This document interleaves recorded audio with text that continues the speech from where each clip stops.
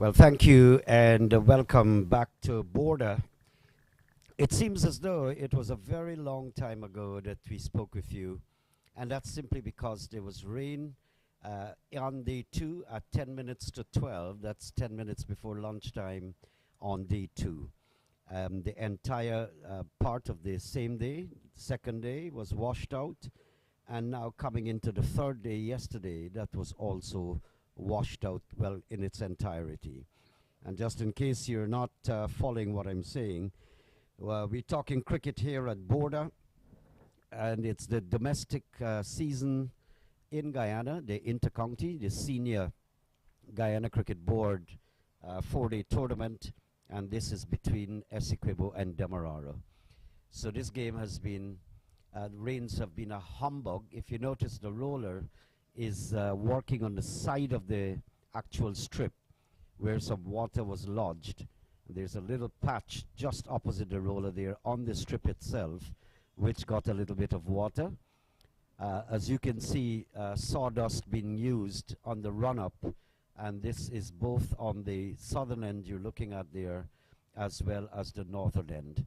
So rain has had the last laugh over the past day and three-quarter in this 4-day tournament, featuring Demerara and Essequibo. And if just to remind you what took place, Essequibo won the toss and elected to have Demerara take first strike. And we were still wondering how they came up with that decision, because it was a placid pitch, very placid, little to be had for the bowlers. So Demerara seized the opportunity and they piled on the runs. It was a run spree, 430, declaring just a few overs into the second day or morning. So they made 430. The only bowlers to do some bit of work there for Essequibo were Adams, 4 for 128, and Hubbard, 2 for 83. But the highlight of the Demerara innings was Akshaya Prasad. He made 127, which was decorated with 9 fours and 4 sixes. So massive lead there for Demerara, looking to bat one time in this game. As I talk to you, the umpires are out in the middle. We're due to have a prompt start, and I have beside me Wadi Kar. He's co-commentator, of course, who has been around the scene for many, many years. Good morning to you, Wadi Kar. Good morning to you, Naim. Good morning to all on live stream. Total contrast. When we gathered here yesterday, around this time, there was rain and more rain. Clouds were pretty dark, and it was really conditions not suitable for cricket. And like you said, in its entirety, we had the match being affected by rain. But this morning, it's been a total contrast, really, where we see lots of sunshine, and it's out in all its brilliance. And the players are out in the middle, the umpires as well. And it's good to see, after a pretty long delay, Naim, that we're having cricket here at Border again, a famous venue, and one, of course, which is, of course, one of the top venues in terms of cricket on the globe. Naim, I just hope that, and this is what I appeal all the time, for people to come out and support intercounty cricket. If you're within the vicinity of the Georgetown area, East Bank maybe, you can come out during the course of the day and watch intercounty cricket for free, because we want kids and we want the general population to come out and support these contests. So all in all, Naim, I'm looking forward to a full day's play. I'm pretty sure you are too, the listeners as well, and viewers, and hopefully we're going to have an awesome day of cricket today. Well, as you said, right, in direct contrast to yesterday. Yesterday it was a bleaky spectacle out in the middle, where rains kept falling all the while, and they did several inspections, and just about 3 o'clock yesterday, the umpires decided we can't have any play. But it was quite obvious that cricket don't play here once you have some substantial rain hitting the ground. I see good that we're encouraging people to come out and watch cricket. It's for free in this inter-county game. But I guess we have some rivalry too, because the Harpy Eagles and the Jamaica Scorpions are battling at the National Stadium. Just spoke with one of our co-commentators, Inderjeet, and he advised that the game will start promptly at 10 o'clock, like here at the GCC ground border. So we are going to have prompt start this morning. Hope to have a full day's play. Just one side batting so far, and that was Demerara, 430. Ned will pick up the attack from the commentary box, and that's the southern end of the ground, and Bodie will take strike.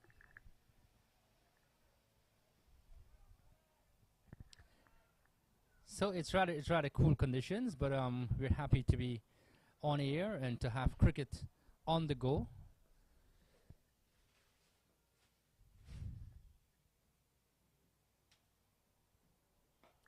First ball is coming forward, pitched up nicely by Ned, and the right-handed that's Bodie coming forward.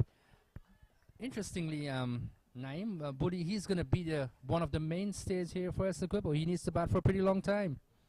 Well, he has the entire day to do that because they're in serious trouble. And the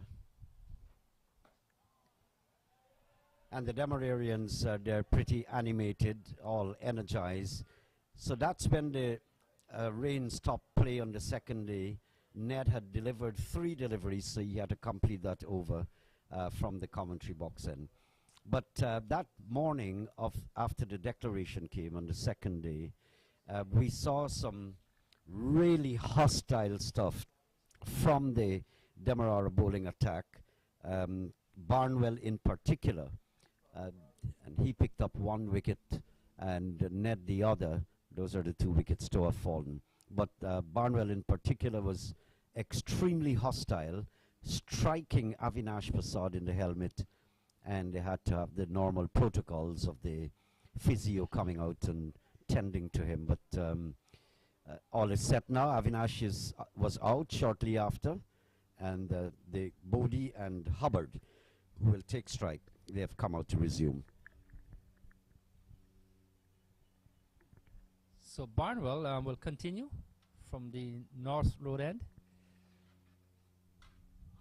Very good delivery. At the last moment, might have pulled the bat in, but credit to the bowler there, Christopher Barnwell, bending his back, first delivery from the top end, and getting a little bit of a movement to the right-hander, Hubbard, and taken by the keeper. Good start here for Demerara, Naeem. Yeah, good start. Both Christopher Barnwell and Ronaldo Muhammad Ali were pretty hostile, as I mentioned. And unlike the Essequibo side when they were bowling, these 2 bowlers that I've just called, they have gotten the ball to lift and to rise appreciably. That's why I described or using the word hostile, which, as I told you, struck Avinash Prasad in the helmet. So that was a serious blow, but apparently he was pretty unhurt. Struck the helmet, did not get under it, and any damage was done. This is another good ball again, and he's bringing him forward. That's nice to see. Using the ball outside the off stump, forcing the right-hander to play. And we see Bodie calling down his partner, maybe just saying to him, look, we've got a pretty long time to bat. We've got lots of overs, lots of time. So just be careful on or wrong off stump. You don't necessarily have to play at everything.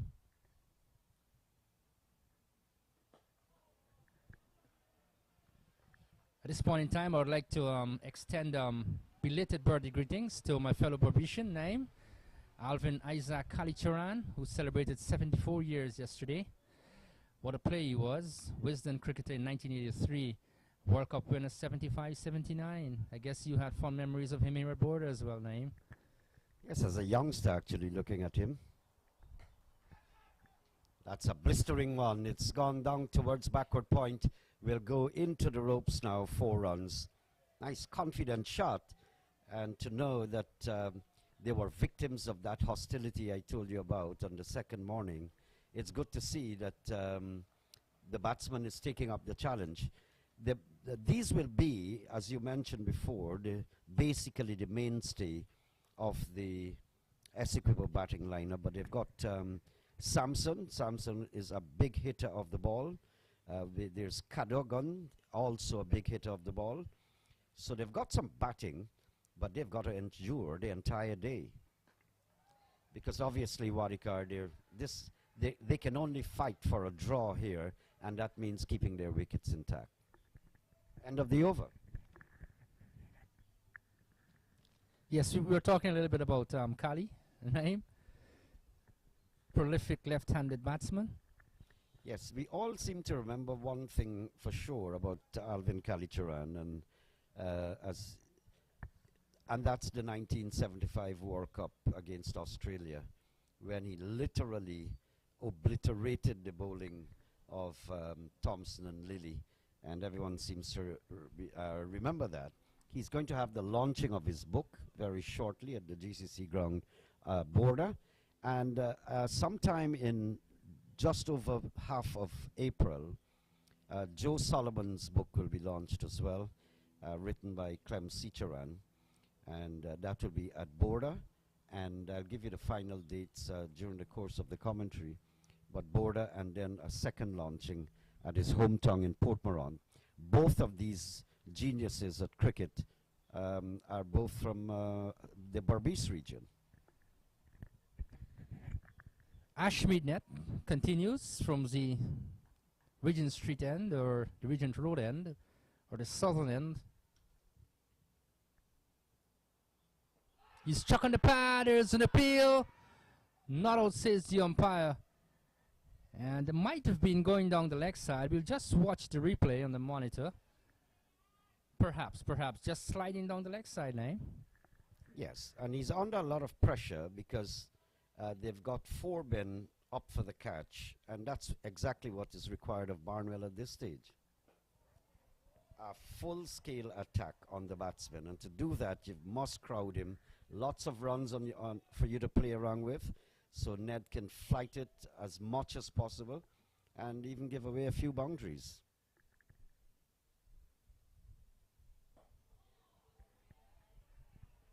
And talking about Joe Solomon, of course, another hero of West Indies cricket, was part of that famous tie test, 1960-61 in Australia.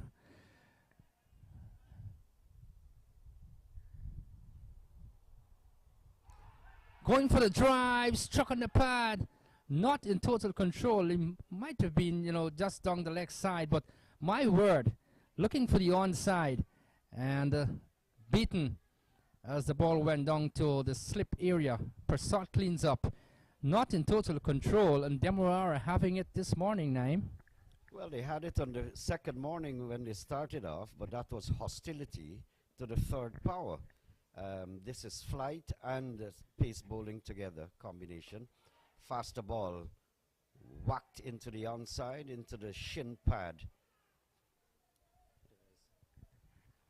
So very energized players this morning, highly animated, and it's good to see that. And they've got to apply that kind of pressure. Loud appeals, just push your luck a little bit with it. You never know, you slide through the mind of the umpire.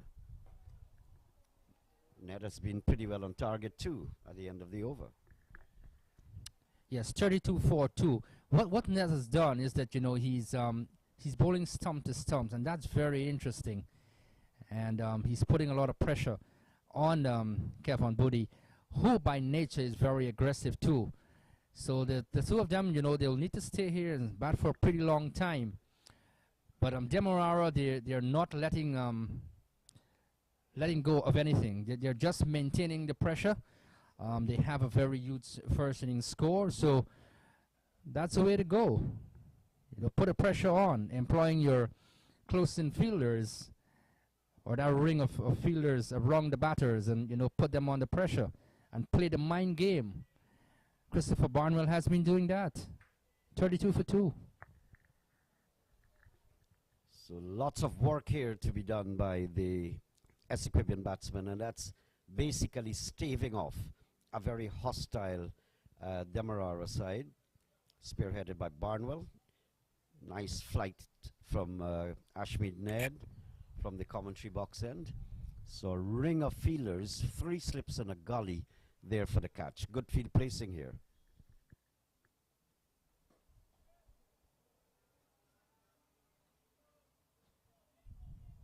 Yes, and he's bowling to his field. Move the man from cover, from point to slip, so he's employing that, putting the pressure, maintaining that ascendancy, so to speak. Because if you look on the onside, you're just what? Just one field, 2 fielders on the onside, so it's a heavily packed offside field. Just pulled away, that's Hubbard. Might have been unsettled a little bit.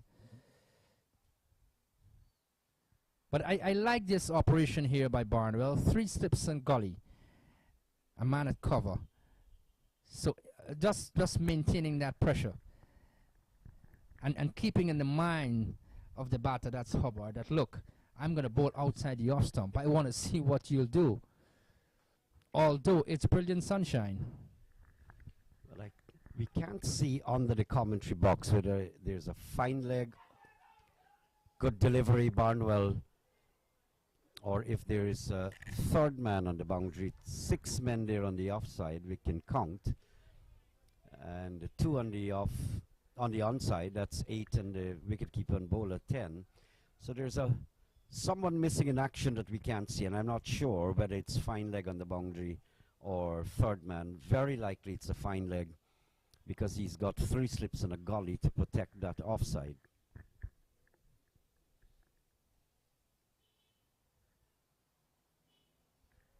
Picks up the line, lets it go. He needs to do that. Once the ball is channeled there, you don't need to play. Just allow it to go. And you're certainly batting under no sort of pressure. No team, you know what I mean, is under tremendous pressure. Sometimes players put themselves under pressure. We know that there's a huge first inning score, but in time you'll get there. Just see it through. This is really good bowling here from Barnwell. Yes, Barnwell is fired up, no doubt about it. And he has been able, unlike the Essequibo bowlers, he himself, and I'm even surprised, and I'm not seeing Ronaldo, Ali Mohammed, operating from this southern end. But I think Barnwell wants to try out first spin and the fastest stuff simultaneously.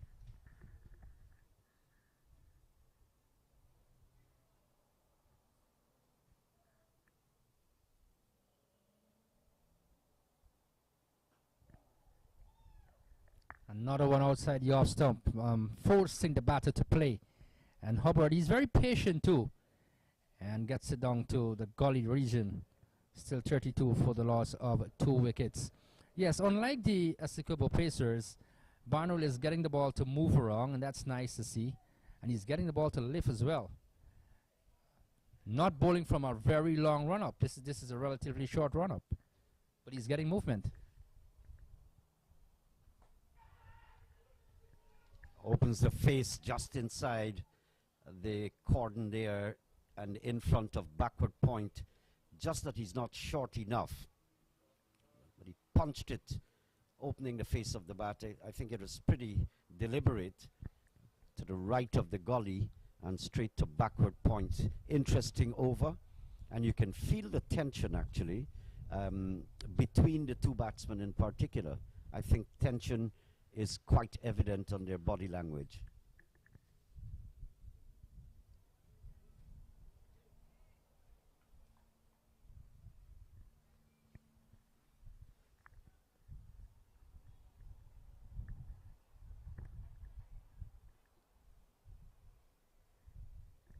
Ashmead Ned, and this is bowling into the breeze from the southern end of the ground. So I guess we'll get some information from our colleagues at the National Stadium what's happening with the Scorpions Harpy Eagles game, and that's the Caribbean Championship. Cricket West Indies. He's stuck on the pad, going for the drive. There's an appeal. Not out, says the umpire. My word. He was saved again. Not in total control. And he's getting himself into all sorts of trouble. That's Buddy. Your take there, Naim? Looking to flick it on the onside? Well, he's getting some very close shaves. The umpire is in position to see, to have the best view on those things. But some of them beaten again outside the off stump. And the fact that Ned is not turning the ball a lot, and that's why I use the word close shaves, because he's not turning. And if he bowls it between wicket and wicket, it's very likely you can pick up an LBW decision.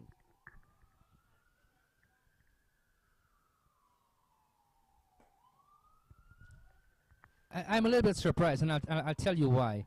This is the thing. Our batters need to realize, look, the spinners, okay, in this case, Ashmi Ned is not spinning it that much. Come down the track, use your feet a little bit, get to the pitch of it. And he's bowled. One which is much straighter. I just said it, Naim. Not moving his feet, it struck there. Might have been half cock. And the off stump knocked out of the ground. Kevin Bodie goes back. And an important strike here for Demerara and Ashmi Ned. He goes back to the pavilion. Early trouble for Essequibo. They're 32 now for a loss of 3 wickets. So Bodie is gone for 15. And as I mentioned before, you could have felt the pressure. It's now 32. They came out this morning 28 for the loss of 2. And just in the initial session, losing an early wicket, that's Bodie. He was bowled by Ned, and he made 15. So this is quite possibly the Demerara side. They're hoping to wrap up the Essequibo batting lineup quite possibly before tea. But then this is the final day, so simply put, they can't manage an outright win.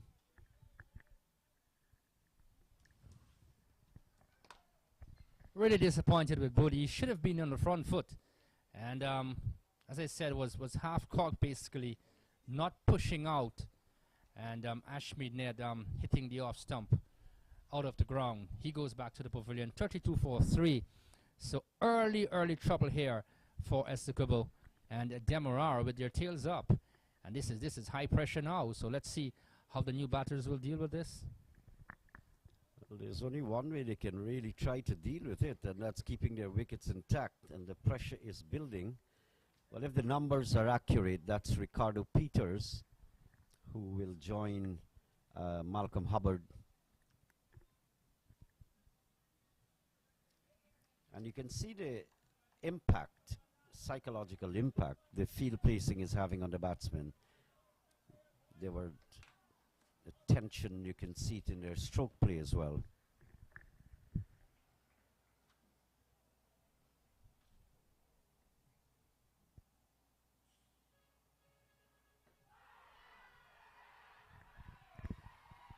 Well, there's another one, hat trick on the go. Prodding forward there, Peters, and Silly Point picking up the catch. I wasn't sure absolutely that it was a catch, but of course the umpire is there, and the body language of the players as well. They were celebrating. Peters was unmoved for a short while. I don't think was to try to negate the dismissal. I think it was more like shock. So he just prodded forward and gave an easy catch out on the offside. Hat-trick ball. My word. You know, things can happen very quickly. This game of cricket, you know, a lovely game, but a game of glorious uncertainties. Essequibo started this morning with 2 wickets down, and in very quick time, they've lost 2. And very soft dismissal. He was coming forward, perhaps maybe wanting to kill the spin, and got it to maybe the splice of the bat. And the catch being taken there at silly mid-off. This is a high-pressure situation here for Essequibo now. And working on the minds of the batters too, Christopher Barnwell and his entire team of players. Chirpy, clapping away, enjoying themselves. That's the way to go. and putting lots of pressure on them. Essequibo really on the back foot, 32 for 4. And Ricardo Adams, very experienced, left-handed of course. He will come to replace Peters. But I'm afraid, Naim, this is not working well for Essequibo. 32 for 4. Yes, well, Ricardo Adams is a very, very seasoned campaigner. And when he comes to the crease there, I see that they had a short discussion on exactly what they would have been saying. We might not know, but for sure, it's something about we have to stay here. We have to consolidate. We have to bat on until the afternoon. And because what is going to happen here is if they get out very quickly, say lunchtime, they will enforce the follow-on. And you never know what can happen. Demerara would like to think that they can work towards an outright win by afternoon if the wickets keep tumbling like this.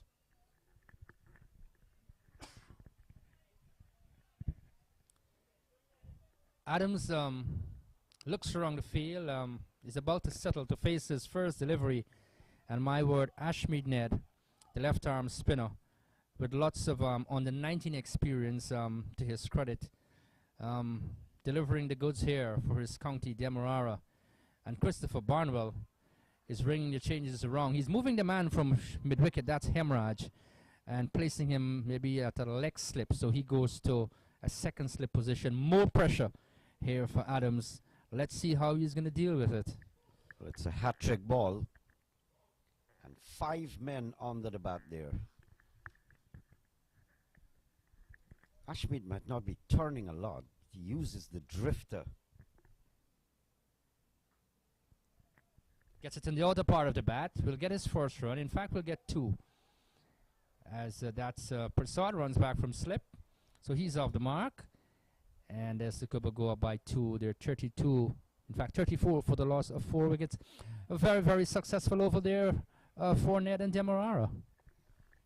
Very successful. And you could see the celebration, the high energy in the batsmen.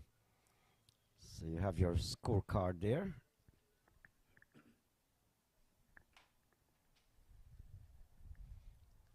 So Barnwell will continue. And Barnwell has really had a very good bowl in this innings. He's been very consistent and just outside the off stump because he has 3 slips and a gully. He's got a backward point. So a few men just surrounding the bat of Hubbard. Hubbard has shown in recent times that he's got a patience, that he has what it takes to bat for long periods, at least at the intercounty level. So he will want to stay there. His team will need him. They're in desperate need right now for him to stay there. 34 for 4. Down the leg side. Not forced to play. Lets it go. Taken by Yearwood, the keeper. Still 34 for the loss of 4 wickets. We've just lost the sunshine for a bit. But my word, the action is really hot out in the middle. Christopher Barnwell is leading his charges really well and putting lots of pressure on the Essequibans and reminding them that, look, you're here at the famous Border Cricket Ground. This is our home ground, Demerara, and we're going to put you guys under a lot of pressure. 34 for 4. But it was a pleasant surprise in 2023 after a hiatus or suspension of the intercounty tournament. Edging away again. Hubbard not entirely comfortable against Barnwell. But the pleasant surprise I'm talking about is the upswing of the Essequibo side.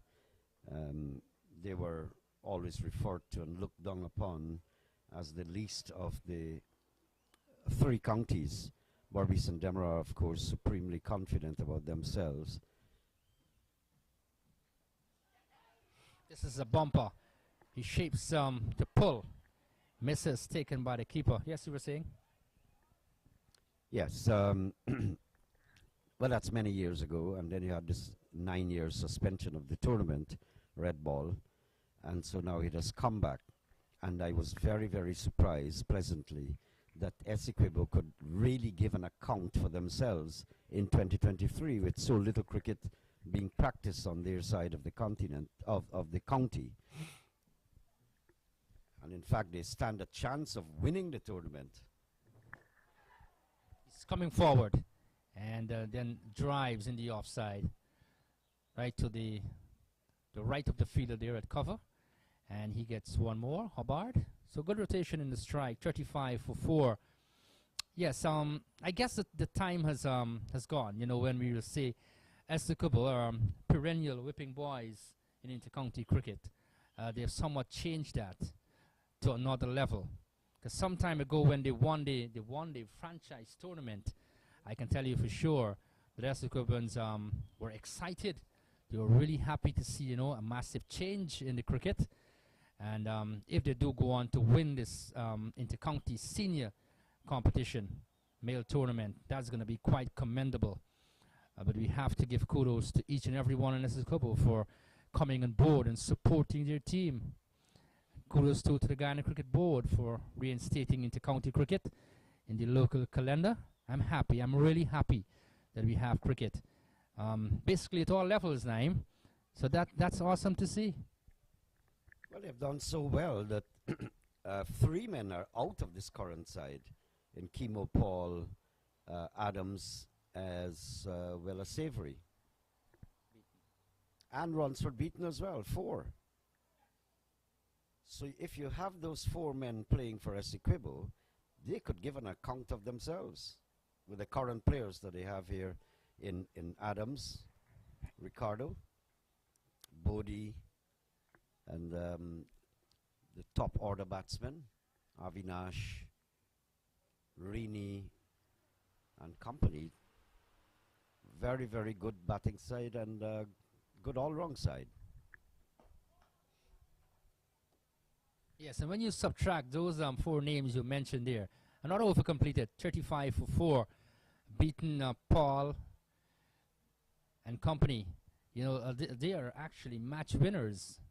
And, you know, they've put them really in a position to winning this tournament. And kudos to them, as I said. This is a formidable Essequibo team. And I hope that they continue in the rich vein of form. And they will go from strength to strength.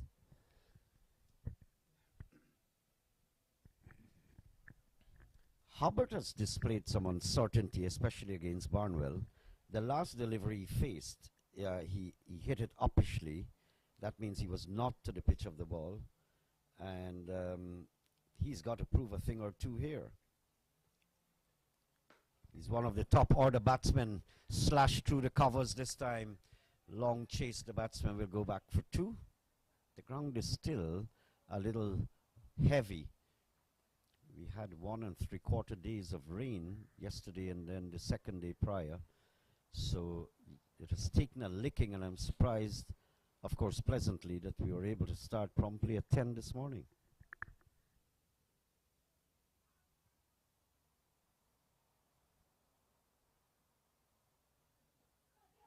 This is edged as he was coming forward, not in total control, past Barnwell. Just past Barnwell at leg slip. And they'll get, what, 2 more runs? Not in total control, though. But Essequibo, they're going to welcome the runs, no matter how they come. And I will take up the Essequibo total to 37 for the loss of 4 wickets. Yes, I was a little bit, in fact, 39, correction. I was a little bit surprised, too, that we started at 10. But the ground staff yesterday, they did a massive job. That's nice. Coming forward to this one, much straighter by net. As you said, net doesn't spin it that much, but it depends on the slider name and the faster one. And you know, you can get yourself into lots of trouble once you're playing on the back foot. He's coming down the track, hitting it high in the air. Will this get into the boundary? Yes, it does. In fact, it's signaled a 6 by the umpire. That's Josiah. Raises the hand now. And 6 to Hubbard. Well, might have just breaking the shackles a little bit, Naeem. and getting 6 runs there. 45 and make it for the loss of 4. Yes, the tension is still there. I'm seeing the uncertainty. He was not absolutely to the pitch of that ball, and got it for 6 nevertheless. And he knows too that there's an orthodox mid-on and an orthodox mid-off. So he went over the top but did not connect as well as he had calculated.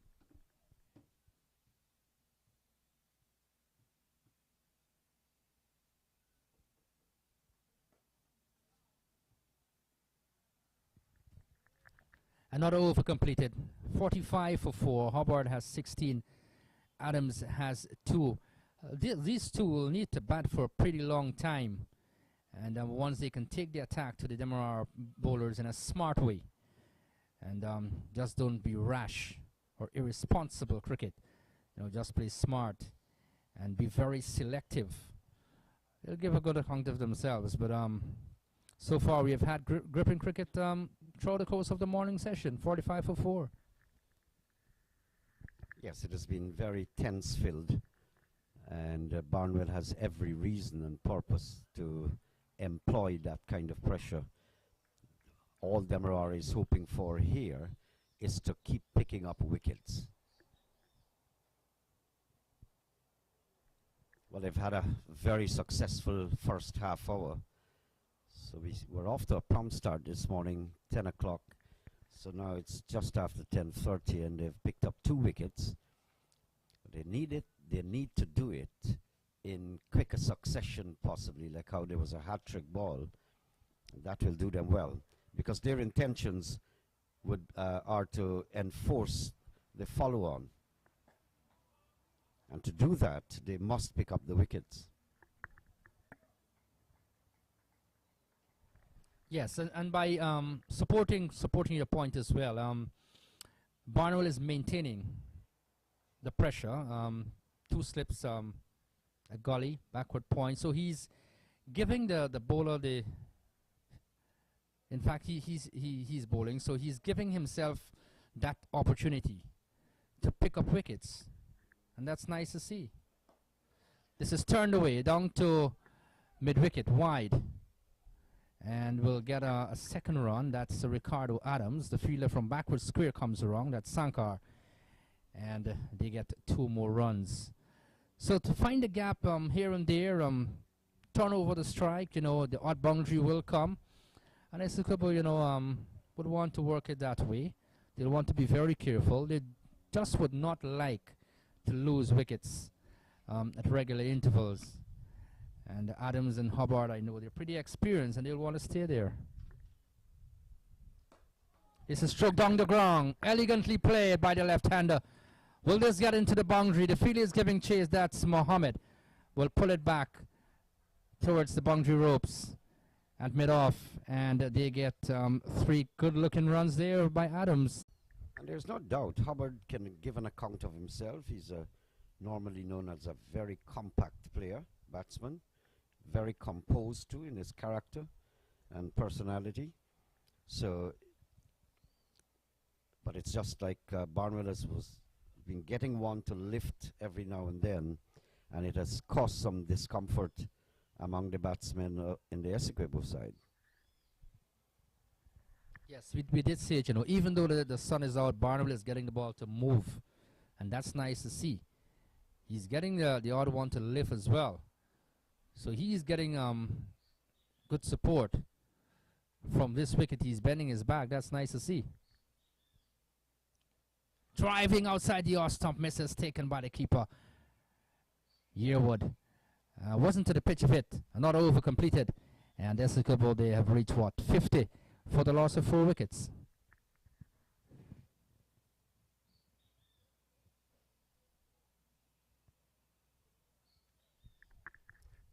So there has been a nice little breeze coming into the commentary box, quite friendly atmosphere, may I say. And when I say friendly, I mean not any immediate threat of rain. The forecast is we're going to have a very nice day. If there's a shower, it might be a passing one, and that would have to come somewhere before the midday hour.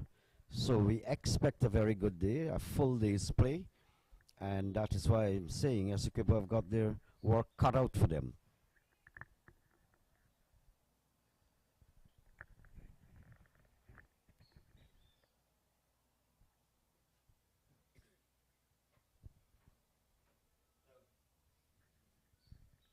So net continues from this the southern end. Brilliant sunshine now.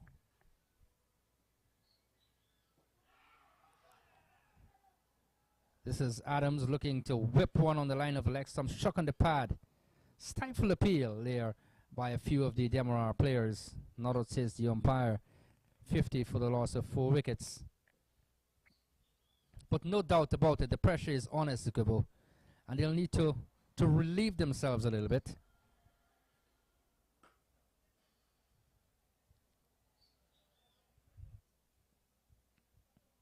And sometimes it plays on the mind, Naim, looking at the target, the first inning score, 430, and your team, you're tottering at 50 for 4.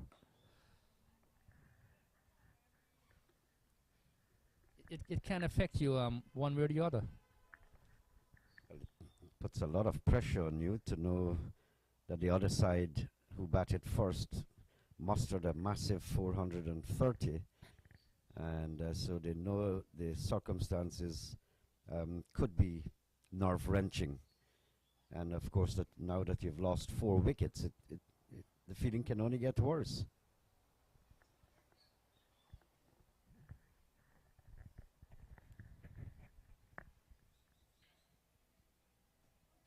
He's coming forward, and it might have been beaten as he was shaping to play in the offside. Might have had the outside edge as he went down to third man, got another single. That's Hubbard.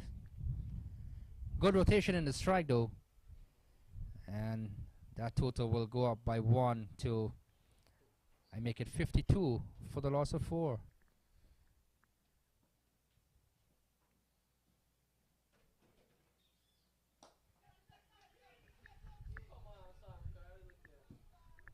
So there's a man down at long on, but it dropped in front of him, and I think it was allowed to drop in front of him. You could have seen the sogginess of the ground, the ball just scraping off some of the turf.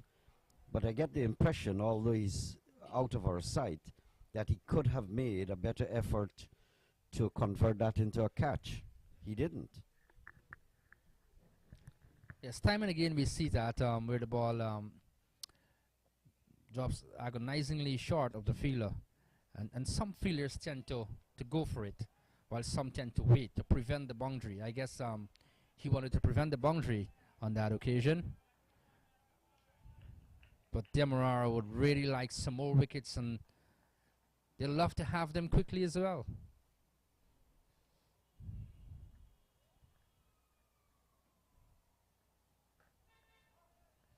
He opens the face. That's Adams, gets another single in the offside. And as you said, Adams looks much more confident. And he's pretty overweight, but his mobility is very good. He has been moving swiftly, taking the singles. That was the end of the over though, 57 for 4.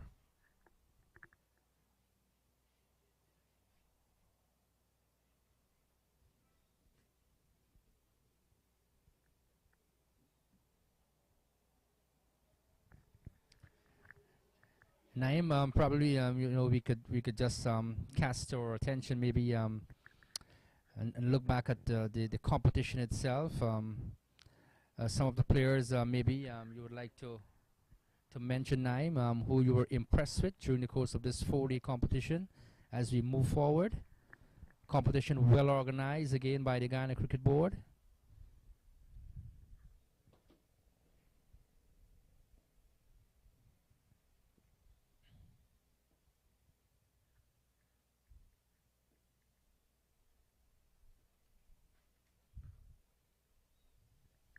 Yes, that's exactly what Barnwell wants. Exactly what he wants. I'm going to feed you there and have a lot of fun.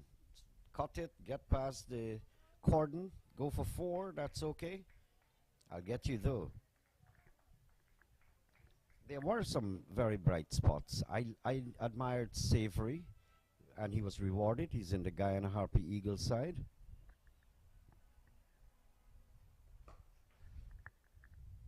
This is driven straight to cover. Elegantly played there by the left-hander.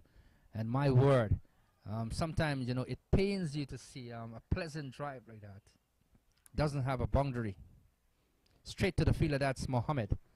And can't score. Adams remains in the 13.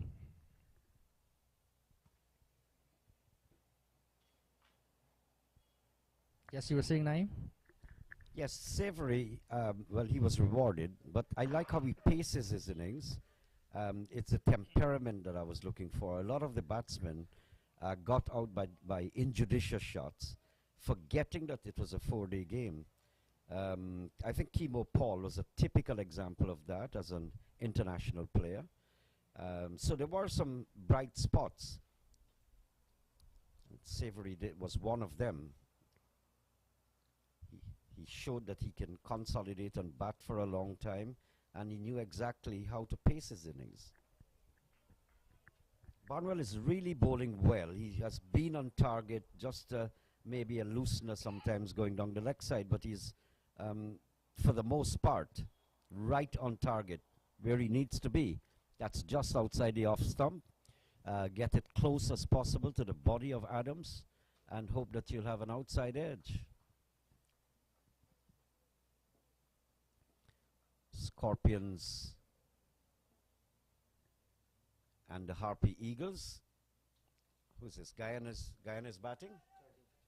13 for 2. Wow. So the Harpy is off to a very, very rough start. And I would have liked or suspected that with the return of Tej Narayan and company that they would be as solid as possible, but they've been set back.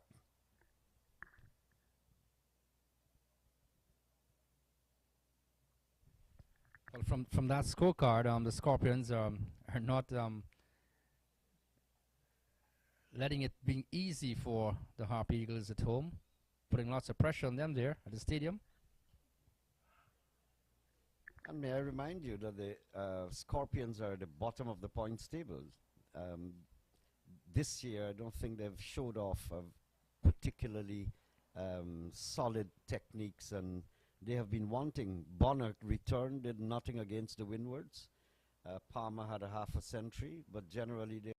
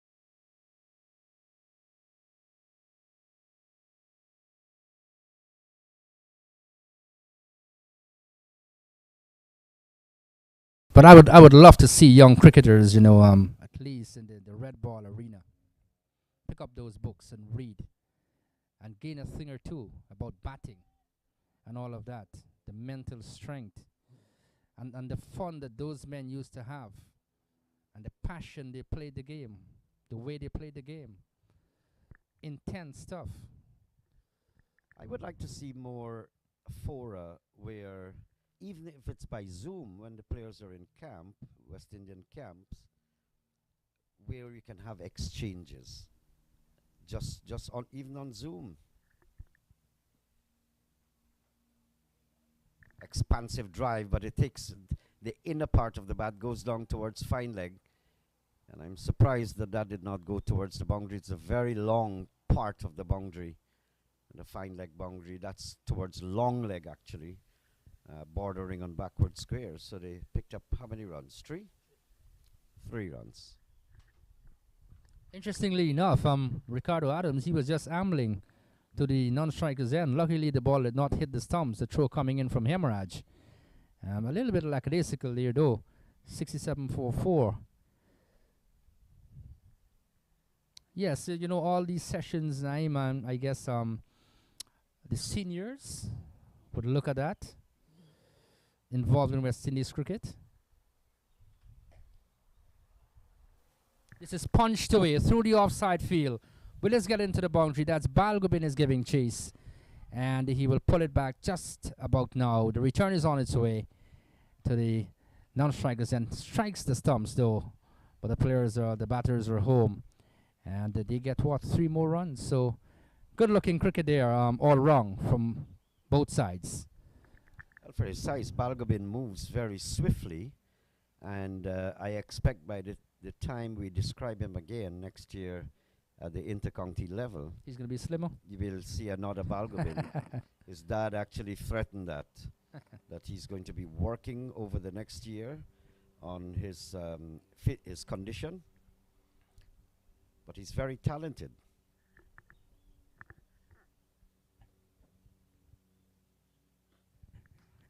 This is much faster by Ned. So he's using this variety of trying to get it faster and trying to get that one that slides on. But Ricardo Adams is equal to the task coming forward.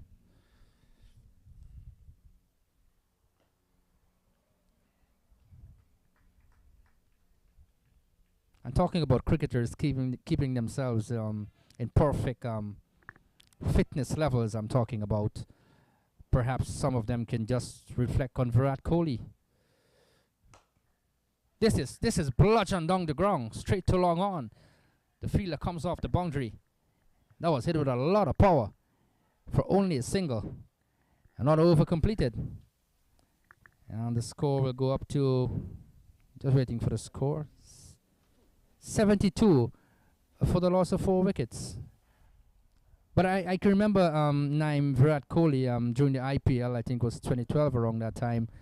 He looked at his size and he said, look, no sportsman can continue like this. He's bowled! That's Hubbard coming forward and missed it completely.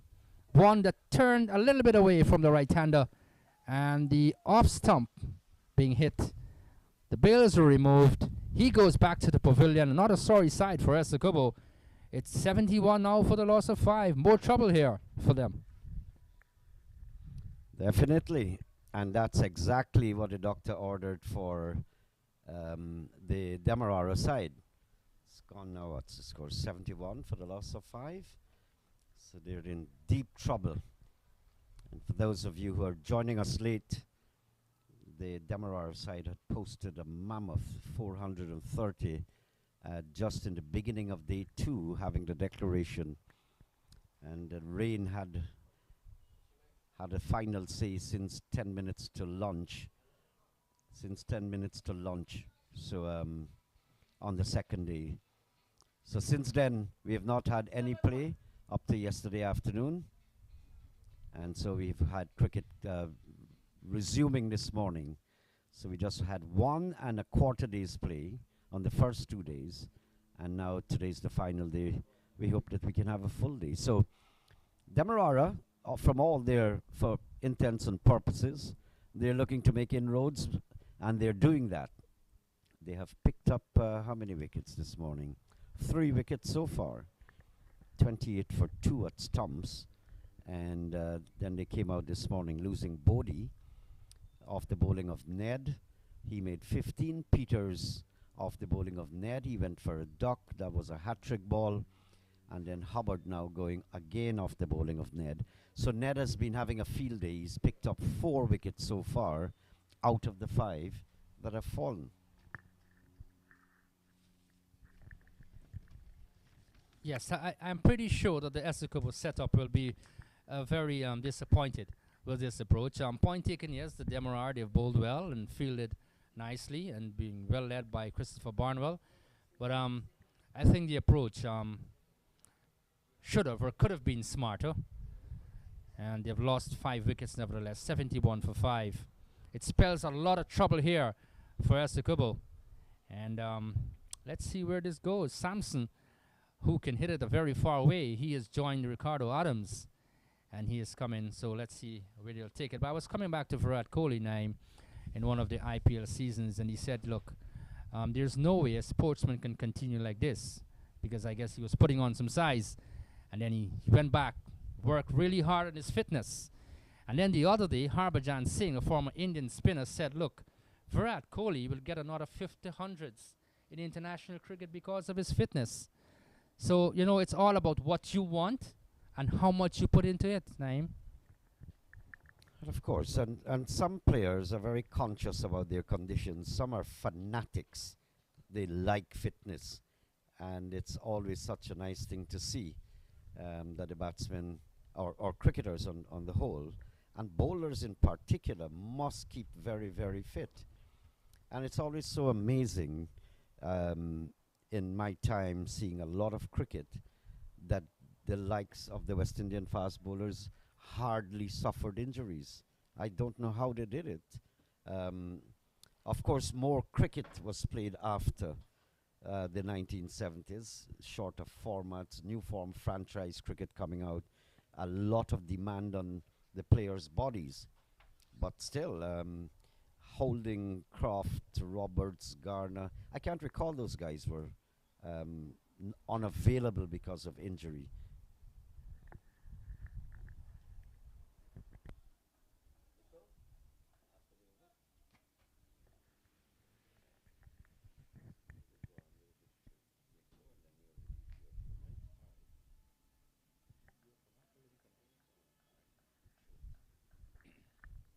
So Ali Mohammed continues from the northern end. And Christopher Barnwell, well, he has done everything right this morning. Everything he has tried really has been somewhat of a success for his team. That's nice to see.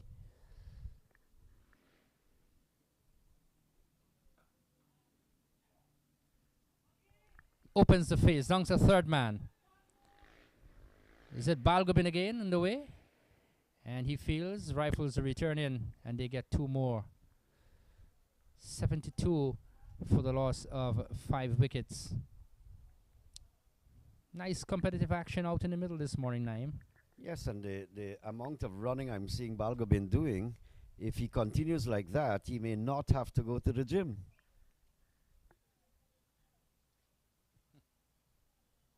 But I wish all these youngsters, aspiring cricketers. Flashes outside the off stump. That's Adams, taken by the keeper. As we look at the replay again, Mohammed bustling medium pacer basically, and bends his back too. 73 for 5. Just coming back to the youngsters, I wish them all the best. I hope they take all their cricket very seriously, fitness, work, and if you can combine your academic careers with it, all the very merrier. I see young Sachin, not Singh, but Sachin Balgobin. That's the cousin, I think, of this Balgobin. Yeah, he was successful at his CSEC exams and he's pursuing cricket. He's playing at the Everest in the other intercounty game. This is driven through the offside field. The fielder plunges to his right but can't save it actually, as they'll turn and they'll get 2 more runs. Pleasant drive through the offside field in brilliant sunshine. 2 more, 75 for 5. Yes, I always think that there is a place for academics and sports. I think you can balance both. And I'm appealing to all the parents, guardians out there.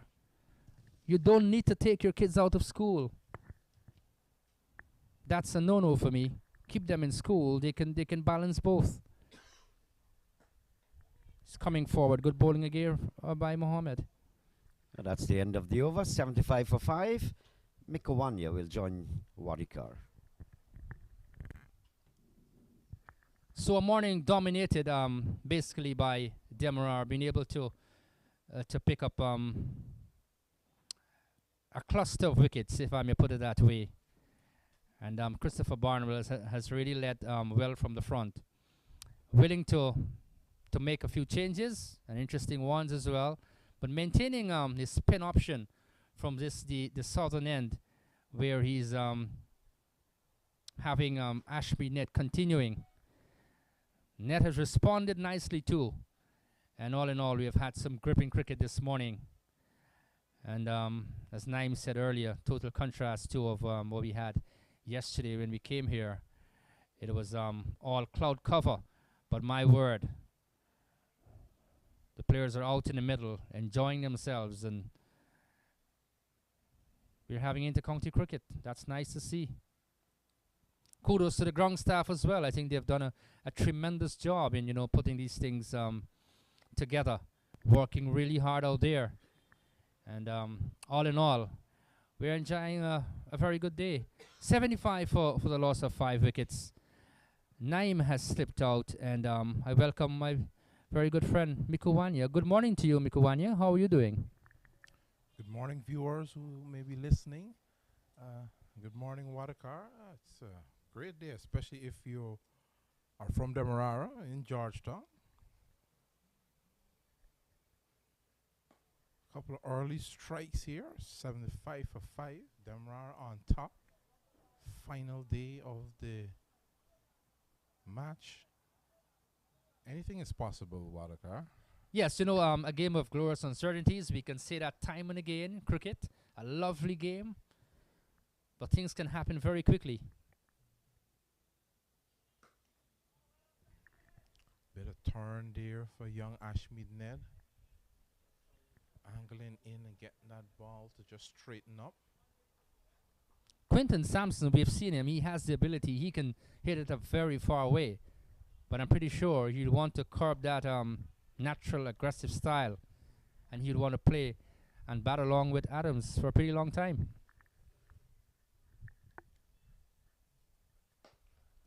Straight down the ground. No run. Yeah, that would be the whole formula that's needed now for the Essequibo team. There's only one possible team that can win this game. A draw is still likely, but Essequibo, they're going to have to try to bat it by session, see out the day. Under the gun already. Huge lead by Demerara. This is tucked away on the onside. Straight to mid-wicket, which is wide. The fielder comes off the boundary. And they get another single. Sampson looking to hit it really hard. 76 for 5. Good rotation in the strike. As I said to you, brilliant sunshine. And it's a nice day so far, Mikawanya. It's a much better day than we've had so far for the week. Nice to have play here once again. This is hit away high over mid-wicket. This is gone for 6. Onto the roof of the members' pavilion there. And would that come down? Yes, it does. 6 to Adams. And the ball was pitched up and really heaved it over mid-wicket for 6. And that was a welcoming shot there from the left-hander. The total will go up to 82 for the loss of 5. Excellently played there. Yeah, he was not having any of it. Got down on one knee with that slug sweep over mid wicket, 6 runs. But just a bit of caution. You want to curb that enthusiasm just a bit. Runs are not the issue here for the Essequibo team. It's time, it's wicket. It's trying to bat out the day to save the game and win the tournament. Yes, and you look at this game here, Mikuwanya, I can tell you for sure. What Adams is doing, though, he's, counter-attacking here. He's saying to Barnwell, look, this is coming down the track, and this is going to the left of the mid-on, where the run can I stand would be. And that's gone for a massive 6. 6 more to Adams. Well, it's fun here for Essequibo and Adams. And the score has gone up to 88 for the loss of 5. Mikuwani, I guess you enjoy that. Oh, it's beautiful. It's beautiful. Ricardo Adams has always been one of those players that I've admired over the years. Not quite living up to that potential that he had. Still a good young man. Got to know him a bit. And interestingly enough, too, I guess he's working on the psyche of the bowler. That's Ashmead Nets. So he's hitting him around the park, maybe just to throw him off his game a little bit. And that's nice to see because he's counter-attacking and he's being successful. 2 youth 6s. He has gone up to 35 already in quick time. Samson has 1. 88 for 5. The umpires will looking to change another ball here today. Umpire Degar bringing out the boxer balls. Umpire Josiah and Moses Rampal just going through to find a ball of similar wear and tear.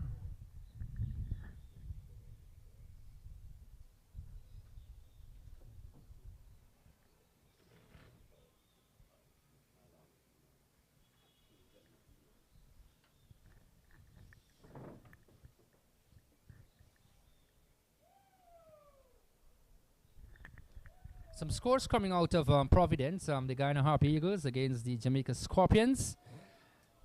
Ably supported by Naim Chan. Relaying the information, of course, Inderjeet doing a very good job as well for us. 22 for 2, the Guyana Harp Eagles. Tejaran Chandapal and Matthew Nandu back in the pavilion. So, my word, Mikuwanya, the Guyana Harp Eagles not getting it the best of time there this morning. Yeah, I'm sure they'll want to figure it out throughout the course of the day. A rough start, but there's still so many more wickets to come, so much more time to bat. So let's wish our boys all the best.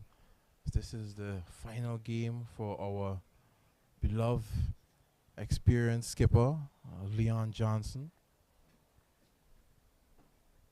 A legend, a Guyanese cricket legend at this point in time in his life, in his career. Boys would probably thinking to send him off with a title.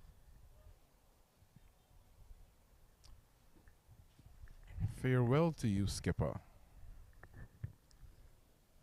So Ali Mohammed will continue from the top end or the northern end and will bowl to Samson. He has 1. Adams has been the aggressor, 35 of 33 deliveries, so that'll give an indication of what he's doing out in the middle. Essequibo 88 for 5. The first innings total, I guess, it's not a huge concern for them at this point in time. 430 posted by Demerara, but they'll want to bat for a pretty long time and to see how far they can take it. And, well, it wouldn't hurt you. Someone goes on to get 100, a 50 maybe. That'll be nice. Samson, we know he can hit it a very far away, but he'll want to stay with Adams as Mohammed continues. And talking about Johnson as well, I want to weigh in my personal congrats. A man who has led Guyana well. at the regional level. And perhaps there were times that I thought that, Leon Johnson could have captained at least the A team. This is tucked away. Will this get into the boundary? Yes, it does. Short delivery, and he was coming in his wicket. And he gets a boundary. That's Sampson. And the score will go up to, just waiting for the score to come up. But a nasty delivery there, bowled by Mohammed Mikowanya, 92 for 5. Yeah, just short, a bit off, lying into the body of the batsman. Batsman able to just work it away. Going to pick up the boundary. See Skipper Barnwell just working away at that ball, trying to get that shine going on one side. Looking for some movement.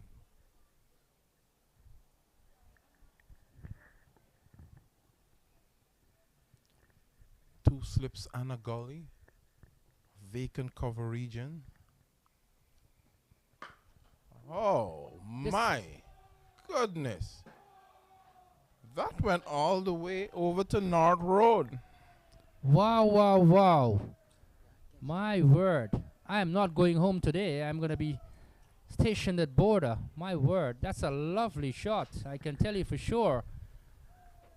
We never thought that, it's going to go so far. To the old media center, the top of it, and struck the Coca-Cola sign there at the top of it. Massive, massive, huge. And Sampson gets a 6. And then, that's welcoming runs for Essequibo. Mikowanya. This is fun times here for the Essequibans out in the middle. 98 for 5. Yeah, the batsmen are having a go. That one going, clearing, probably going out in the boundary, maybe somewhere in the trenches on North Road. Another ball is being changed. I think they're probably going to have to send for a fresh supply of balls quite soon. But yet still, what Essequibo needs at this time is not the big hits. They need time and for them to stay at the crease. It will be very disappointing if one of these batsmen should get out playing one of those ultra aggressive shots or trying to whack it over cow corner or somewhere. Want to just occupy the crease for as long as possible.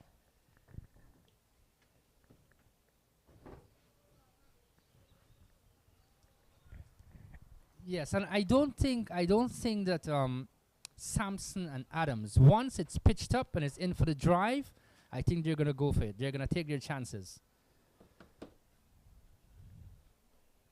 This is a bumper, and he S's a pull. Misses, taken by the keeper. And he's getting a little bit steamy out here in the middle. Mohammed is running in, bending his back. And Sampson responding as well, taking the attack to the bowlers. 99 for 5. Interesting cricket. Yeah, interesting. Short ball. Sampson going for it. Ronaldo Ali Muhammad just letting him know. Previous delivery was over pitch. This one short, but the batsman still going for it.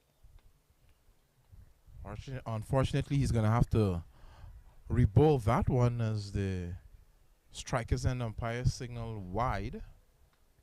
In his estimation, it would have passed over the head of the batsman standing upright at the crease.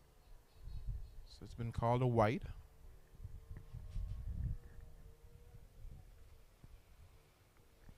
So Sampson is not backing down, and he's saying to Ali Mohammed, "Come, I'm here. I'm going to deal with you. Let's see what you have to offer." He's going for an expansive drive. Might have hit the bottom of the bat straight to Barnwell in the covers. And still 99 for the loss of 5 wickets. But these interesting moments make the game such a fine one, isn't that so, Mikowanya? Yeah, it's always good to have a lively product on display for our viewers and our listeners who may be following on YouTube. It's nice to see some spice, some action in the field. I think with the boys from Demerara, usually a lively, chatty bunch.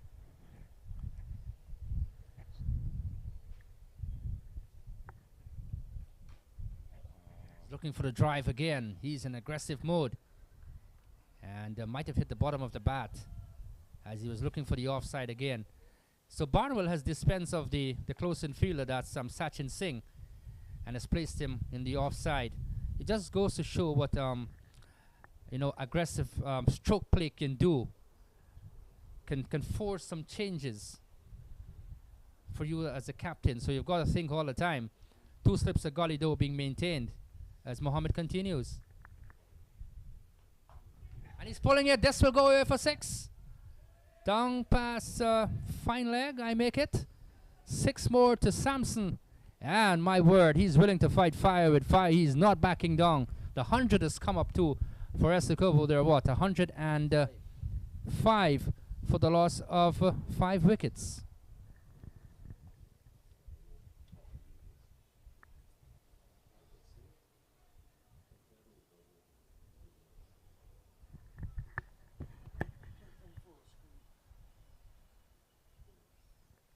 .105 for 5. Samson has 17 from 9. Adams 35 from 33. And these 2 players are on an aggressive mindset. They want to take it on to Demerara here.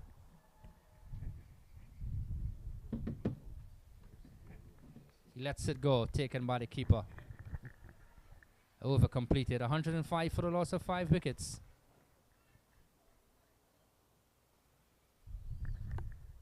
Yeah, so Essequibo on the go.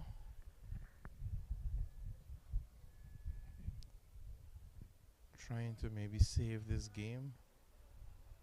And I'm actually not sure what exactly is their game plan in terms of saving the game, because you believe that they're chasing a target at this point, the way how they're attacking the bowling. You know, it's the Demerara team. They're very chatty, lively bunch, as I've said, but it's important that you, as an Essequibo batsman, you know, representing your county, fighting to take back another title to your county, you know, you probably shouldn't get sucked into that. I want to, you know, take on the challenges that they may be issuing out there. You got to stick to your task and do what's best for your team and your title hopes. So I'm not sure this aggressive, you know, shot a ball strategy is going to be serving the Essequibians fruitfully in the long run.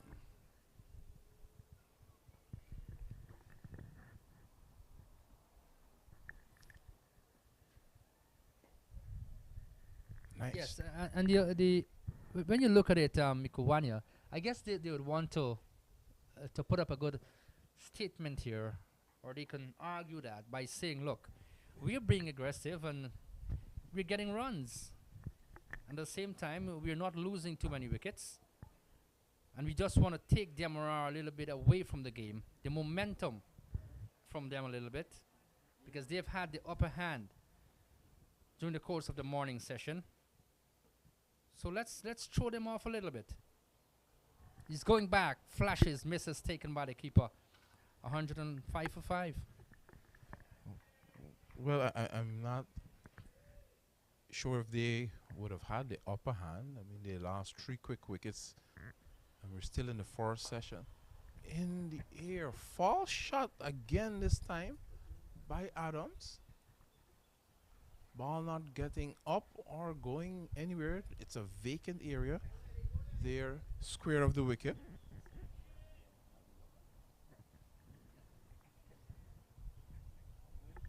False shot play there. So if I'm the skipper, Christopher Barnwell, then I'll be happy with what I'm seeing. Let them keep attacking. It just seems as though a wicket is just around the corner, and especially if they can get the prize scalp of Adams, they'll be over the moon.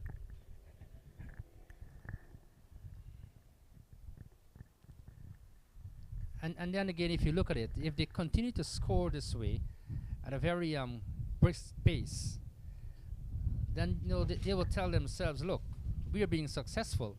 We haven't lost a wicket after that period of time, and we're taking the score over. So let's see what will happen. But I guess they're forcing Barnwell to make some changes, maybe to remove Ashby Net from this end.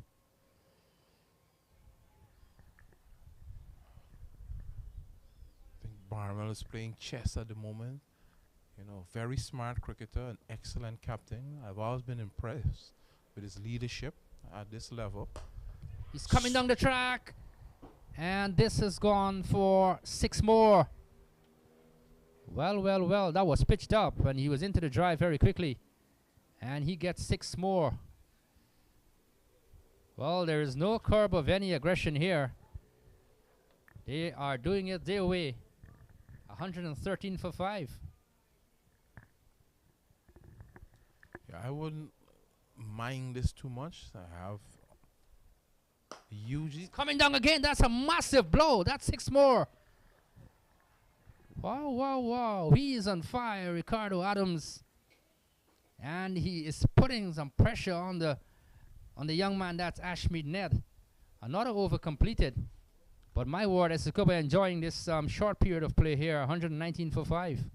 Adams has gone up to 49. Quick time.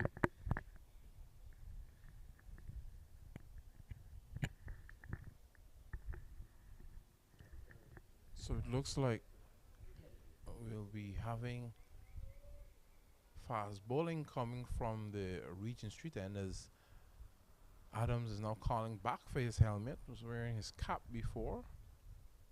This time putting on his helmet.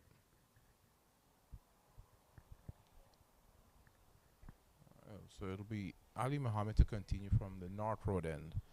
Correction there. So Adams has 49 from 39. And Sampson 17 from 10. This is pure aggressive cricket. And they're being successful, taking the attack to the Demerara bowlers, not allowing them to dictate terms there.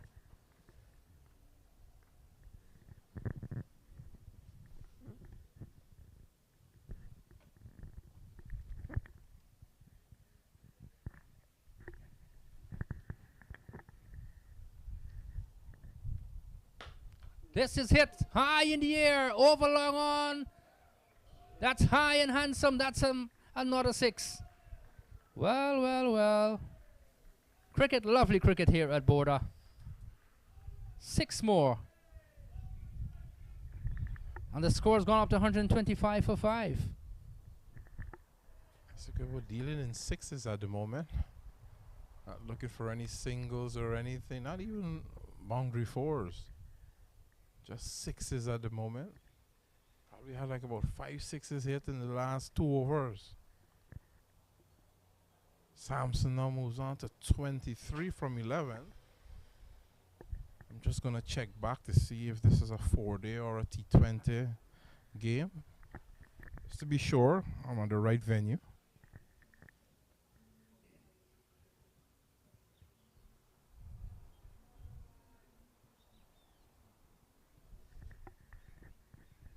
So Mohammed has changed his line of attack. He's changed from over the wicket to around the wicket. So let's see what he has to offer.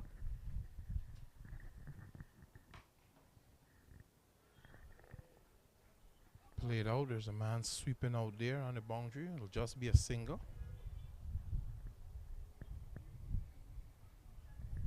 See the field being changed for the left-handed Adams now.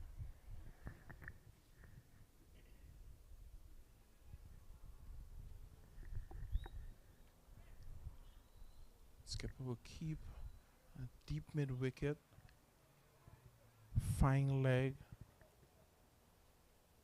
2 slips, man at point, a gully, cover, mid-on and mid-off.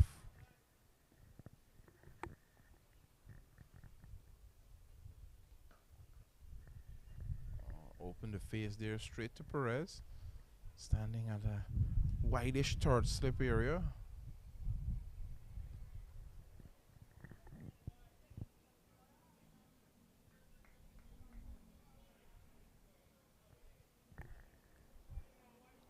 Ali Muhammad changing his line of attack, coming over the wicket.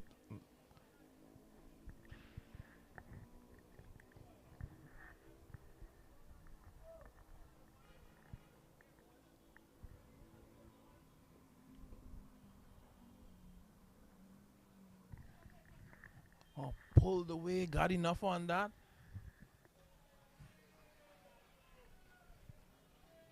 So that's a 50. That's a well-deserved 50 there for Ricardo Adams. He raises his bat to his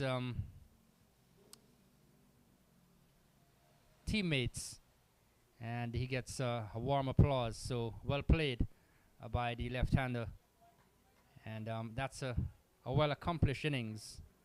127 for the loss of 5 wickets, but he's really absorbed all the pressure and has scored a very classy half century. This is short as Sampson goes for the pull again. Misses, taken by the keeper. Still 127 for 5. Nice innings there put together by Adams.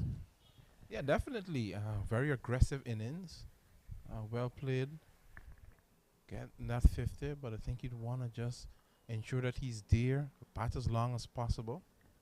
And I think it's also interesting that we're not seeing the senior Adams come down to have a war with Sampson to maybe just calm down a bit, you know, not look to take on every delivery from Ali Muhammad. Oh, and there seems to be a little problem there with Ali Muhammad. Holding his side there, lower back. Physio would probably have a look with him. Oh, he's going off. We'll probably get some more information to you viewers as we get it here in the commentary box. We do wish the young man a speedy recovery though.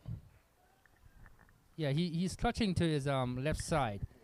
Maybe just a side strain. I'm just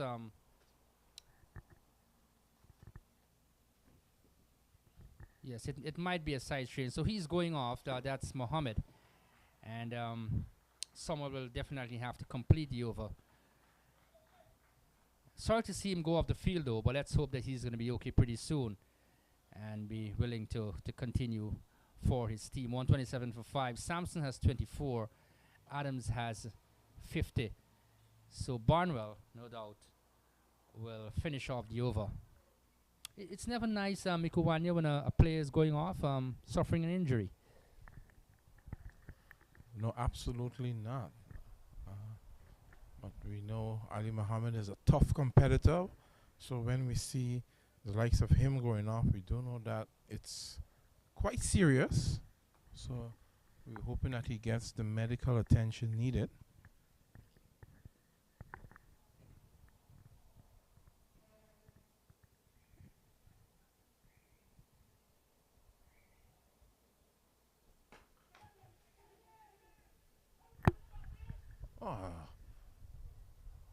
That was a bit of an interesting attempt there.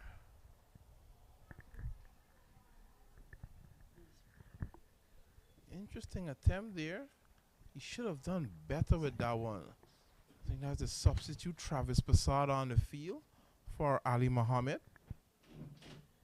Skipper will be very disappointed as he finishes off the over for Ali Muhammad, but Travis Passad will not be in the good graces of the skipper at this time.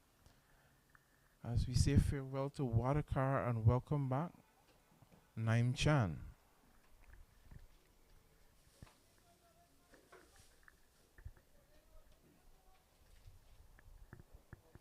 Let me just share with you at this time. The Ghana Harpy Eagles are 43 for 3 from 18 overs, facing up to the Jamaican Scorpions. Leon Johnson and Kevlon Anderson at the crease. 11 and 29 are the scores respectively. Welcome back, Naim. Yes, Miko. So the first hour, Demerara the second hour Essequibo.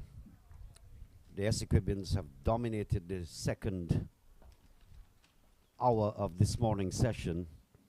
And of course, I trust you have remembered that we lost the entire yesterday and 3/4 of the first day. So this is actually the final day of this game. So a lot of pressure on the Essequibo, but they're not batting as though they're under pressure. Down the leg side. Steve Sankar, leg spinner now into the attack. Bowling to Samson. No, they are enjoying themselves now, which is a bit surprising to me. Down the leg side again is Sankar. Not getting his line right. There's a man out there at the deep mid-wicket boundary waiting for that shot.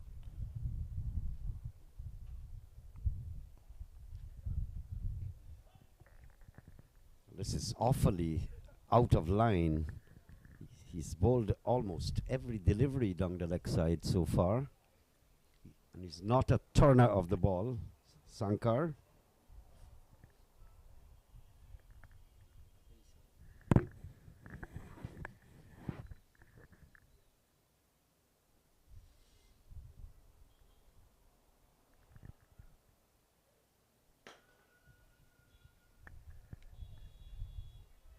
Power down the ground for a single.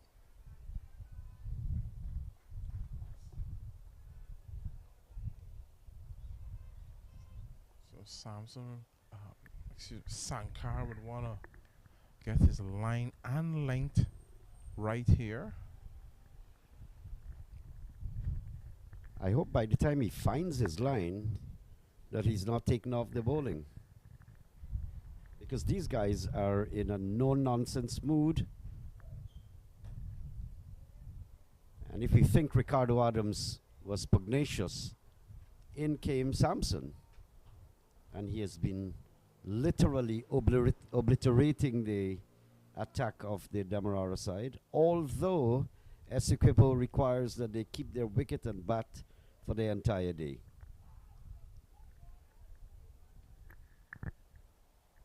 So that's the end of the over. First over from Sankar.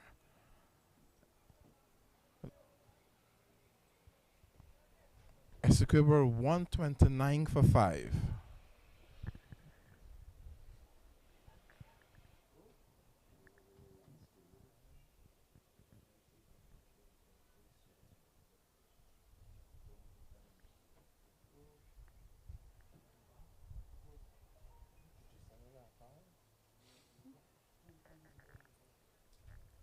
So the Scorpions who are doing battle with the Harpy Eagles at the National Stadium and who were humiliated by the Windward Islands Volcanoes in just the previous match that was played in the CWI Championship.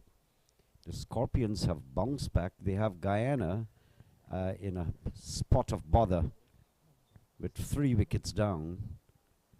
And the captain himself, Leon Johnson, he's got a mission. And that mission is to see himself off of the regional scene because he's going to retire after the tournament and to amass as many runs as possible. So far he has amassed 11 of them, Naeem. Looking for a bit more.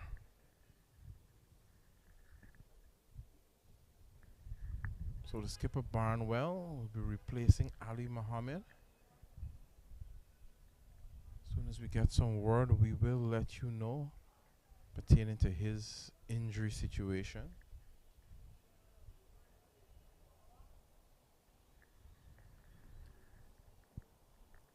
But that's going to put some pressure too on the Demerara bowling attack.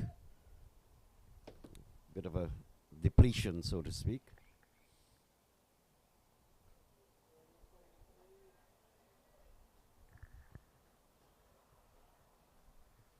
Fuller wider delivery from Barnwell.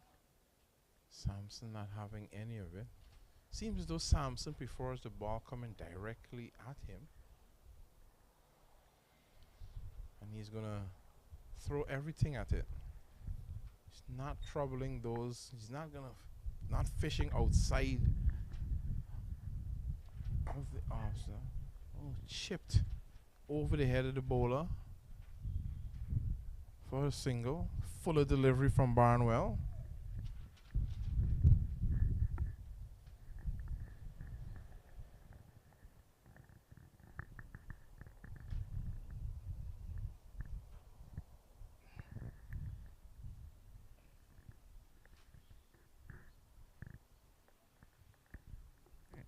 These two batsmen basically are the pinch hitters in the Essequibo side, and there's just one more yet to bat. His name is Neelan Cadogan. Seen that lovely innings from him previously.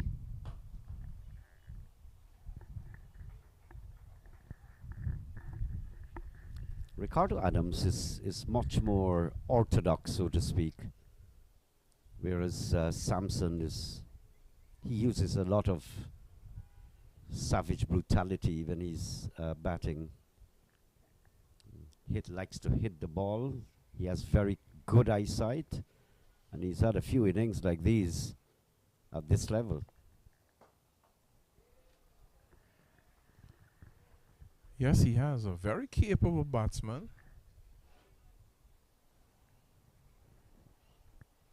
Capable of putting in the work and batting for a long time, and also very capable of scoring quickly. Full delivery this time, just waiting on it and using the wrist, working that away to the vacant mid-wicket area. It's going to pick up the single.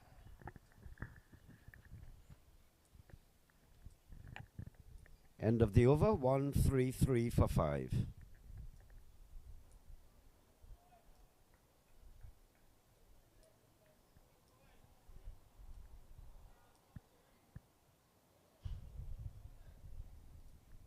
Slight correction to the total, 1-3-1. So the sunshine just about streaming down at border. That's not a sight that we enjoyed for the past almost 2 days. Lots of rain. Entire day yesterday called off because of that. And coming in this morning, 28 for the loss of 2 overnight. Essequibo responding to a mammoth 430 by Demerara.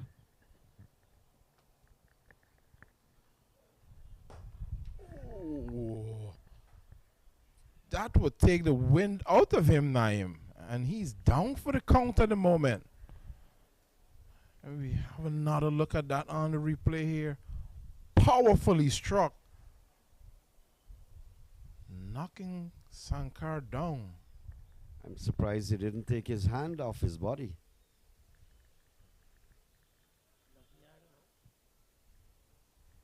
Powerfully struck. Adams hits the ball very, very hard. It's nice to see Sankar up and ready to go again. Of course, he's not going to show any pain or so. 6 runs. Belligerent shot again. Lollipop served up by Sankar, and Adams spotting it early. And they're going to hit this guy off of the bowling, I believe. He's not a big turner of the ball. Of course, he's leggy, and he would have a very difficult time settling in, especially to the left-handed Ricardo Adams. So once again, we'll have another ball change here at border. Those who may be listening familiar with the ground, it's a small ground. Batsmen clearing the boundaries quite easily. We've had to change quite a few balls in this match so far on day 1. Now we're getting some action again on day 4.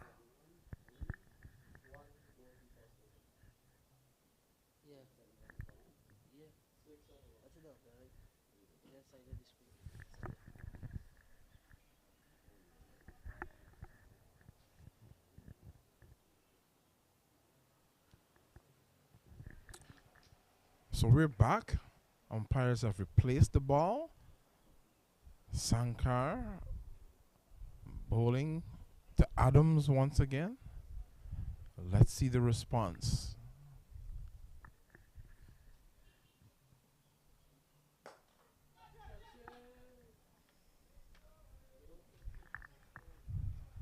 And that's another 6. Adams wasted no time here. Floated outside the off stump, giving him some room. And he just took it on and dispatched it over the long off boundary for 6. Well, 13 runs have come off his over so far.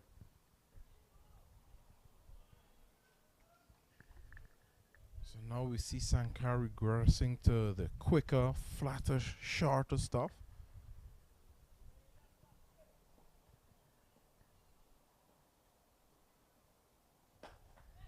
In the air again. And it's another 6.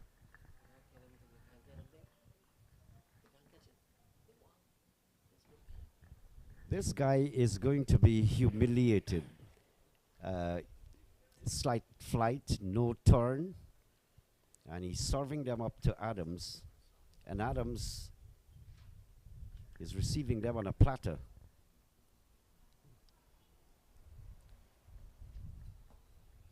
19 coming off the over so far. And this is this is another one. Another one bites the dust. This is exciting stuff from the Essequibo batsman. Adams is racing away.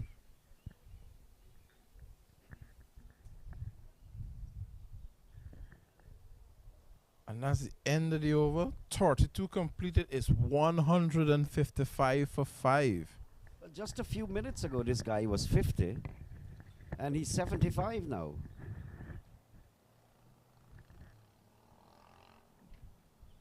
I think Ned was getting the batsmen more confused, had a better line, and he was using the straighter one that was sliding across. And at least he had tempered this scoring rate. But these guys with an outburst of energy, both Samson and Ricardo Adams, and they have literally taken on these Demerara bowlers, and they have raced on 155 for the loss of 5. Samson, 27, will take strike. We're back with Wadikar. We're both going to take you towards lunch. I guess the bowlers in particular would want to get off to lunch very quickly.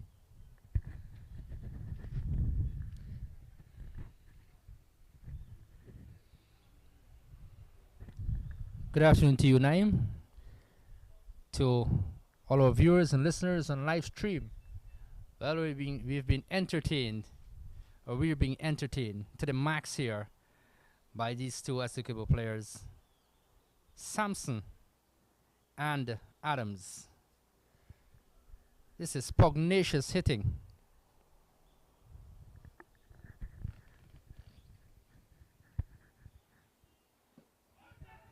Struck on the pad. Appeal.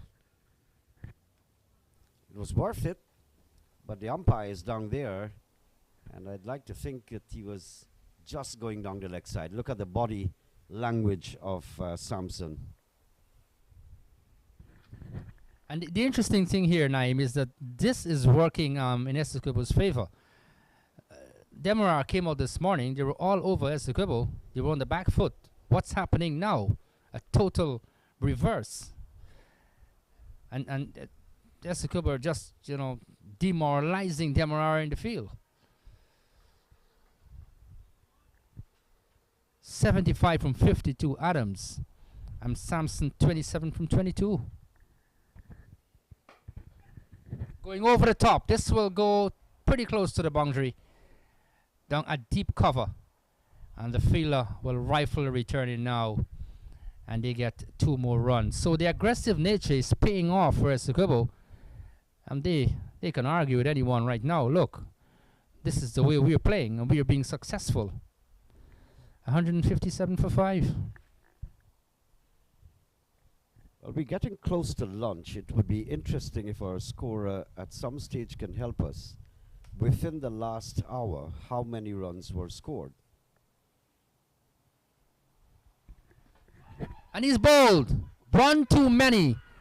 Looking to flick it on the onside. And Barnwell might have moved that a little bit to the right-hander. And bowled all over the place. So Sampson goes back to the pavilion. And Demerara finally getting the wicket of Sampson. He goes back to the pavilion. And Essequibo 157 for 6. Important strike there, Naeem. Very, very, because these guys were getting out of hand. And I think the onslaught that they launched was unwittingly applied. I think they went overboard. Of course, they're steering down at a 430-run lead by the Demerara side. So a bit more caution would have done pretty well and last longer at the wicket. So they hurried along as though it was a like T10 fashion. And well, Sampson, though he had a good knock, he of course he's gone back to the pavilion. So 157 now for the loss of 6. Let's see who is the new batsman. Wasim Mohammed.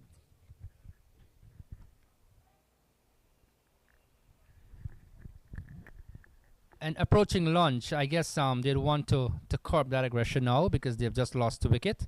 Very important wicket of Sampson going back to the pavilion. So Adams might just be saying, look, we need to just calm it down. We'll come back after lunch and see where we go. But look, Barnwell is bowling it nicely. He just got a wicket, so let's take our time. Let's be a little bit more cautious, at least, because we're batting to lunch now. 29. 132 was scored in the last hour. Right? He picks up the line. That's Mohammed. Wasim Mohammed, left-handed.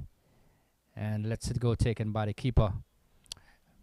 But Demerara, they'll breathe a sigh of relief, so to speak, because the balls were going at all center, really. Long off, long on, you name it. And they were getting boundaries at will. And Barnwell luckily got that wicket for his team.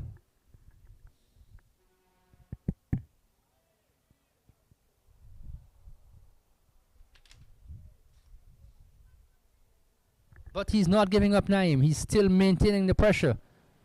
Still a massive target. Well, he can still afford it. Of course, today's the final day. That's the only setback. But he's got that massive innings of 430. Just missing the outside of the off stump. Almost taking out the off stick. Wasim Mohammed letting it go because he's conscious that he's got a ring of fielders in the slip. And there's one down at squarish point. And so he wants to be as cautious as possible. I don't think he actually knew how close it went to the stumps. Well, there are 2 leaves, a good and a bad one. That was an extremely good one.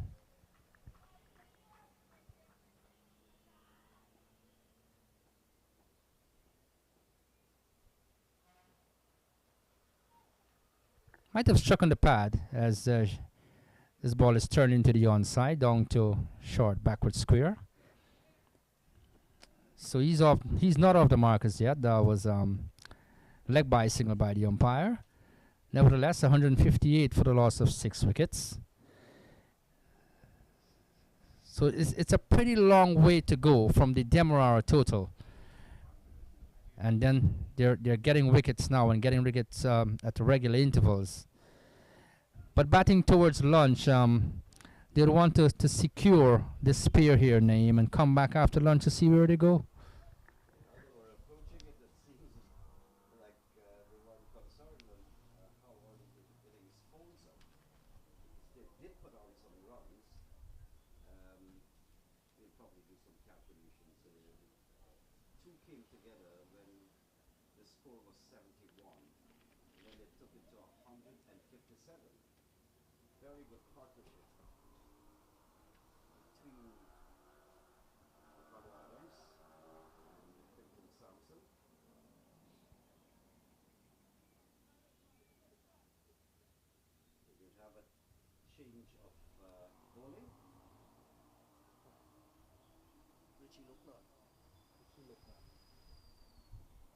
Richie Lucknow.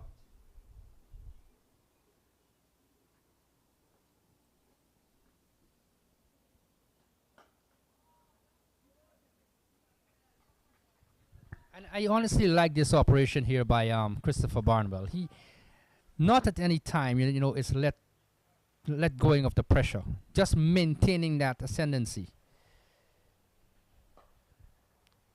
He's just reminding Essequibo all the time, look, we are Demerara, we made 430. You have to go and get the runs.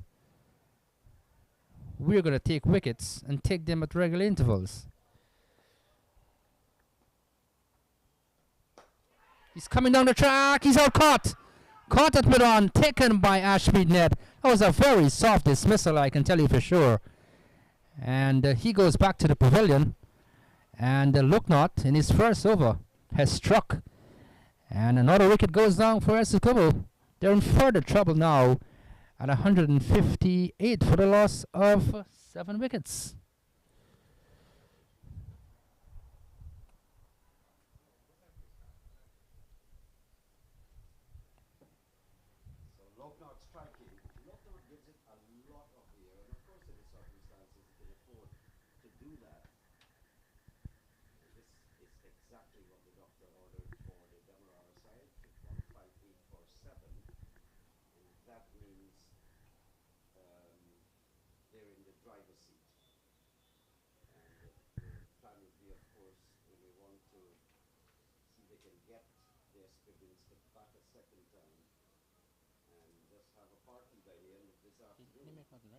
No.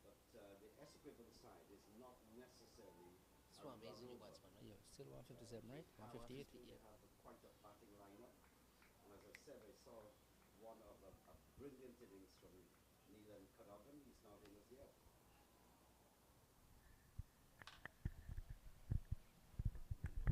So that brings to the wicket Leon Swami, who will replace Mohammed. Mohammed didn't score, mind you. So Swami comes in, and he's one huge fellow, broad shoulders, and I guess he would want to stick around with Adams. But let's see how he plays. We're approaching lunch, and Demerara with their tails up. 158 for 8. Correction, 7. Back to the bowler. That was firmly struck. And Lucknot, in an attempt to take the catch to his left. We watch the monitor now. That was a firm drive though. And really plunged and couldn't hold on to it. Valiant effort though from the right arm off spinner. Yes, it was a good attempt, but should have been taken. I think it was hit very high. He had to go up.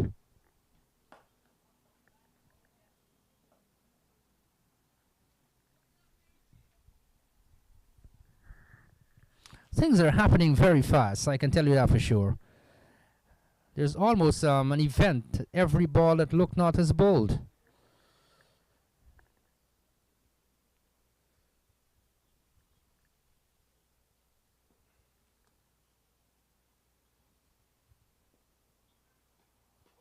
This is Swami going for an almighty heave and bowled. Off stump knocked back. And he goes back to the pavilion. Bowled by Lucknow. He hasn't scored. And it now reads 158 for the loss of 8 wickets. Things can change very fast, Naeem. Very eventful morning. The first hour didn't produce many runs. The second hour produced 132 approximately. And also so many wickets going down. I believe they're going to go off for lunch with 158 in the kitty for the loss of 8. 12 o'clock is the scheduled lunch hour. It's just a few minutes before. So as the wicket has fallen, I think they're just going to go off the field. So the story of the morning, we had no play yesterday, and 3/4 of the second day, the previous day, no play also.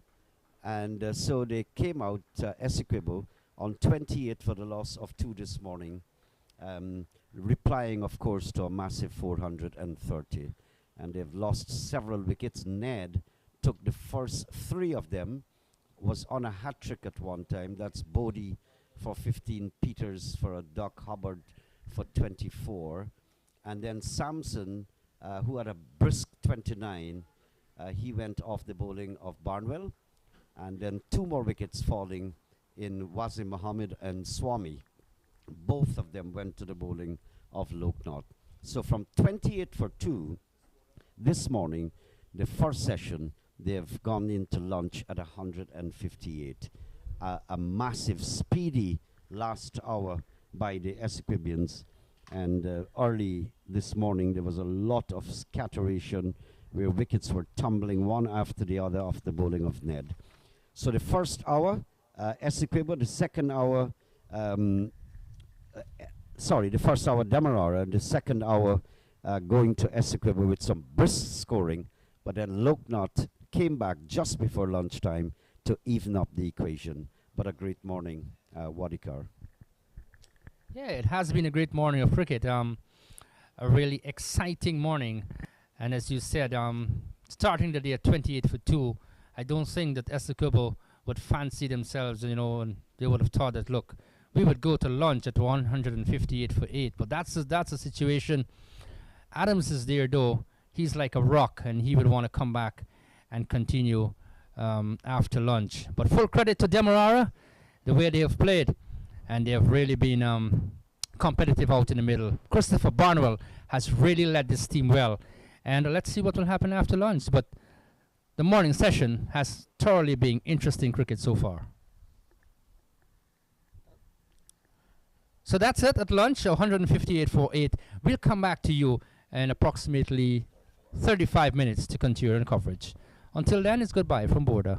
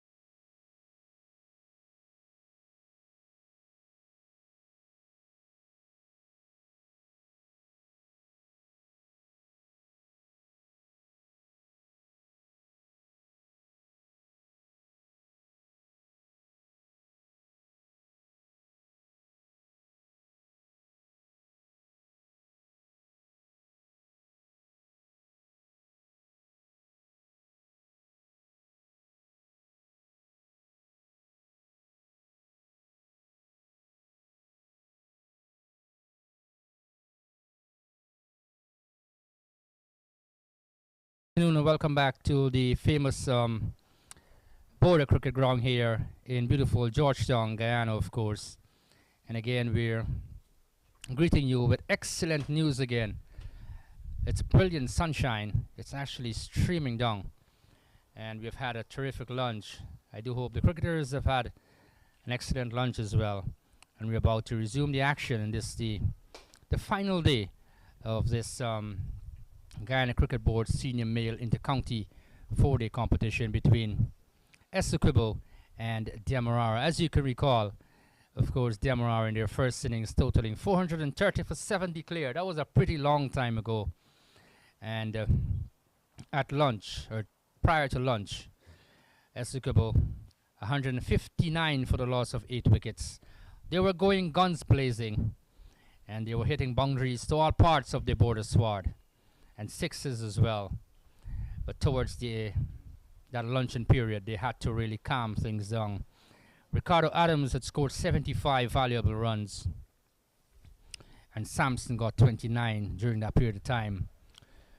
But full kudos to Demerara. They haven't really let their guards down, so to speak, for a long time. Christopher Dean Barnwell has led this team really well, and bringing the changes around and getting some very, very crucial wickets towards that luncheon period. 159 for the loss of 8 wickets. As I speak to you, the players have assembled, so they'll come out in a bit. The umpires are already out in the middle. Moses Rampal, the Barbitian as well, and Stefan Josiah.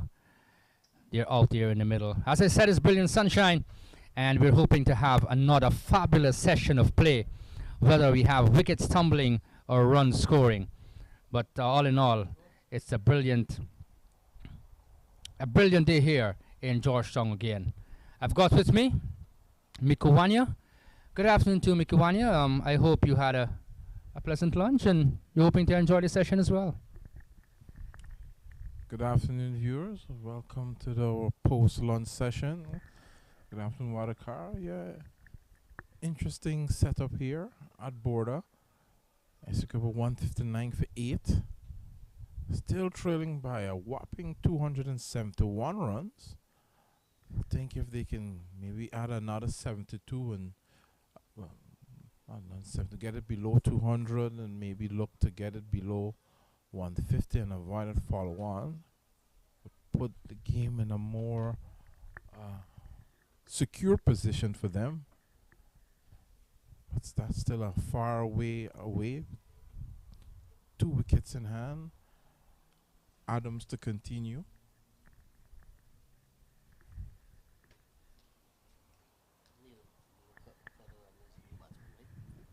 Barnwell on strike. So it's Cadogan, Neil Cadogan, who can hit the ball a far away as well. So Essequibo, they've got a few players who can really change the course of an innings very fast. And Cadogan, we saw him in one of the matches, can really thump it around. Ricardo Adams has 75, and these 75 runs have come in quick time too. He's really willing to pounce on any loose delivery. That's the important thing. And I would love them to keep their few wickets, bat and see how long they can go up into the afternoon session and so forth. But as I said, full kudos to Christopher Dean Barnwell. This man has led this Demerara team really well. Not afraid to ring the changes around and to make bowling changes and all of that. So, and then he's also maintaining the pressure. So Essequibo, they're not getting away by too far. Barnwell continues. Picks up the line. That's Adams. Lets it go. Not taken cleanly by the keeper. An interesting session here, building up Mikuwanya. Basically for both teams. Yeah, definitely. We see that ball. It's a fairly new ball, or a new ball has been taken. We've had so many balls being discarded to all parts outside of the ground. So it's a fairly new ball being used here. This is edged away. In fact, he just opens the face. Down to third man. That's Balgobin in the way. and he retrieves. Rifles the return. Good services to the keeper. And the first runs after lunch. And this is the final day. 2 more to Adams. He goes up to 77. 161 for 8.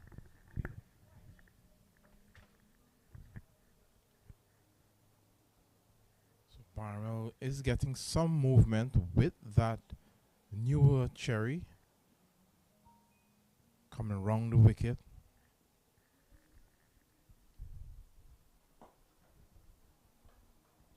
And the important thing here for Adams to do, being the senior man too, he's got to really shepherd the flock, so to speak, and take most of the strike. But I know Cadogan, he wouldn't back down for anything.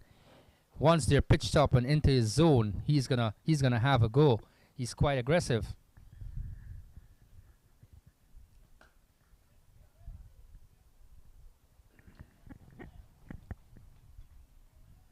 But we want to see Mukuwanyo, we want to see gripping cricket. We want to see interesting cricket. We don't want a particular team to go away with the game.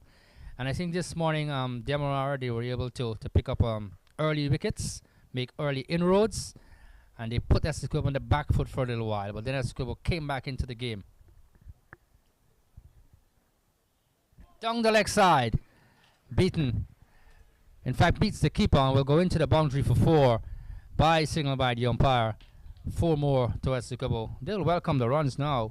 165 for the loss of 8. Yeah, but from day one, it's basically just been one team who's been leading this match ever since. It's been Demerara all the way. Yes, there is a bit of burst, a moment really for Essequibo, but they're still behind the gun. And with just 2 wickets in hand, we have 2 full sessions left in the day's play. And the aggressive nature, the reckless nature of their batting, this game is still very much in favor of Demerara. This is a wide delivery.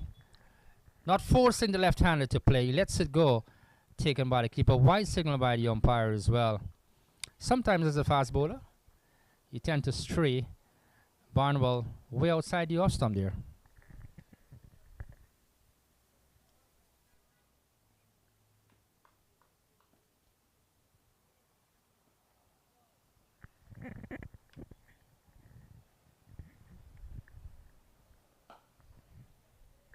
Shot square of the wicket, opening the face to that half volley bowled by Barnwell. Adams will pick up 2 runs. And that's the end of the over here. It's 168 for 8. 35 overs completed.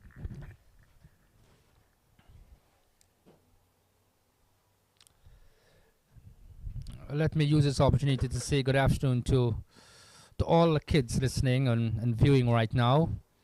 I want to urge you to stay in school, acquire that solid education. I know CXC or CSEC will be written very shortly. So those of you preparing for that, very vital examination.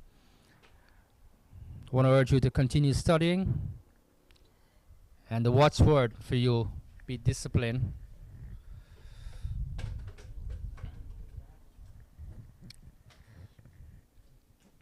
Remember your school days, Mikuwanya? Those were pretty good days, weren't they? Now, when I was in school, we had something called the common entrance. And I can tell you that was not a good time.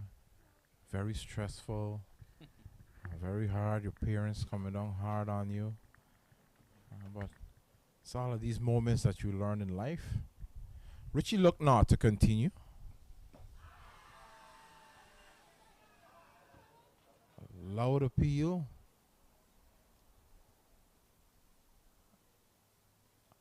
Umpire Josiah not upholding that appeal.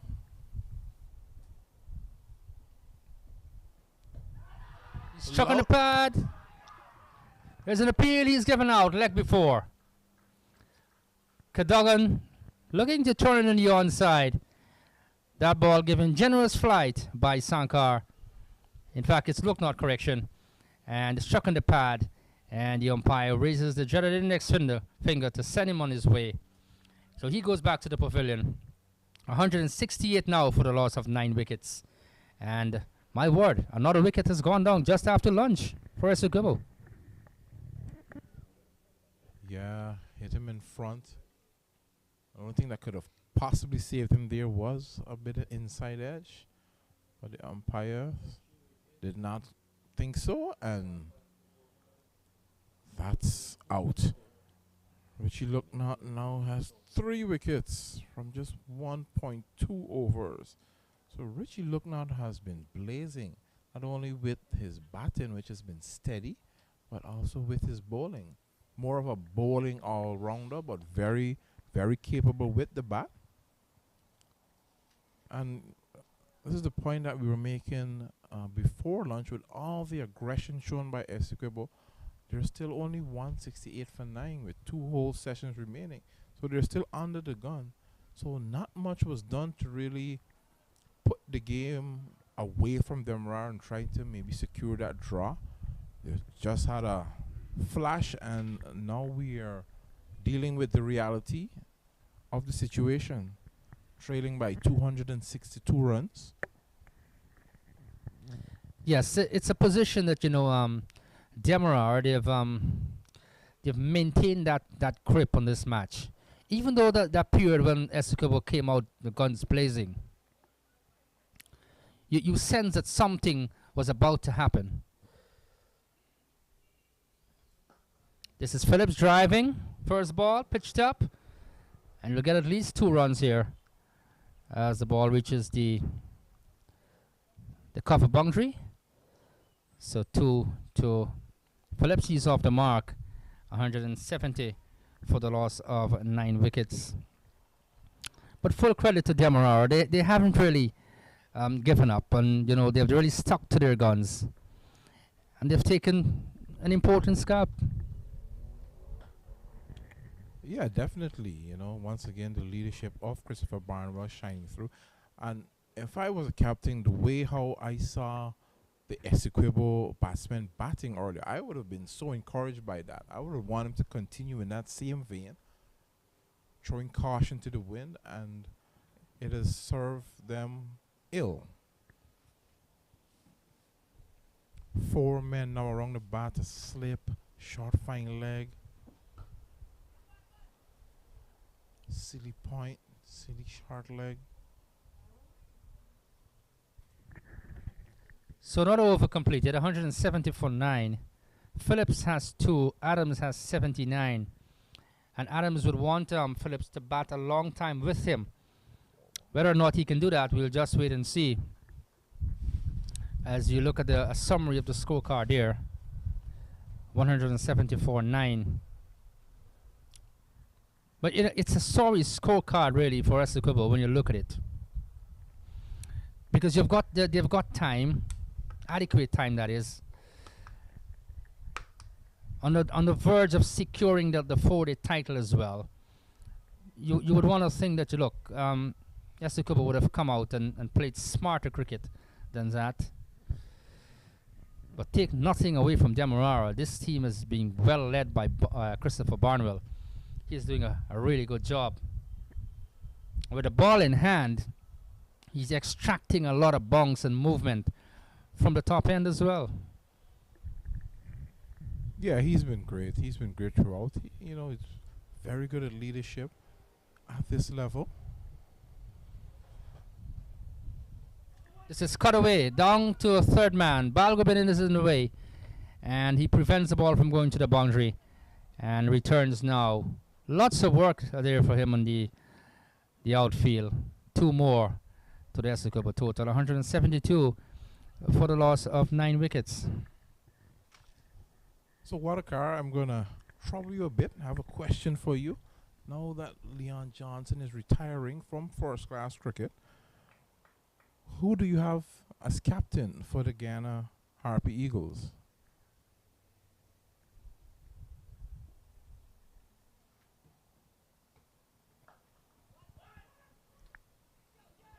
Down to the long leg area. Just be a single. Feeling they're done by Richie Lucknott. Well, to answer your question, I guess there are a few candidates. But I would want to give a young cricketer that opportunity. Let's start grooming a young person for that job. Because what? We've got lots of cricket to look forward to. I might not be able to give you a name right now, but let's invest in a young cricketer. And there are many in the national team that we can look at. So, and then we don't want to burden them with the captaincy too. We must have a player who is established and who, has secured his place in the team.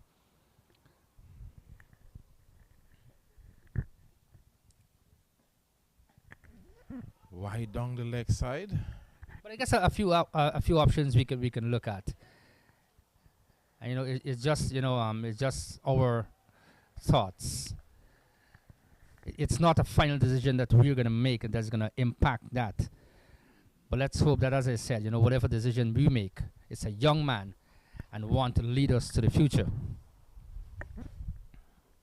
So while the car, the politician there in full swing. Very Well safe. said. Well said.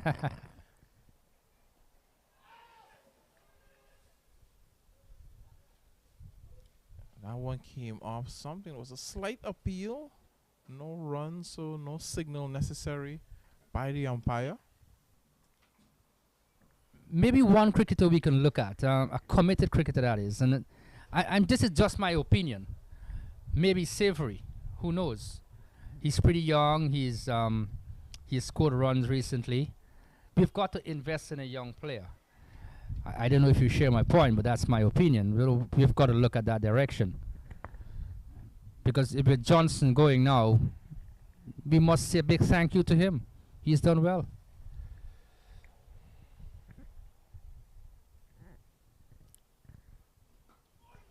This is a very good ball. Came back into the right-hander and coming forward, stabbing it out into the offside. 173 for 9. Do you share that? I think more than likely it'll probably be given to the vice captain at this point, Versami Pramal, but someone who I think would have demonstrated some leadership skills at our intercounty level, Anthony Adams. I think that's a good prospect.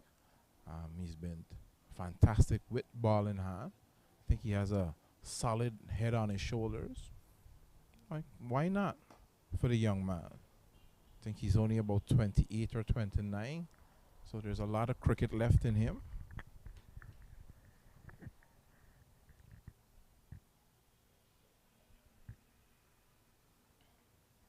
Another over completed, 173 for 9. Phillips has 2. Adams has 82. Good choices that you have mentioned there, but I'll tell you why, probably when I come back in my other stint, to tell you why I wouldn't give Versami Pramal.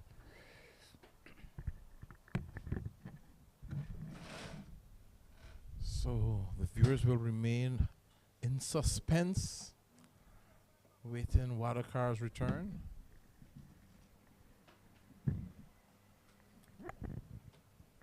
So number 8, Richie Look Not, will continue. 3 wickets so far in the day. In the innings, I should say. We last had action on day 1. Now it's day 4. Welcome back, Mr. Naim Chan. Hi, Miku.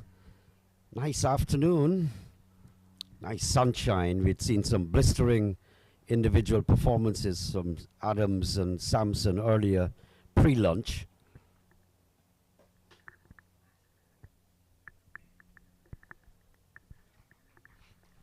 Y'all been having quite an interesting conversation about the Guyana captaincy. It was good that you brought up the point anyway. Yes, Naim, do you have an opinion on that? I may not pinpoint someone right away off the bat, but this would have to have some politics inside. You cannot select, first of all, someone that is not or does not have a good footing in the Guyana side. Whacked into the onside, just a single. So it's somebody that is almost a permanent fixture in the side, because you can have a captain that you may drop the next match. The second thing is you have to select someone who could possibly have the opportunity of captaining the West Indies side if they graduate to that. So at the moment you have Tej Narain and you have Gudakesh Moti.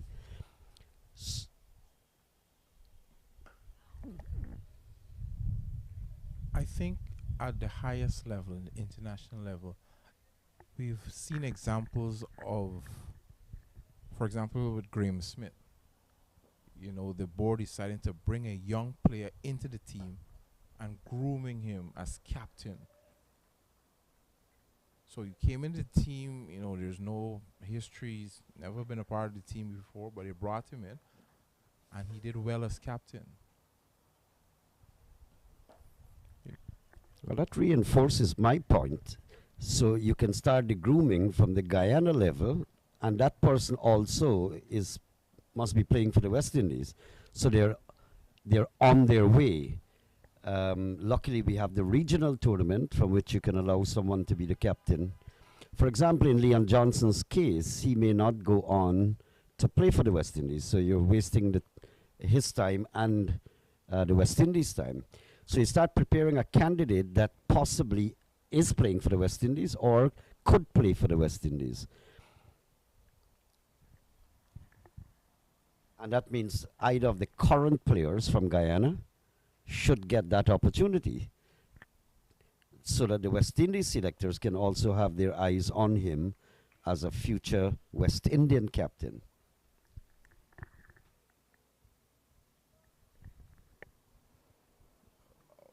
My issue, I'm thinking about what you're saying. I'm not disagreeing with your point fully, but how many regional captains we've had that actually went on to captain the West Indies team? You know, it's kind of a rhetorical question. I don't think you would have the stats on that, but I don't think there's been that many who would have been a mainstay captain for the regional side and then went on to captain the West Indies team as well. Well, you have the Clive Lloyds and Courtney Walsh, and you would have a set of them. What I was trying to pinpoint is you cannot, first of all, select a captain that is not a permanent structure in the Guyana side. You can't select a Guyanese captain and the next match he might be dropped. So that's the first thing to look at. The second one is if the person can possibly go on. Tej Narain has not been a captain within his country, but if they find he's sober-headed or Gudakesh Moti, but either of them, you've got to ask, are they permanent fixtures in the West Indies team? If the answer is yes, then give them that role to play in Guyana. But if they're permanent fixtures within the West Indies team, then their availability for Guyana will be quite, they will just not be available for the Guyana team. Might be so. Roger Harper is another example where he was the captain of Guyana. He ended up in the West Indies team as captain, and that Guyana experience did him well. Well, it's a debate that can go on, but I think we would have had a fairly lengthy discussion on that. We just have to wait on the announcement at the time the Ghana Cricket Board chooses to. Basically, what I'm saying is you don't want a dead-end situation. You can only captain for Guyana. You're not going on. Hooper is another example to the list. Jimmy Adams, another example. Brian Lara. There's so many names who captain their country and were fixtures in the West Indies side. So your country, it stars in two ways. Your Guyanese captain and our boy will be the captain of the West Indies as well. Of course, you'll have vice captains for the regional tournament. If the original captain has to go on and captain the West Indies, the vice captain will take over at the regional level.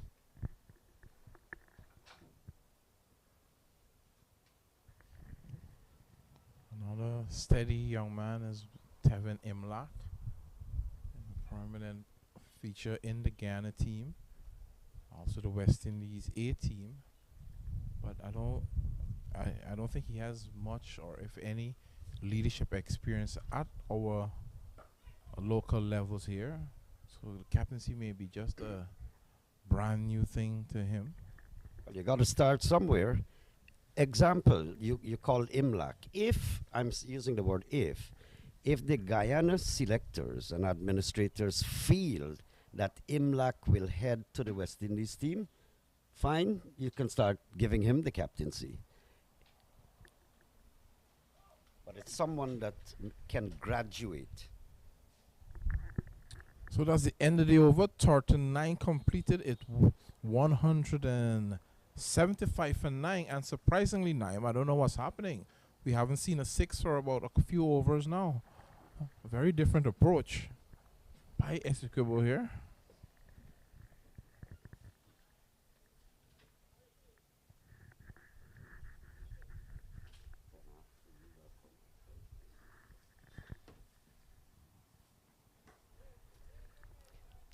Ricardo Adams has become a little circumspect. They had a field day, a feast, the last hour before lunch. That hour produced 84 runs. They lost another wicket in Samson, and then after Samson, another one. So he has closed up shop for the while. That was Cadogan who went. And he must be saying, okay, let the explosion come to a halt. Explosion should have probably never have even happened. But that's neither here or there. It's in the past. Richie Lucknott will be looking to use his magic.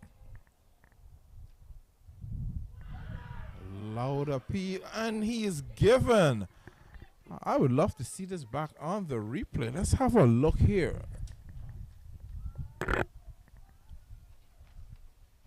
Oh, yeah. That's out. That looks out to me. Adams looking to play that powerful pull shot. Hit on the back leg. Missing the ball completely. And Essequibo are all out for 175 in just 39.3 overs. Richie Lucknott with 4 wickets.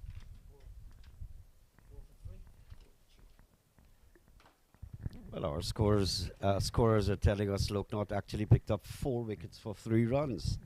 Amazing bowling. Definitely. Still trailed by a whopping 255. So it will be on Christopher Barnwell if he would implement the follow-on. I can't see him going in any other direction if he wants to win. Unless it's a practice match, you go out back and have fun again batting. But if he wants to win, and that should be the desire of every captain in these circumstances, this is an official, the highest domestic tournament that we have. So they can't, you would have to go for a win. To do that, you must go for the kill, which is to bat. To have them go back for a second time. I would agree with you, Naeem, but we all know cricket is a game of great uncertainty. So let me just go through the scorecard quickly for you. Kevin Booty, 15. Avinash Prasad, 6. Ronaldo Rennie did not trouble the scorers. Hubbard, 24. Ricardo Peter, first ball dock. Adams, 84. The last man, last wicket to fall. Quentin Sampson, 29. Wazir Muhammad, Leon Swami, Neil Cadogan, none of them would trouble our scorers. And Garfi Phillips, just 2. Extras, 15. So that sums up the scorecard for Essequibo, just a paltry 175 in pursuit of Demerara's 430 here at Border. So we will take a short break, awaiting the decision of the captain, and we will update you upon our return in just about 5 minutes or so.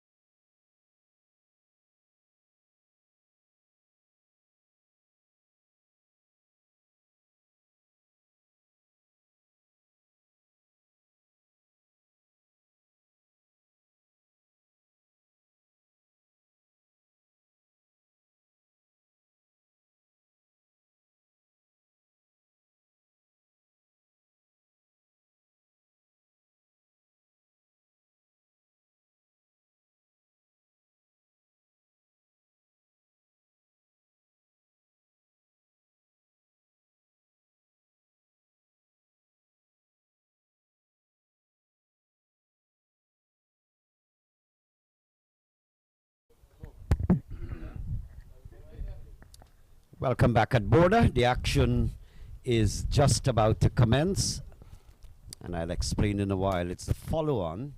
So Essequibo batting again. Just to give you some details that you may not have.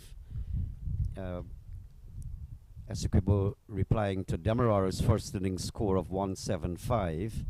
They have the follow-on. What am I saying? Essequibo responding to the Demerara total of 430. They made 175. And so Christopher Barnwell of Demerara, he has decided to enforce the follow-on. So Essequibo, second time round with Bodhi and Avinash Prasad. Bodhi is in strike. He's the captain. And they have a deficit of 255. Wadikar and myself will take you for a few minutes. And of course, we've got Mikowanya.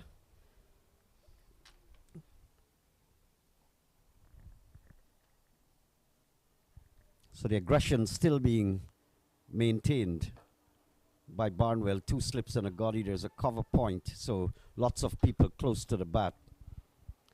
And of course, the follow-on will put the Essequibo side under more pressure.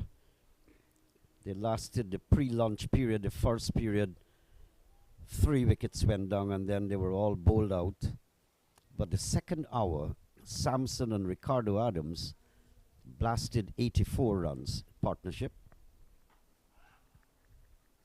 This is pulled away down to backward square. This has gone for 4.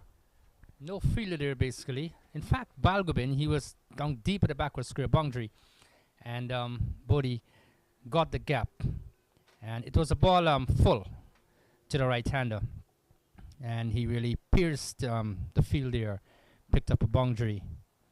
And what's going to be interesting to see now is going to see how Essequibo progress in their second innings, having been asked to follow on. And this is an interesting scenario building up here. Barnwell, as you said, maintaining that pressure. And no doubt, Demerara will look. They'll think 2 sessions to bowl Essequibo out again. Let's see what can happen. This will come down to third man for 4 over the top, but outside edge nevertheless. Bodhi not in absolute command there, and it was airborne and came down to third man for 4. Bodhi himself a pretty useful and good batsman, and he would like to count his chances of staying there and getting a good score. All that is on Barnwell's mind is to get the Essequibans out a second time before close of play and below that 255 lead. Yes, he would be looking to make early inroads. We did see in the first innings moving the ball around and getting some lift as well. This is tucked away in the onside. They'll contemplate the second run. The fielder is coming now, and they get 2 more. Very good running as that ball was thrown towards the non-striker's end.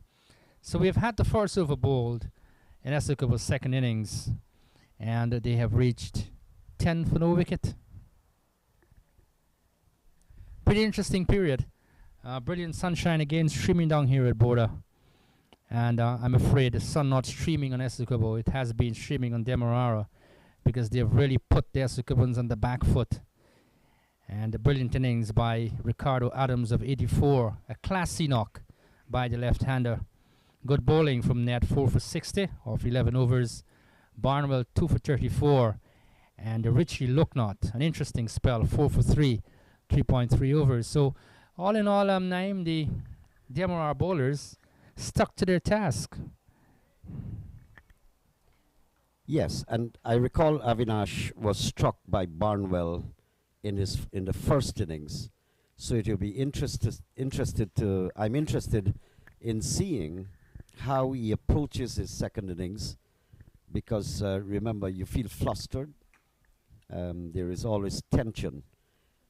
Now, quite strange, but I'm seeing Hemraj is going to bowl from the commentary box and our southern end of the ground. Perhaps what Barnwell is thinking, look, I've got the left arm variety. I'm going to use that. He's done some bowling in the CPL as well, so he can bowl. He has that ability. Let's see what he can produce. Well, it's good that Hemraj has another arsenal, so to speak, or artillery in the arsenal. Always good to be able to do more than one thing. Edges. Is he taking it slip? We'll just get the confirmation. Well, he's going for the drive. That's Prasad outside the off stump. And not getting the edge, but pretty close to it. He lives to fight another day. And he survives. We look at the replay now. 10 for no wicket. This time he's taken that slip by Barnwell. Going for a drive, not to the pitch of it. And taken at second slip by Christopher Barnwell. Hemraj gets his man. And my word, Avinash Prasad goes back to the pavilion. Essequibo have lost their first wicket in their second innings. This is pressure and real high pressure for Essequibo. Yeah, lots of pressure. And I was just saying a few minutes ago, it would be interesting to see how Avinash Prasad handles himself in the second innings. He was badly struck in a very, very hard way, vicious way, so to speak, of the bowling of Barnwell in the first innings.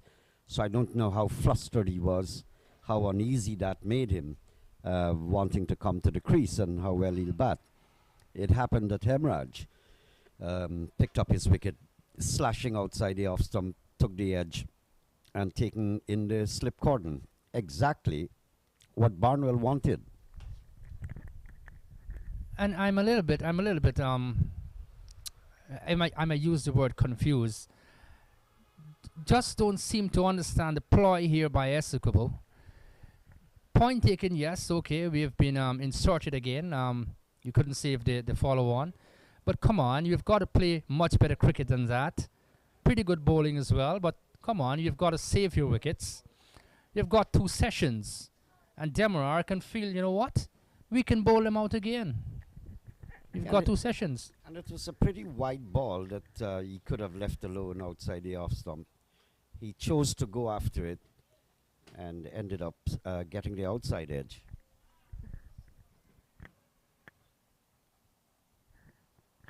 So Ronaldo Rennie, he replaces Prasad. He's right-handed. A dapper little batsman as well. 10 for 1. Hemraj with his tails up will continue in brilliant sunshine here at Border. And it's all Demerara.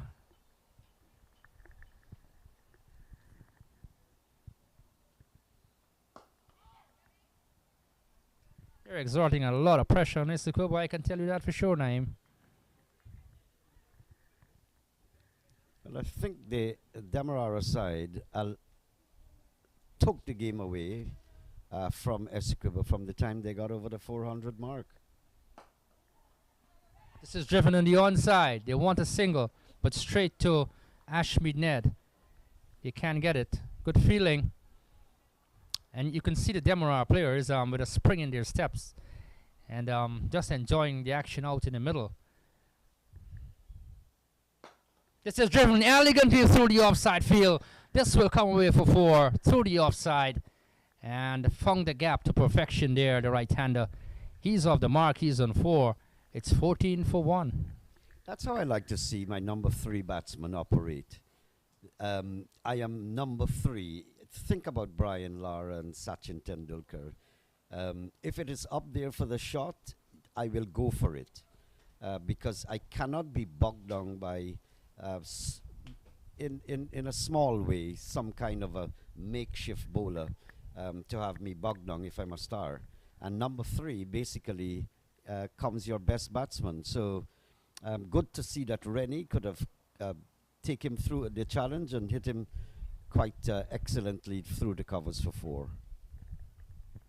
Yes, he really pounced on that. The ball was pitched up into the drive and bisected the gap on the offside and picks up a very important boundary. That's going to do his confidence a world of good. And Essequibo as well. You'd want them to stay though. From a cricketing standpoint, I would love Essequibo to bat through and bat for a pretty long time.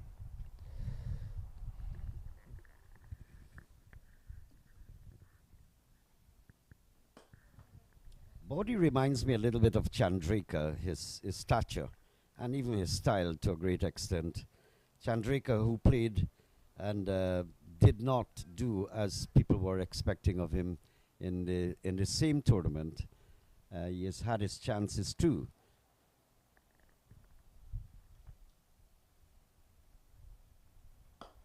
This is driven down the ground, a little bit aerial, but to the right of Ashmead net at mid-off, and will go into the boundary. In fact, holds up just inside the boundary, and he'll turn and he'll get 2 more runs. So good-looking drive there by Bodhi. 14 for the loss of 1. That was pitched up. Well, Bodhi was, his body language is showing that he wasn't running. He thought that would have gone for 4, but he should have known better. The ground is still pretty heavy.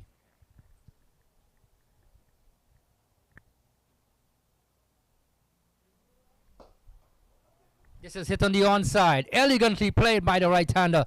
Lots of Asian wrist work in that. And it passes the man, the mid-on fielder, and goes into the boundary for 4. Elegantly played. Pleasant shot, really. It's kind of poetic justice, too, because Barnwell was very aggressive in the first innings. In fact, very, in cricketing terms, not literally violent. And erupting with a lot of steam in the first innings, struck Avinash Prasad in his helmet, and so he was fiery in the first innings. Good to see that Bodhi can take the challenge to him. Yes, he's quite an aggressive player, and my word, those 2 shots were pretty good. They were classy drives. And it's taking some effect on Barnwell. This one is wide, concentrating to get it right. And just for a fleeting moment, I'm just wondering, just a little thought, whether putting in Demerara to bat first, whether it's coming back to haunt Essequibo. It was a very placid pitch, relatively well prepared, I must say. There was very little in the pitch for the bowlers, but still they opted to have Demerara bat first. This is pulled away, down to backward square. The fielder is in the way there. So that's Prasad, Narendra Prasad, at backward square. He's on the field, I think, for Ronaldo Ali Mohammed, who suffered that side strain, I want to believe. And 1 more to Bodhi. He looks a different player, though, in this second innings. He's 17 off 11. For some reason or the other, though, Essequibo, they're feeling, look, we don't have time and we must go after the bowling. I don't know what's happening here, but let's hope that, you know, it's going to happen for the best reason or the best interest of the team. They're all in an aggressive mode. 21 for 1. Well, if it's one buddy that can't win this game, is Essequibo. So that's for sure. And it was a full toss, and he whacked it away. This is pulled away in the air. Down to a vacant backward square. I thought for a moment that Prasad was there. 1 bounce into the boundary. That's Rennie, and he gets another boundary. And the score will push up to, I make it 25 for the loss of 1. Aggressive nature again, Naeem. And that's good. Short, I hooked it away because the man had come in from the square leg position. He was right down on the boundary. Quite possibly Rennie saw that. It was a short ball, good ball too, because Barnwell is testing him and possibly could have gotten a catch. Rennie decided to go for the hook shot. He got it in the middle of the bat, and lucky for him, he got a boundary.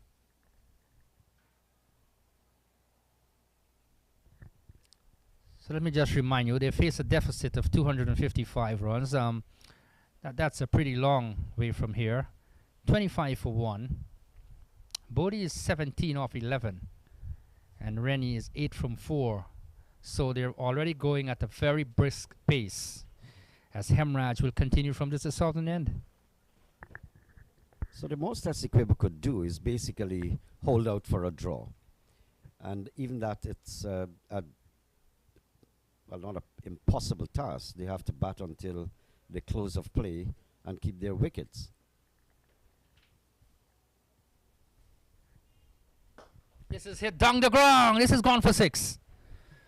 Powerfully struck by Bodie towards the left of our commentary position. And he gets 6 more. He goes up to 23, 31 for 1. Good to see Bodie aggressive and safely aggressive. He's not necessarily taking any chances. That was a deliberate shot. There's an orthodox mid-off, just maybe slightly deep, and it went straight over his head. So it was calculated, and it looks extremely good. A batsman in form.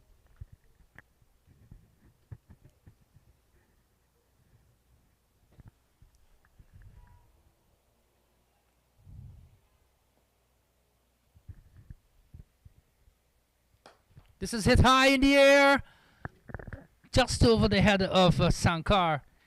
And the ball will just hold up towards the boundary rope. And they'll get another single. But again, aerial. 32 for 1. Aerial, and again it is well over the head of mid-off. It's pitched up, is not any Abdul Qadir spin or Shane Warne or Muralitharan, so it was there for the asking, and Bodie said, yeah, let me have it. And there you go. We were talking about how placid the pitch has been for the entire we didn't have a full 4 days play, but it was like this from the beginning. It's still like that. It's holding up. It's placid, maybe a few keeping a little low, but other than that, once you apply yourself, you can bat. And I would say again, if there was anyone who would want to ask Bodie why you won the toss and bowled first, then it's going to be me first, because what's the rationale behind that? I mean, that's a pretty long time ago, though. That's finished. But these are very important decisions that, captains have to make. You come to border, it's placid, the sun is out in all its glory, you win the toss and put the opposition into bat. It's not like you have beaten and Paul to dislodge the opposition. You have to live with that. An interesting thing is that Barnwell he's not having a long on or a long off with Hemraj bowling.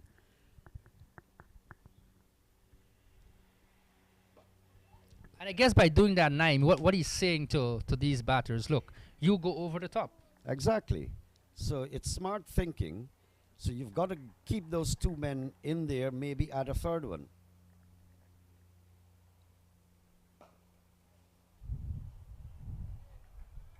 So he's trying to buy a wicket. I take his point. He's been a thinking captain. That's nice to see.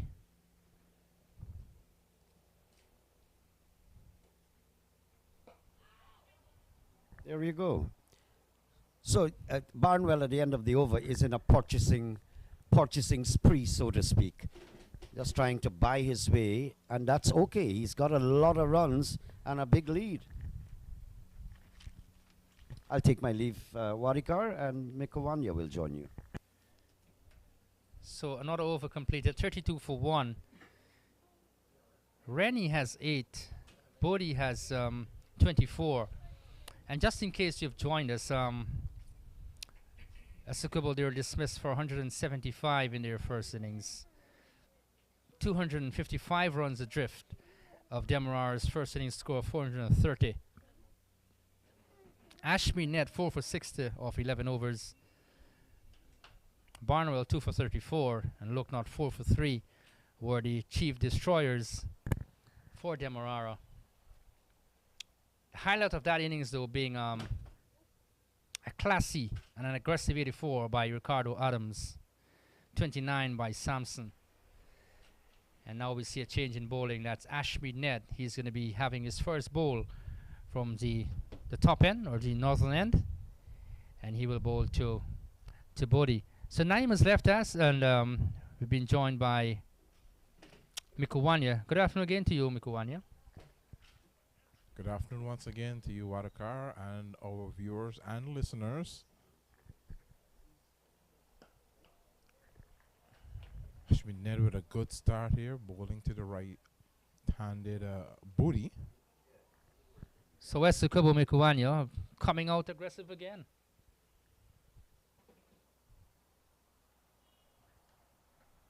This time down the leg side. No run. Well, they say once bitten, twice shy. And we would hope that they would have learned some lessons from their first innings collapse, because that's basically what it was. It was a major collapse.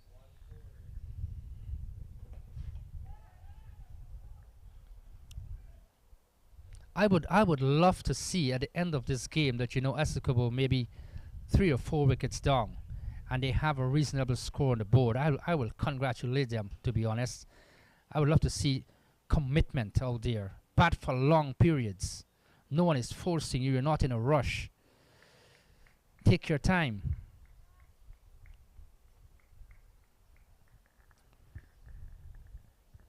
Fortunately, in life, you know, we don't always get what we want. But it's totally up to the guys from Essequibo how they want to approach it. I mean, it's in their hands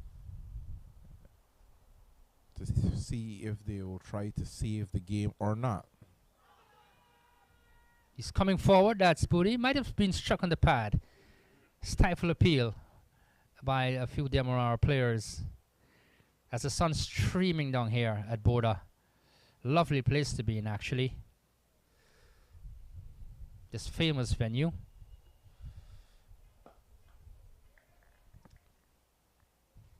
It's good to see Ashmined using the crease.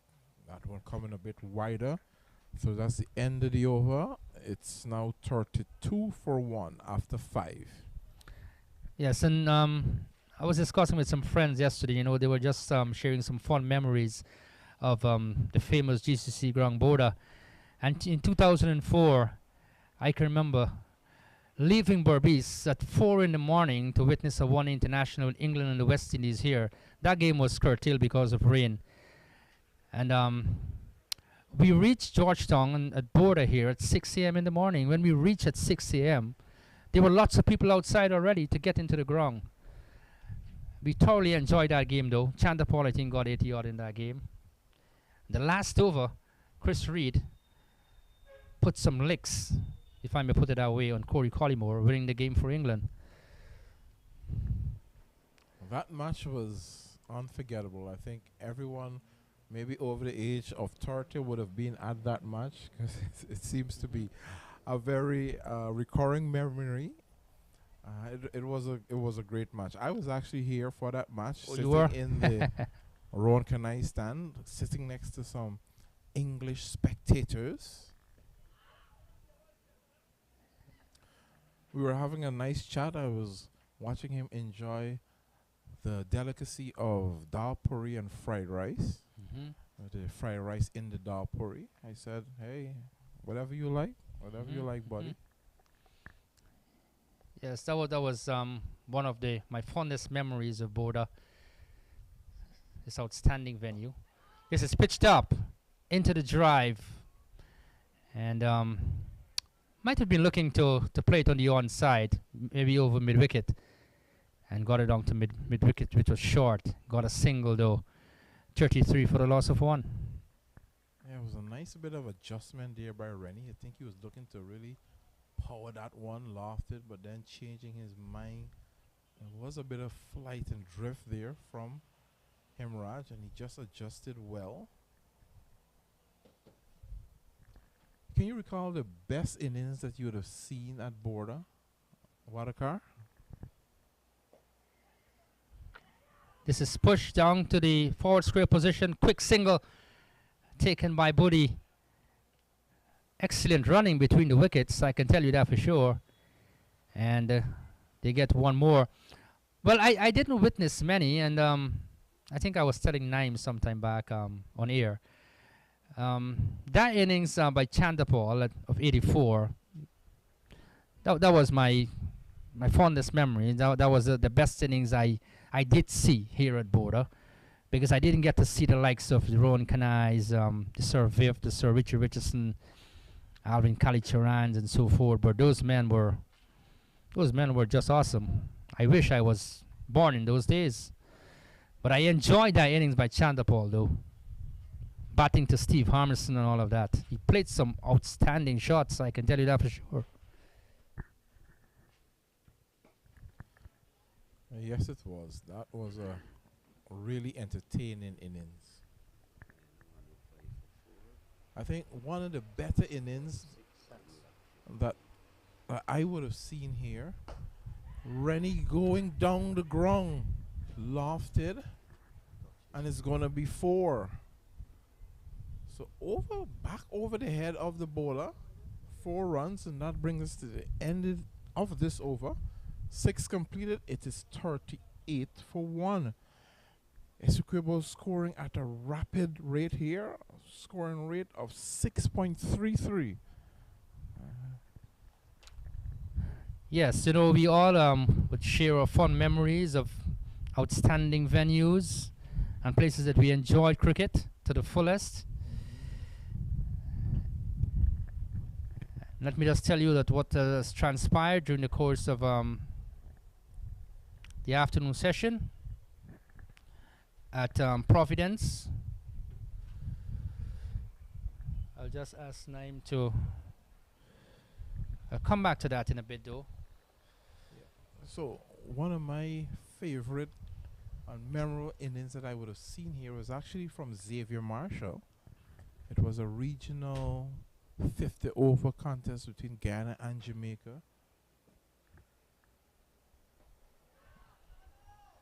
Marshall would have scored a century in that game. It was a very nice game, very entertaining. Full house here at Border for that. Oh, that is something that we've missed over the years. That interest in regional cricket is just waned a whole lot. Dead ball here. The batsman pulling away. The umpire signaling dead ball. I guess he wasn't ready for that delivery. It was Kevin Booty, skipper for Essequibo. Good. Let me just update you as Ashmead continues. It's coming forward. That's Booty. Looks for the single. He can get it down to forward square. That's Balgobin in the way. So the Guyana Harpy Eagle is 105 for 4. Leon Johnson, that we've been talking about recently, 46 not out. Good innings so far. Tevin Imlak, 15. And the two of them have put up some 50 runs so far. 105 for 4. Not getting it or finding it easy there, Mikuvanya. Jamaica Scorpions having a fair save in their match. Well, it is a battle, you know, first class cricket. One step away from test. But our skipper is still there. 105 for 4. Not the worst of positions. So there is a bit of battling that's required. Got to dig in.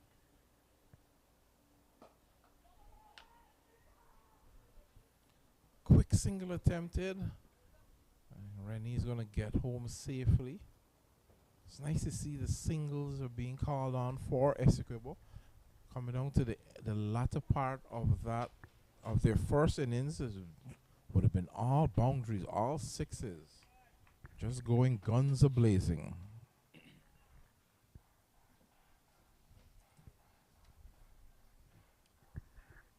Yes, they have come out with that mindset that, you know, we want to get on top of the bowling. And we're going to take the bull by the horn, so to speak. But they've got to be very careful. It's coming forward, that's Rennie. Another over completed. 39 for 1. Rennie has 13. Bodie has 26. And again, I want to extend congrats to the Ghana Cricket Board for again organizing such a tournament, especially when we had a long period when we didn't have inter-county cricket in Guyana. There were many people who were asking, you know, when is inter-county cricket returning? And here we have it. And we have lots more of cricketing action to come as well. Definitely, you know, more cricket in action, more opportunities for players and so many other things, so many other industries that are built around cricket. So it is a very important institution in our country and throughout the region. So we're always glad for that. So Chandrapal Hemraj will continue bowling left arm round the wicket. A loud appeal. Umpire's shaking his head, saying not out. I think I'll just like to have another look at this one here.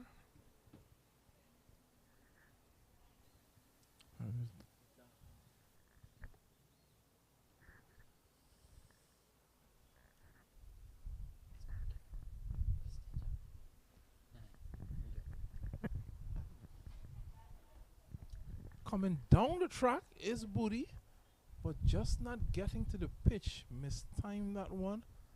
Ball squirting off the outer half of the bat, going over the head of the point fielder. He'll pick up a single.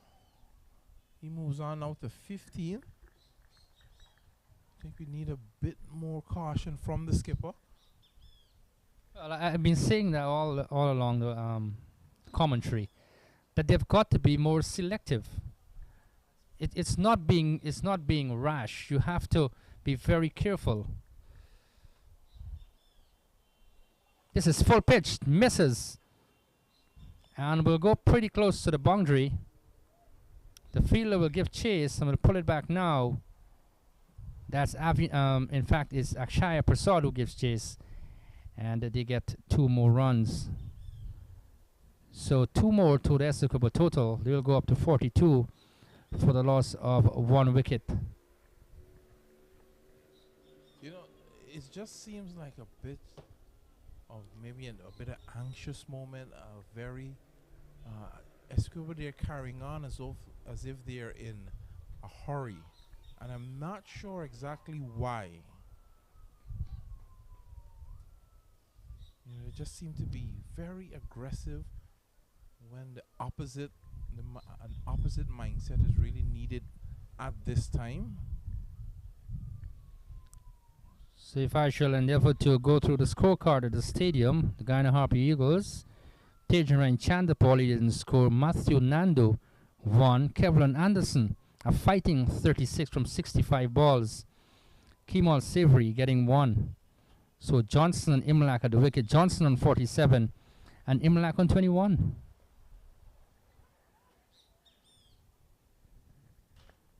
Got to see Anderson fighting innings of 36, 65 balls, 5 fours. Kuvania? Yes.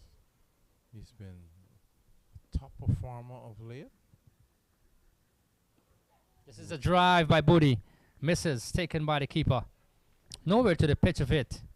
And time and again you will see this from the Essequibo players. The auto over completed. It's 43 for the loss of 1. Rennie has 16. Booty has 27.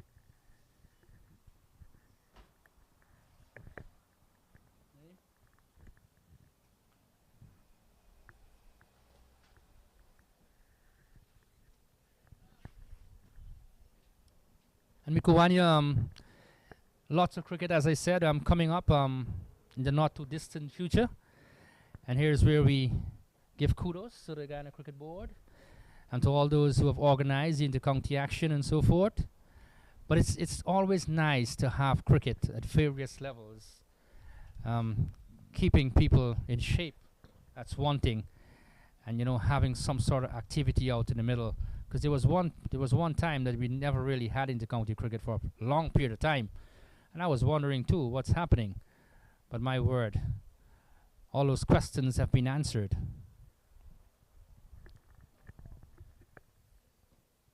Yeah, so many of our players look forward to cricket. All the organizing bodies around. There's so many different bodies. Georgetown Cricket Association, whether it's in Borbice, Essequibo, other parts. Here we are now back at Border. Final day in this 4-day contest.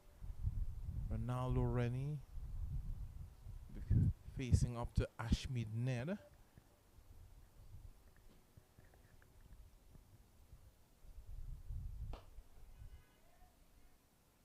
This is a drive.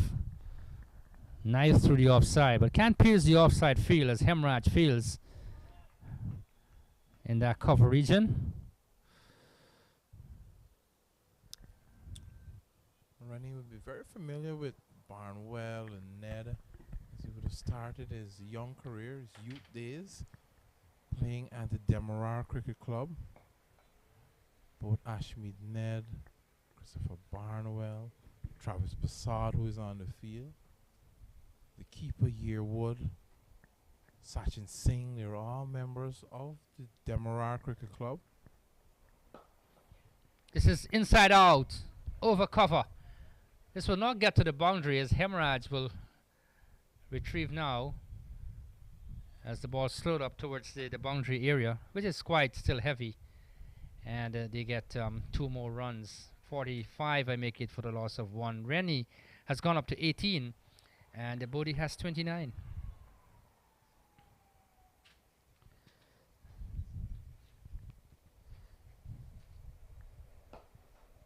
This is a drive, pleasant, straight to Hemraj. Seems to put a lot of power in his drive as well. Yeah, they're attacking the ball, attacking every delivery, very aggressive. Even playing a defensive shot, they just seem to be playing the ball just a bit too hard. You know, the coaching manual says soft hands.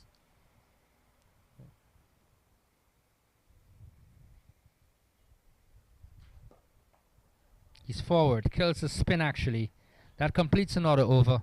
45 for 1. Rennie has 18 and Bodhi has 27.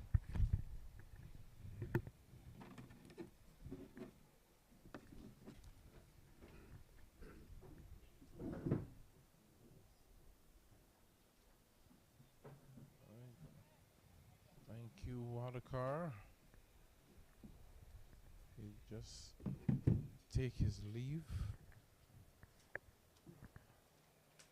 We'll welcome Naeem Chan in just a moment or so.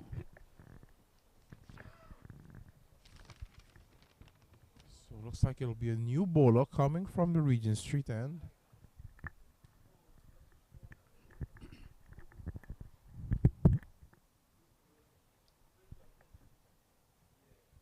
Right, Richie Lucknott.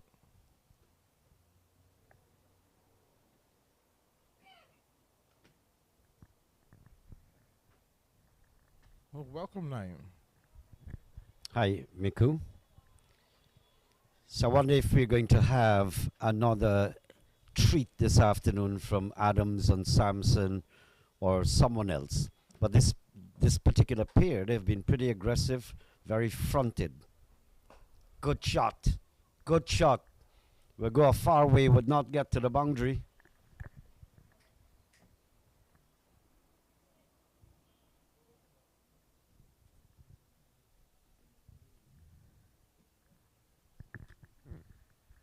So they've been pretty entertaining. And Loknath was right on target. He picked up 4 wickets for 3 runs. Very, very good bowling figures. He's giving it a lot of flight, and why not? I'm a rich guy, I can afford this. Oh, taken finally there by Akshaya Prasad again, Naeem Chan. Why are they going so hard at these deliveries? He threw everything at that, lost his shape, his head is out of balance, and only managing to edge it, and now he's out. And Essequibo falls deeper into the doldrums. Now 47 for 2. I was just talking about Loknath flighting it nicely and picking up 4 wicket in the first innings. And there we go, just getting another wicket and doing extremely well. Good stuff from Loknath.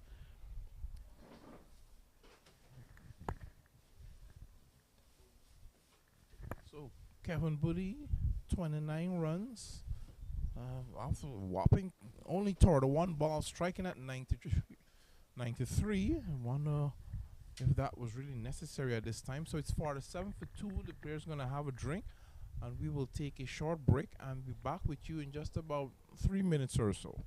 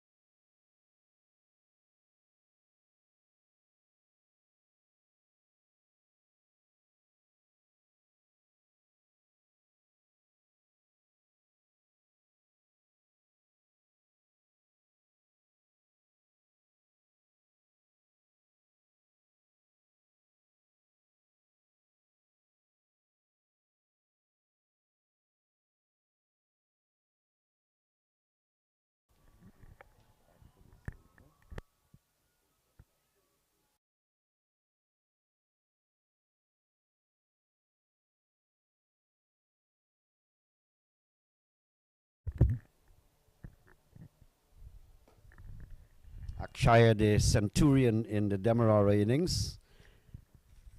And he would like to just square off with a good all-round performance if he can. Beats cover. There's a long off. Akshaya had 127 in the first innings, 9 fours, 4 sixes. Very, very composed innings. He paced it extremely well. I saw Savory doing that earlier in the tournament.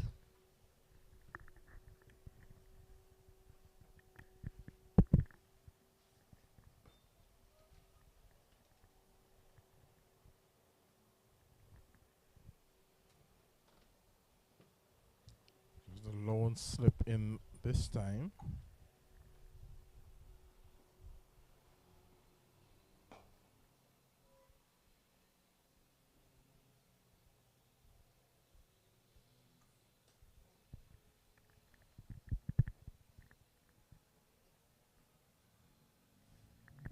So Barnwell has taken away the silly point, and he has this short extra cover for the drive.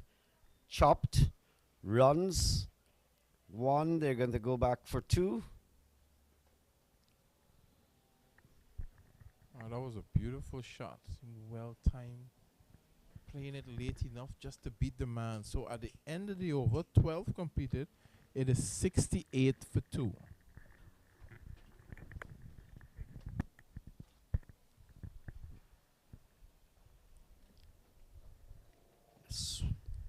Wadikar will slip in to replace Miko Wanya. It's good to have a qualified umpire in the commentary box too. There is added roles that they can play.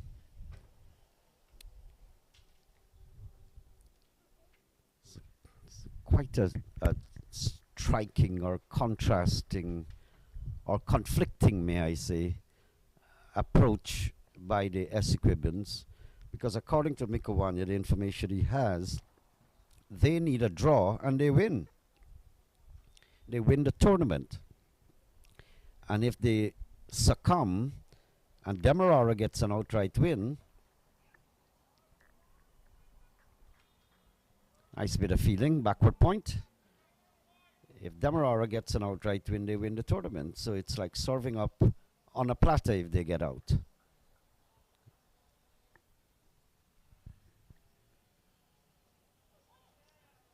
Flashing again outside the eye. I'm very confused with the approach here. Let's welcome back Wadikar. Good afternoon to you, Naim. Good afternoon to all on live stream. Yes, it's mind-boggling sometimes. You look at the action out in the middle, because you want to.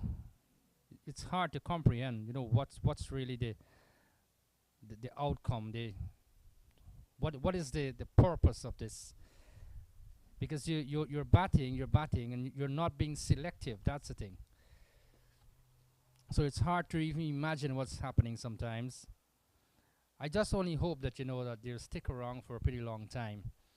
And for the good of cricket, I want them to bat for a long period and save this game. If Demerara can go on and win, well, it's fine. But I want to see Essequibo bat for a long period of time. The thing is, I wanted Essequibo even to win the tournament, because as we mentioned before, they were always taking a licking, so to speak, over the decades.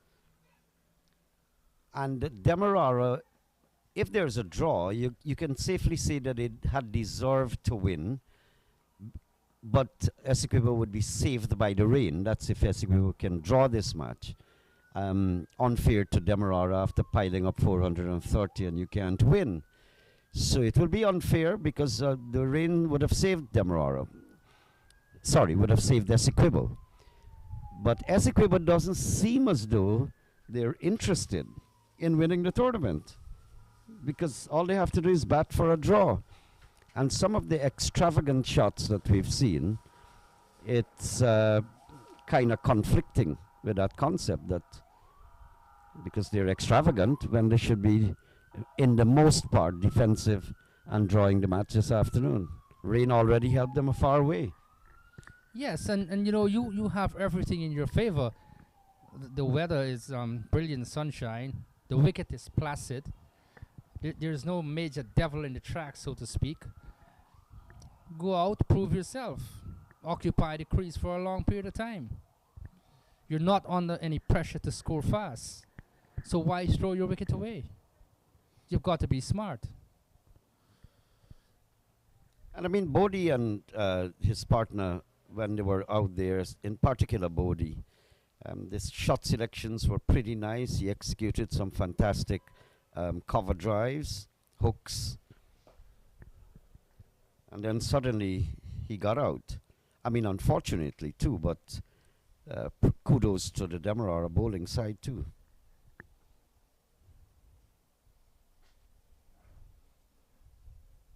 And the thing is, once you're being aggressive, you have that aggressive mindset, you will create chances.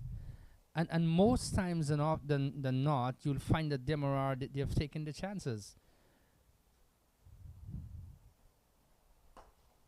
This is hit straight to mid-on, straight to Ashmead Ned, who doesn't collect cleanly.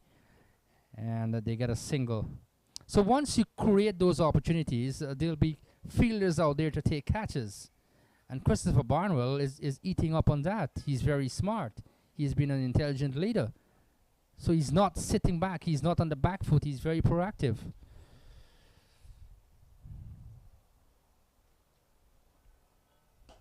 This is huge.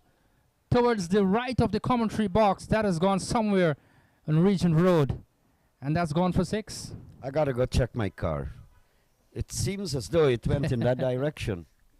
That's why I didn't park your name. Yes, and these batters would go, once it's serve up, they will go for the shots. 6 more, 77 for the loss of 2. Hubbard has 27. He has come out in an aggressive manner of 16 balls only.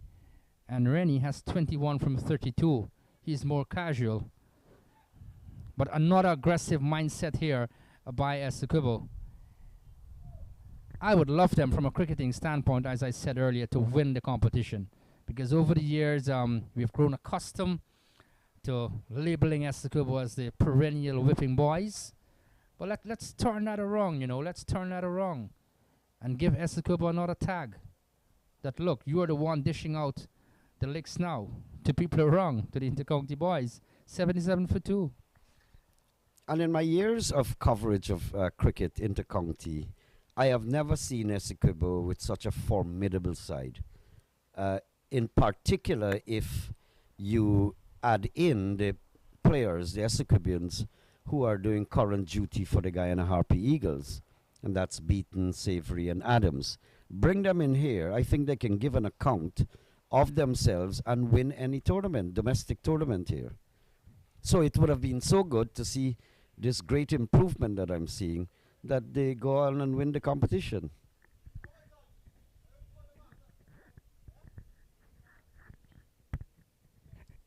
And it's only good for our cricket too, because we want that evenness. We just don't want Georgetown to dominate, Berbice to dominate. We want Essequibo to be on par with them. This is Ariel, down to backward point. He takes a catch. That's Sachin Singh. My word. He was going sweetly. And looked for the drive. Got it to the outer part of the bat. He goes back to the pavilion. That's Hubbard. And my word. Another wicket goes down for Essequibo. 77 for the loss of 3. We just talked about it, Naeem.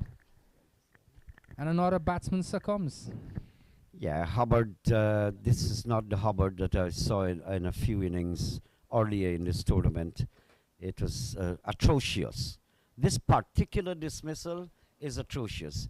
Some of the dismissals I've seen were to good deliveries. This was one pitched up, but outside the off stump. He went after it. It was wide of the off stump, and he simply slashed and caught by Sachin Singh. And so Essequibo, absolutely in a confusing theory or concept here. I don't know what is the concept.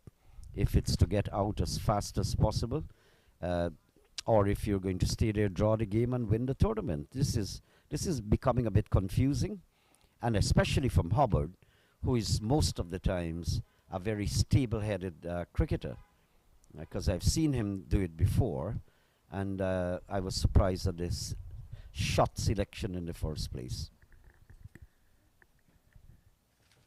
So the batter is going down. Avinash Prasad, he was first to go, was caught a second slip off hemorrhage. He didn't score. It was 10 for 1. Then Kevon Bodie, the captain, was caught a slip off Lucknow for 29, 47 for 2. Then moments ago, Malcolm Hubbard, who we thought that would have been able to stay there for a pretty long time, was caught at point by Sachin Singh of Akshaya Prasad for 27, 77 for 3. Well, my word, that's Samson. That ball came back into him. How on earth did he take that out? 77 for 3. Well, how Samson was batting in the first innings and shaping up already in the second innings, I'm thinking he possibly has a date with Delilah and he wants to get there on time.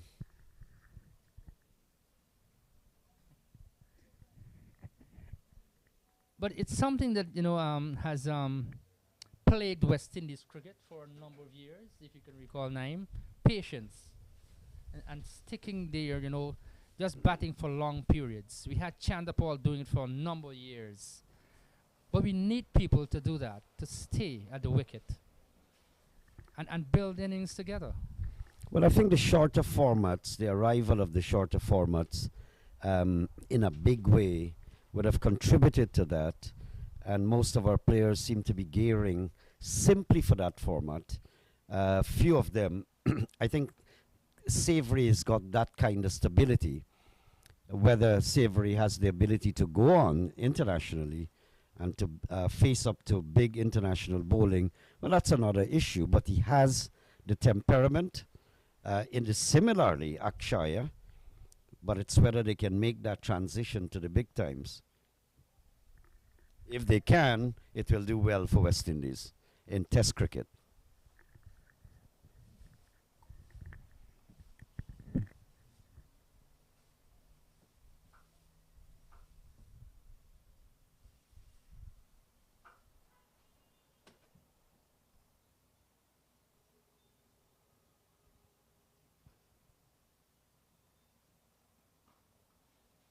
This is cut away down to backward point. That's Rennie. He gets a single. There was one particular practice session that I went to, a formidable club in Guyana, and the youngsters were practicing, and I saw them hitting the ball over the infield, aerial all the time. And I said to a few of them, I said, look, this is not the way you practice. Hit the ball on the floor, on the carpet. Play strokes rather than going over the top. The next day when I turned up at a practice session, there was a total change.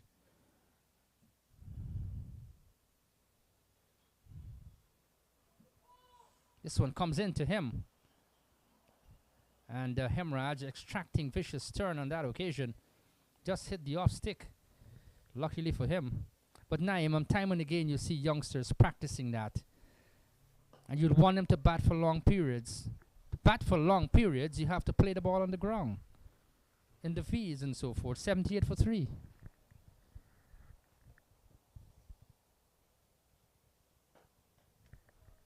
Finds the gap here, straight past point. That's Lucknow is giving chase. We'll pull it back, inside the boundary, and they get 2 more.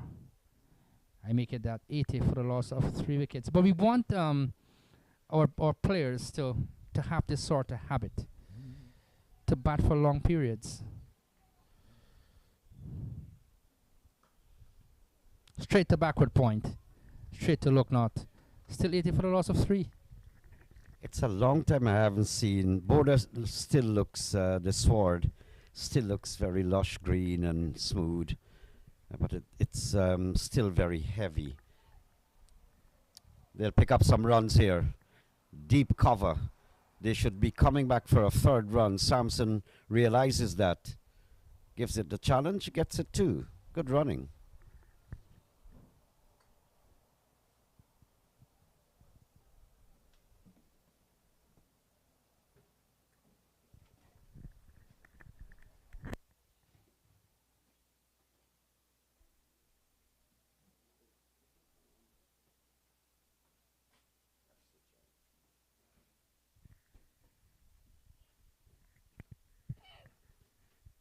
So I want the audience out there not to get us wrong by any chance. We're not in any way condemning T20 cricket and the shorter version or the shortest version now that we have. What we're saying is that you've got to adapt, and that's the important thing. How do we play red ball cricket and how do we play white ball cricket? You know, there are differences that adjustments that we have to make to suit that kind of a game. 83 for a loss of 3. I welcome back Mikuwanya.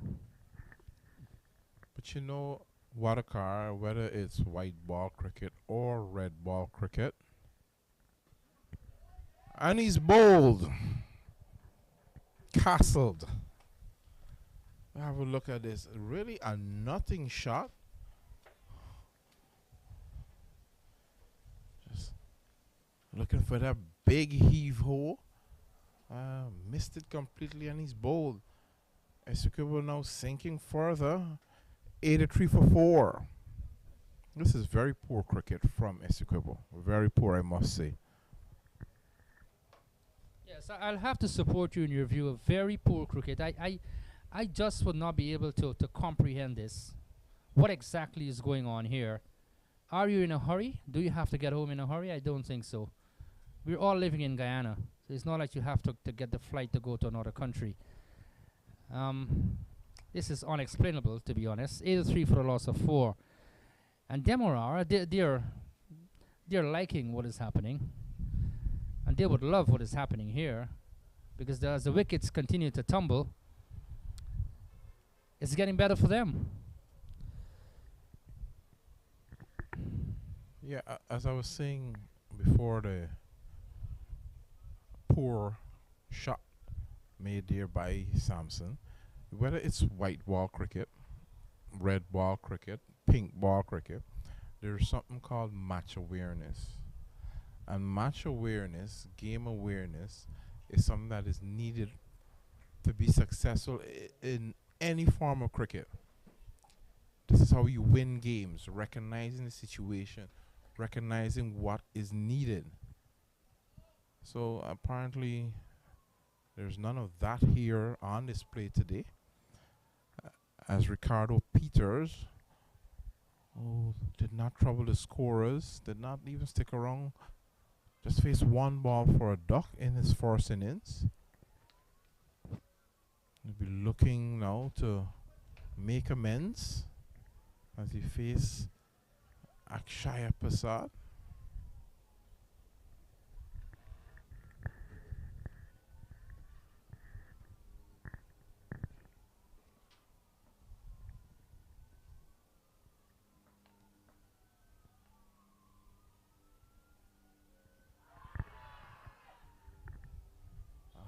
Loud shout. He would have been very nervous there.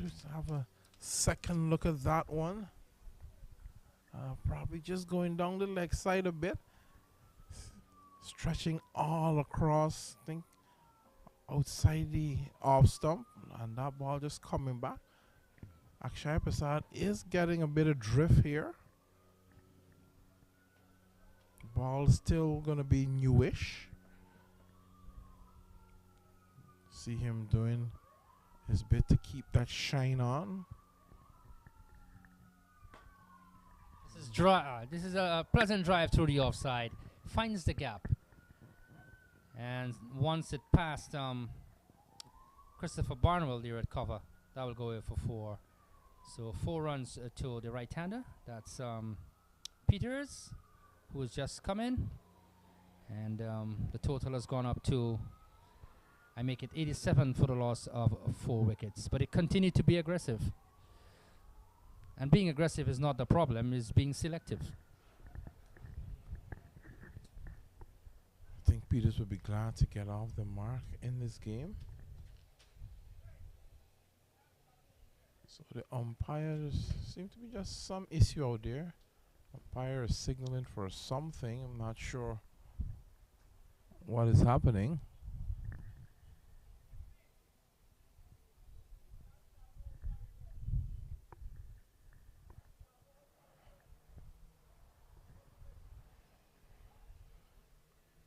There's a bit of standing around, just waiting.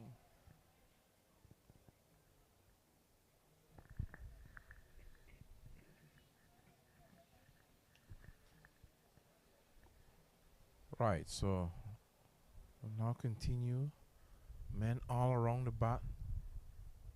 Short leg, silly point. Man, it slipped.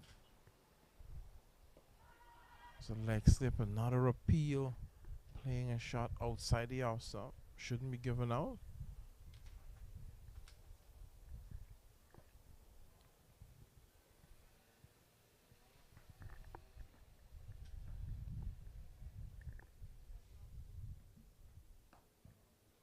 This is hit away, down pass, backward square, and that will go into the boundary for 4, which is vacant. That was nothing more than a flick by Peters, and he goes up to 4. Will push his personal tally to 8. 91 for 4. He took that one off the stumps. I think he want to be just a bit more careful with that sweep shot. He's new to the crease, just trying to get his eye in and looking for that sweep. You know, if he misses any one of these shots, it could be trouble.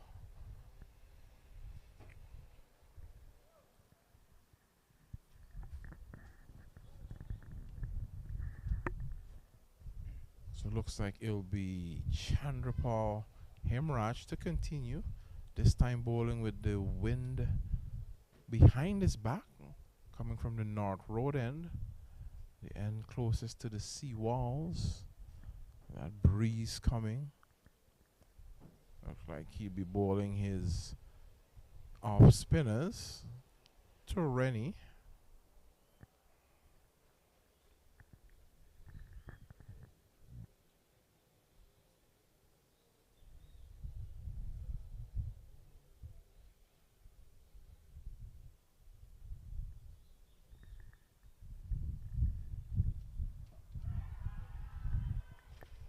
Loud appeal. Umpire saying not out.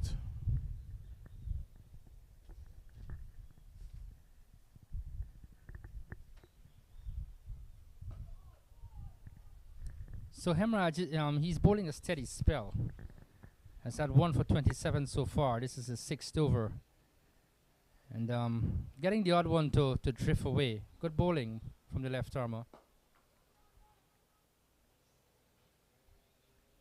Didn't do anything with the bat, but I guess he'll make it up with the ball.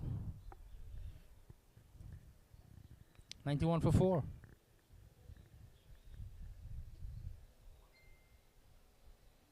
This is an attempted sweep. Misses, not taken cleanly by the keeper. Total remains on 91 for 4. Very quiet period now here at Border, as Demerara continue to put the pressure on Essequibo.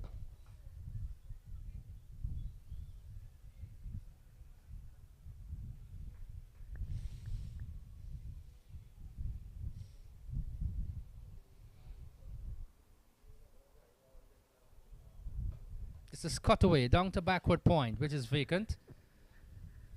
That's Luke Knott who's giving chase from point, and will retrieve now, and they get 2 more runs. So 2 more to Rennie. He goes up to 24, and the total will go up to 93 for the loss of 4.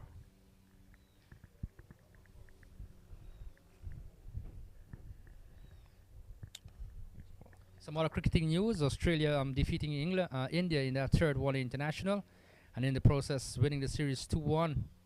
So kudos to Australia. Going to, not many teams can go to India, Mikowanya, and beat India. I know they have won the Test series, but Australia taking the one-day series 2-1. Yeah, Australia, one of my favorite teams in world cricket. Huge Steve Smith fan. I think he's absolutely tremendous with the bat and in the field. Once again, in the leadership of Australia.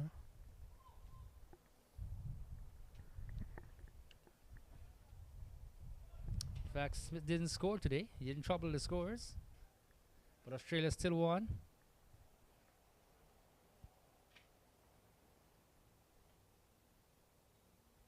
This is driven pleasantly through the offside field. And that will roll into the boundary for 4. That had power written all over it from the time it left the bat. Exquisite. Well-timed shot. And just the placement was so precise. Beating Barnwell at an extra cover position. So now we see the man dropping back. Coming out of the silly point area.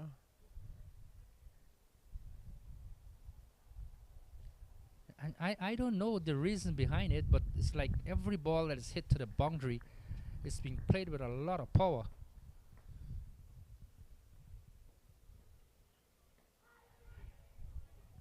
This turns away from the right hander, but he gets the edge and will get at least 2 runs as the ball goes down to third man. Singh cleans up. 2 more to Rennie. Is that the 100? The 100 has come up. In fact, it's 99? 99 for the loss of 4 wickets.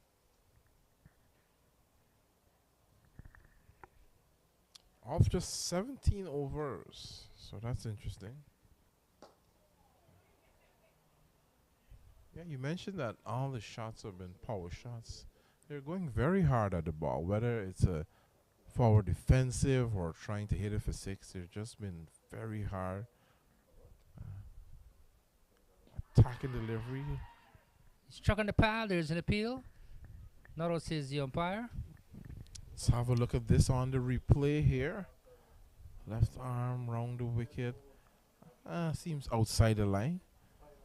So excellent decision there by umpire Moses Ramphal from Barbies.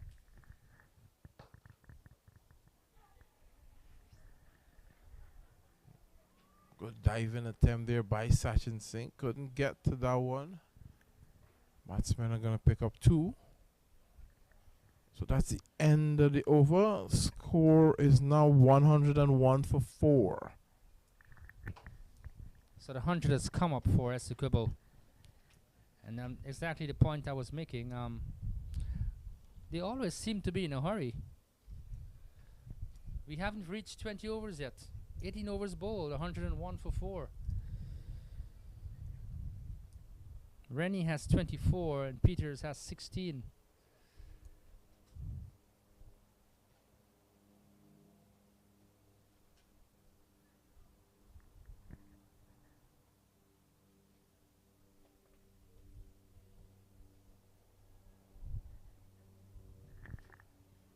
So Hemraj to continue, bowling to Rennie.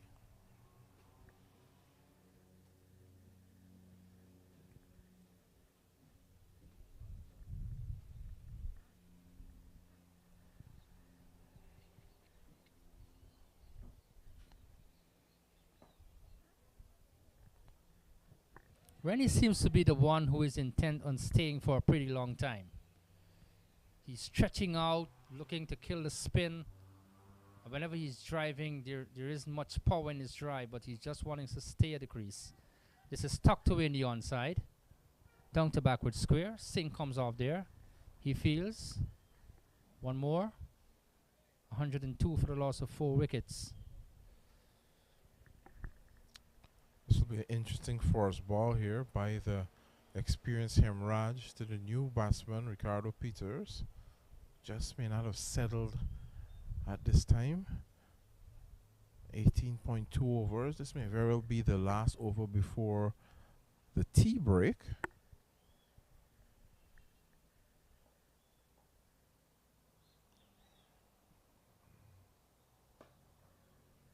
He's driving only to cover, no run.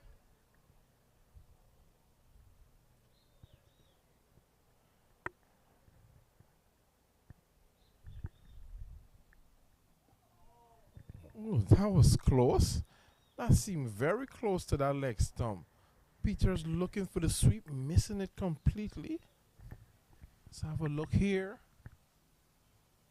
Oh, I was very close to the leg stump.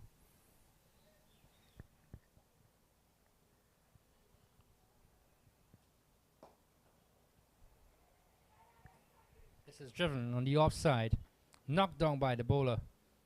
That's Hemorrhage, and they get a single. So one more to Essequibo, 103 for 4. Rennie has 25, Peters has 17. They still trail by 152 runs, which is pretty far away from here.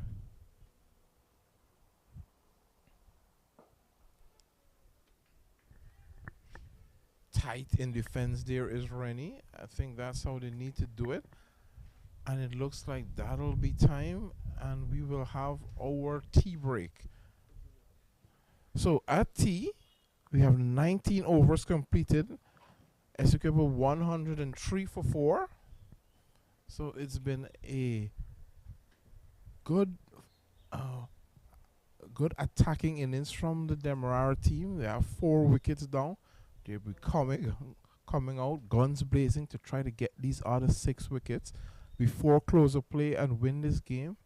You all know Christopher Barnwell, he's going to strategize and come out to be very aggressive, but their aggression is being met with even more aggression by the batting side, who should probably be looking to save the game at this point. So lots to look forward to, lots to anticipate in the next session.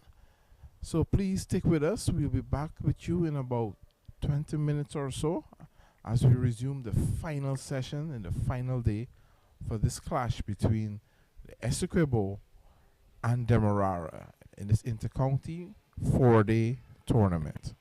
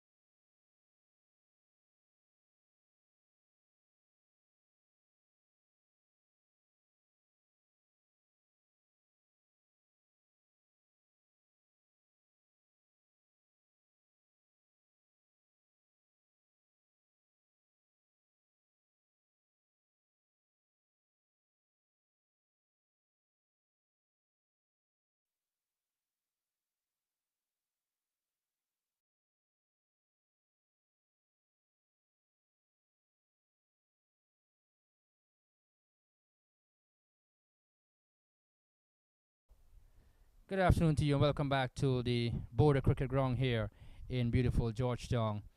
I greet you with wonderful news again that the sun is out in all its glory and the players are making themselves comfortable as it feels home away from home. So at T, Essequibo batting a second time, 103 for the loss of 4 wickets. Peters on 17 and Rennie on 25. They trail by 152 and the players are now back out in the middle and they are about to resume the final session of this very important fixture between Essequibo and Demerara. As you recall, the first innings Demerara got 430 and then Essequibo, they were skittled out for 175, giving Demerara a lead of 255. Well, Demerara enforced the follow-on, and so far they've been able to pick up 4 valuable wickets. Prasad, he didn't score. Booty 29, Hobart 27, and Sampson getting 5. At the wicket, as I said, are Peters and Rini on 17 and 25 respectively.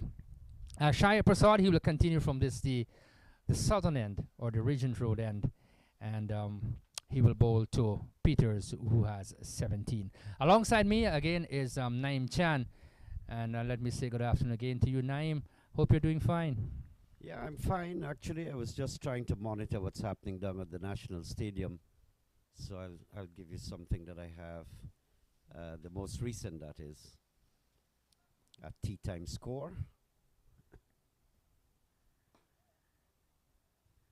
First ball after tea, pushed out into the onside.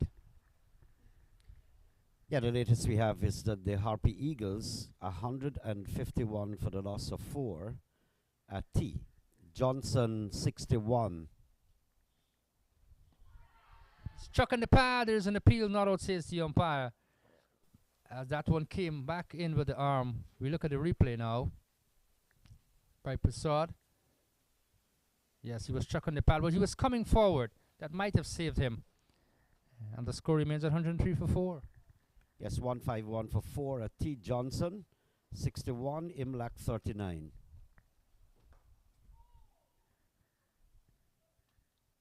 Well, that brings back the conversation that I think Miko Wanya started. If the Guyana selectors feel that Imlak, for example, if they feel sure that he's going to remain in the Guyana team, there's no possibility of him being dropped right now. Well, maybe that's the guy to, for you to train, and hopefully he can go on to West Indies. That one crept very low, and luckily for Peters, he got it out, but he was on the back foot. And in the last moment, got it down to backward square. And I'm happy for Leon Johnson as well. Farewell tournament at his home ground. He's got one more game to go against the Leeward Islands. So a very impressive year for Leon Johnson, as it has been for most of the years that he has been the captain. This is a drive. He was coming out to reach it, full stretch. Can't pierce the offside field. Yes, Johnson has had a very glittering career in terms of leadership, at least for Guyana. And I'm happy to know that if he gets 100 here, Naeem, that's going to be the icing on the cake, so to speak. Hopefully he gets it. Yes, end of the over, 104 for 4. And he seems set again to go for another title in 2023. Yes, without doubt, he has been an exemplary leader of men at the national level, and we must congratulate him. And I guess the GCB will say a big thank you to him when he's about to leave or complete this tournament. But he has led Guyana well. And it's going to be interesting to see who they'll throw the reins over to. I know you have mentioned a few names, but we're only suggesting. But like I said earlier, whoever that candidate is, I want that person to be established in the team and to go a far way. And like you said, Naim, does that person have the potential to go on to play for the West Indies? Those are some of the credentials we're looking at. Yes, it mustn't be a cul-de-sac situation. And they must have age on their side. As Mikowanya was pointing out, it's someone you can take to groom, but it's finding that right candidate. So Singh gets his first bowl and bowls outside the off stump, which is pushed out into the offside there by Peters. The score remains at 104 for 4.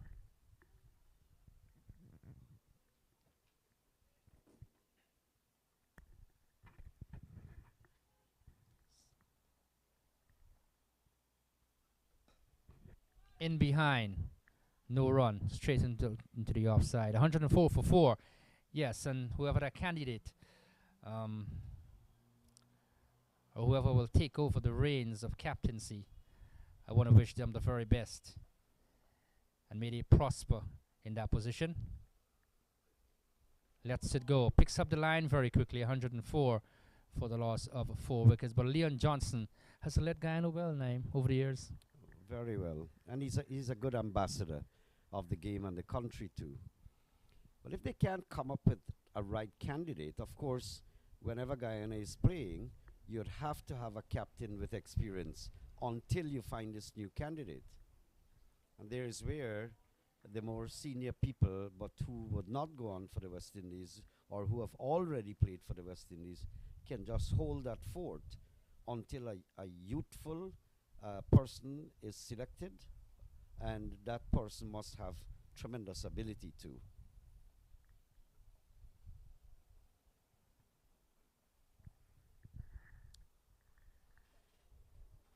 And this is just my opinion again, my humble opinion, my suggestion.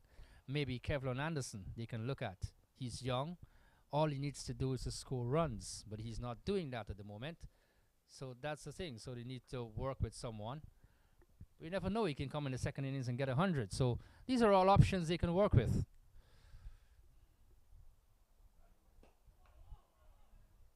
Well, I guess they'd have a list of ingredients that they're looking for. Age on your side, potential. Are you a good ambassador of the game? You know, all sorts of your conduct and everything. And of course, do you have the potential? We don't want a captain for a captain's sake. The potential must be there to go on and serve West Indies too, and quite possibly to get into the captaincy of the West Indies team.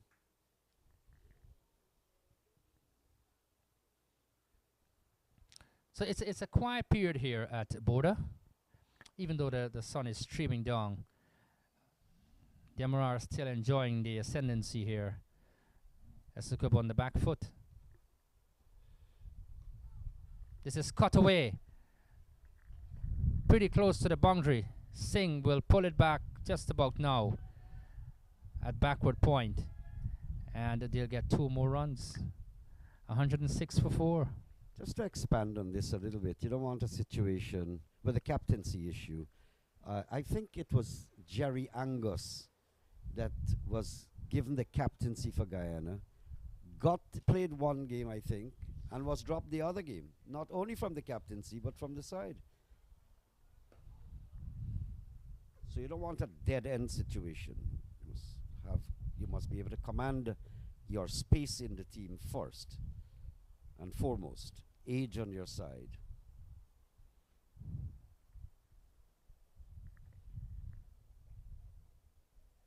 If you cannot do that, if you don't have a good candidate, well then a senior person must help to hold the reins until you can groom.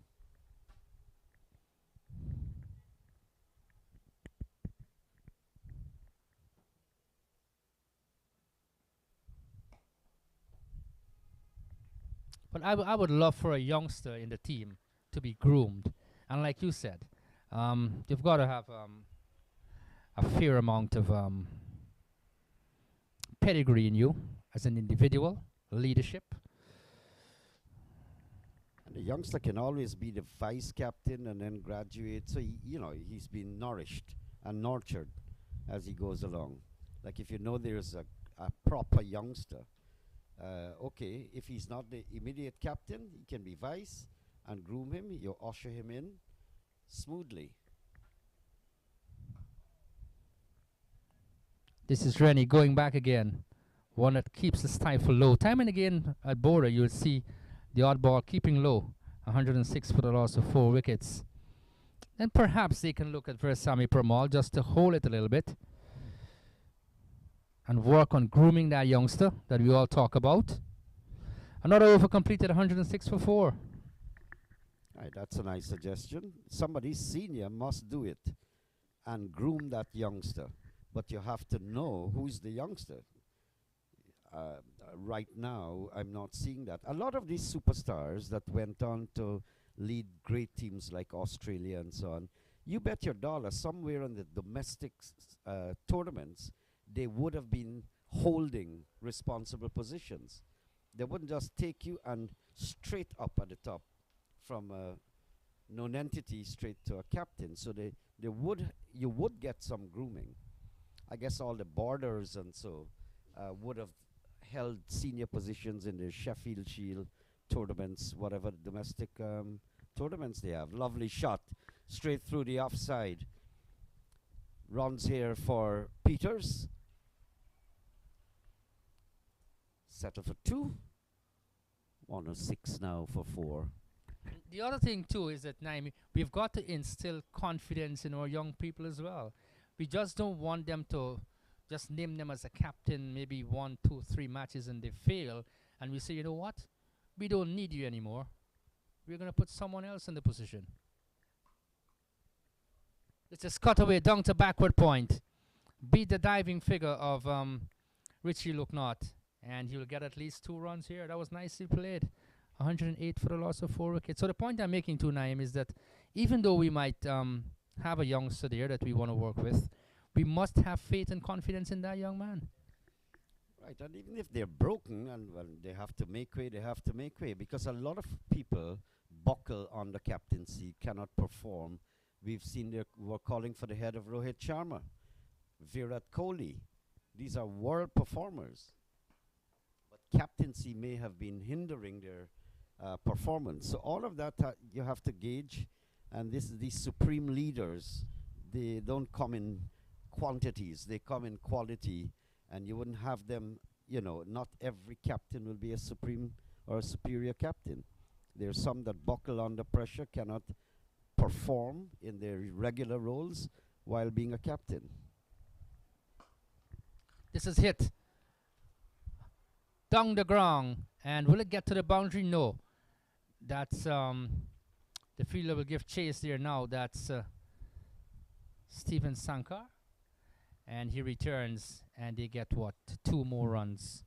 112 for the loss of 4 wickets. Time and again, you see this in the Essequibo players' technique. They don't have the patience. What's wrong with playing out 6 deliveries? No one is going to lock you up for that. Patience, you must have these little credentials to build an innings. Discipline. 112 for 4.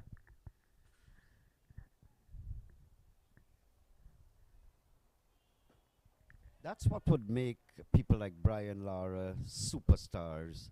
Shiv, Sachin Tendulkar. They just can adapt to the situation and they can hold up shop, close up shop. They can be aggressive. They can do anything. So these superstars, as I said, they do not come in quantities. They come in qualities. And not everyone can achieve that. End of the over. 112 for 4. But I guess we can go on and on and on and on the captaincy thing. And as I said though earlier, whoever they choose, let it be a young person. That's my suggestion. And as you said, Naim, the person must have some credentials that, look, this is one, in future you're going to go on to represent the West Indies and maybe captain the West Indies team. This is aerial, over cover. And we'll go pretty close to the boundary. Does it get into the boundary? Yes, it does. So 4 more to Rennie. And he is getting aggressive too.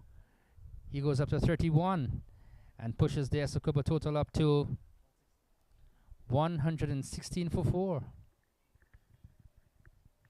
So Barnwell, he's got to have his tails up.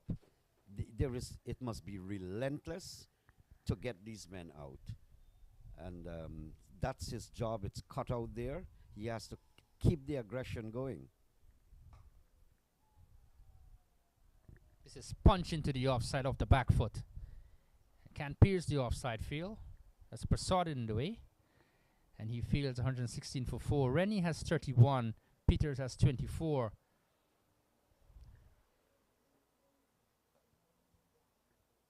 It seems as though he loves the cut shot. Most times than not, he will go on the back foot looking for the cut or square of the wicket. He's 31. This is down the ground. This will come just under our microphones here for 4. And that was pitched up into the drive very quickly. Gets another boundary. He goes up to 35, 120 for 4. Good shot. Rennie is looking very organized. His shot selections have been quite okay. Sometimes I get a little bit scared with the amount of chopping. There's a slip standing by. It can work out dangerous, especially when it's not short enough. The last shot he tried to do that, it was not necessarily a very short ball, and that can make you enter into the danger zone. But other than that, it has been quite an organized innings. Yes, he has looked solid. I like his approach. 35 from 54. That's the way to go. He's coming forward. You must not be in a hurry. You've got time on your side. Every time a batsman defends comprehensively, compact, Barnwell must be having pains in his body. He wants you to take chances so that he can pick up wickets. And Rennie has been very particular and selective with his stroke play.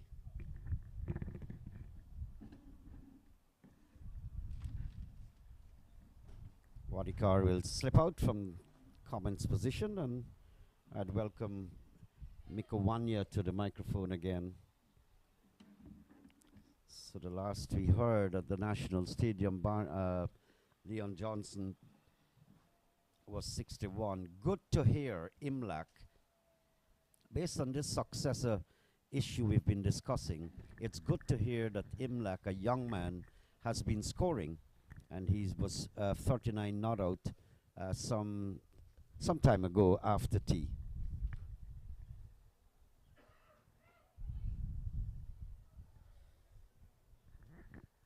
Sachin Singh continues. Ricardo Peters putting in the extra effort there to come back for that second. That ball running through the slip cordon, not carrying to the slip fielder, just skating along the ground there.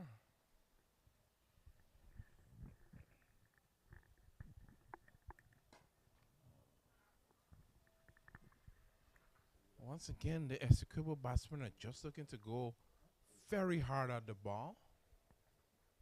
Trying to hit that one too hard, not getting any time in there. Not coming off the middle of the bat at all. Short stuff dispatched. I think he was cramped for space. It wasn't a very short ball, not short enough. So he was slightly cramped, and it made some height too. So he did not get the willow to give it the whacking that it deserved.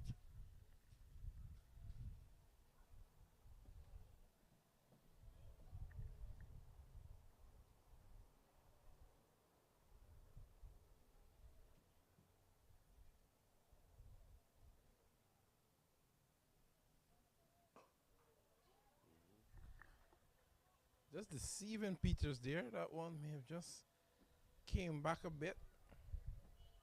I don't think it was a full Yorker length delivery, but just close enough.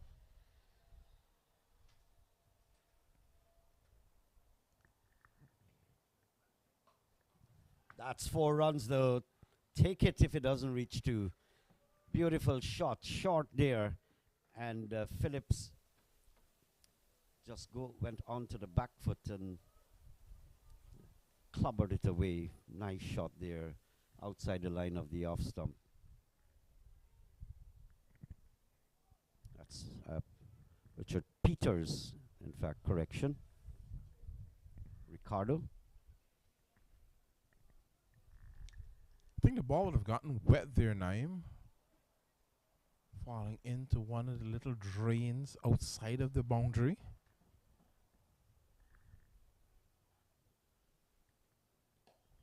Not a big one, Ariel. Will this carry? No, just inside of the ropes, but will go over the ropes for 4 runs. So a bit of aggression displayed here by Peters. And Sachin has a very raw run up to the wicket and delivery stride. There is not much elegance and rhythm, but he tried. He's been pitching up outside the off stump and then dropped short appreciably, and he was pounded away for 4 every time. So he's well, I guess what Barnwell is trying to do, Miko, is I have to get variety. There is no one bowler that is necessarily dominating at the moment, so he's flexing his muscles around. Loknath has been very, very impressive, but other than that, he's trying to switch people around, quite possibly to buy a wicket.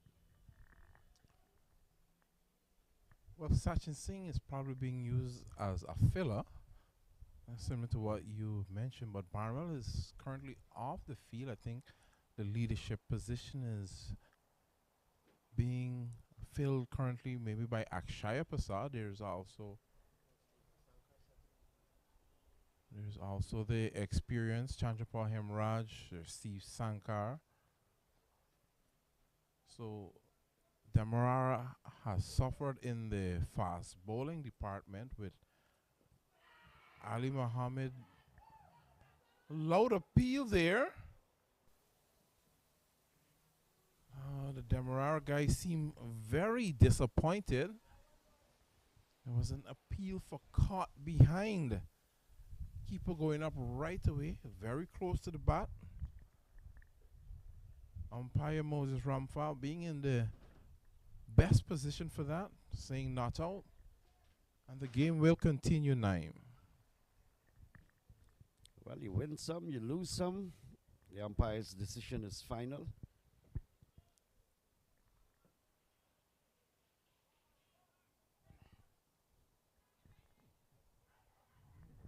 Another outside edge, this time falling short of Akshaya Prasad in the slips. It's been tremendous bowling there by Richie Loknath, troubling the batsman all day, first innings, second innings. They're having a very difficult time with him. Oh, missed that one. That looked close there. Could have been a return catch. Maybe just dropping a little bit short. Oh, he missed it. It was a cotton ball opportunity. Oh, went through the hands. Very close to Richie Loknath picking up another wicket and would have broken this partnership. Loknath has bowled very well. Unfortunate that he couldn't hold on to that. He's already picked up 5 wickets. 4 for 3 in the last innings. And they very much need to break this partnership. It's now worth 50 runs. And that was very close there. It would be disappointed.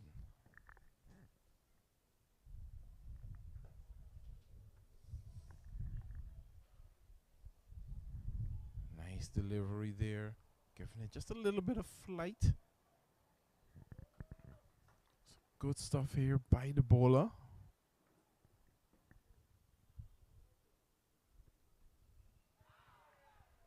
Ooh. Close again to the outside edge, but no real appeal this time.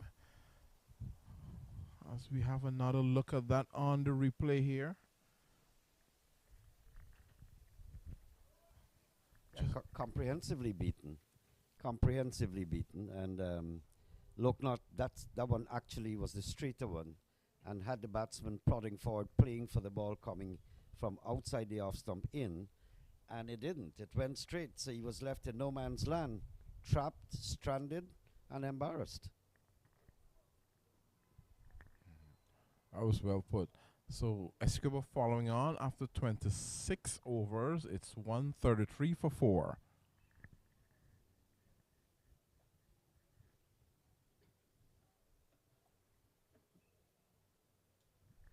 So it seems as though it's Akshaya Prasad is taking up the leadership role from Barnwell, who is off the field for whatever reason. He's going to bring Steve Sankar back into the attack, the leg spinner. I think Steve Sankar should have been on even before Sachin Singh would have been given the ball.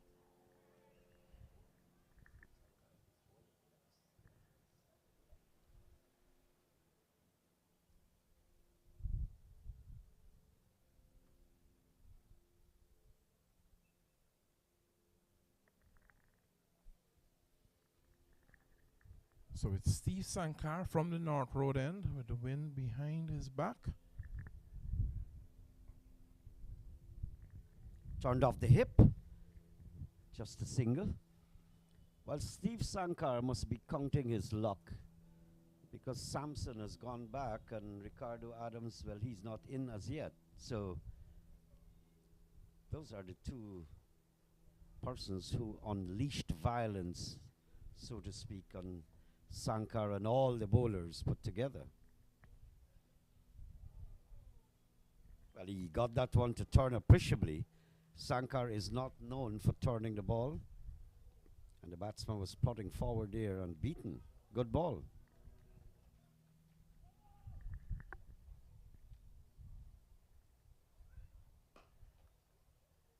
Down the ground.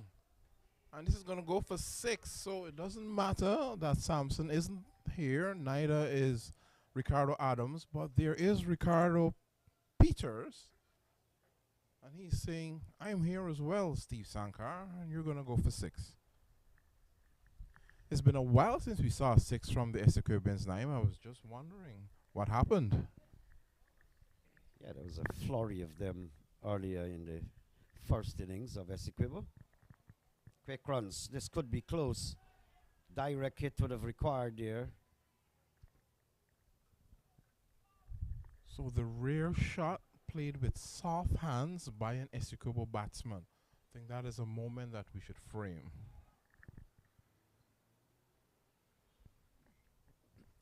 As I said, that Rennie is very organized. Something about him. Kind of disorganized there.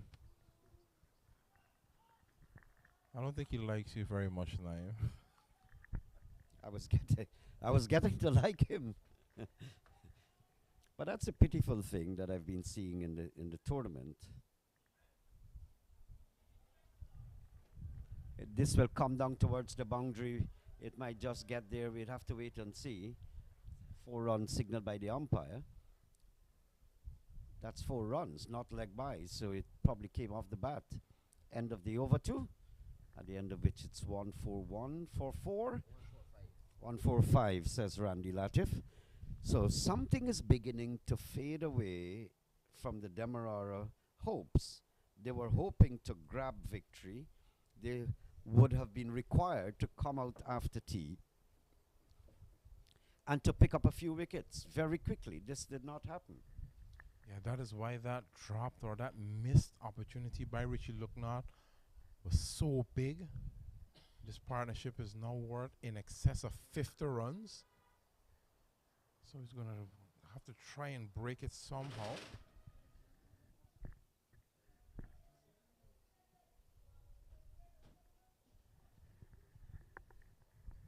And it seems to me, Miko, that after the tea interval, the attitude has been markedly different. compared to when they were in the first innings. They have played a little more responsible. Yeah, it definitely would seem that way. And I'm wondering if this is somewhat tied in to the reason why we're probably not seeing Ricardo Adams. Because for me, he's the best batsman in the team, or at least the second best. And he probably should have been in by now with 4 wickets down. You know, him coming at maybe number 7 or 8 seems pretty much lower down the order than a batsman of his standard. But I think I don't know if they're probably calculating if there is an emergency, at least we have a good batsman to shut up shop and try and save the game. But appreciably, what I'm noticing is that Loknath is getting this ball to turn more than any other spinner who has played in this game. He's getting it appreciably to turn. He's bowled extremely well, no doubt about that. When I say turn appreciably, it's like almost not turning. It's not a Lance Gibbs turn or a Shane Warne turn, but in comparison, relatively, he's the biggest turner of the ball I've seen so far.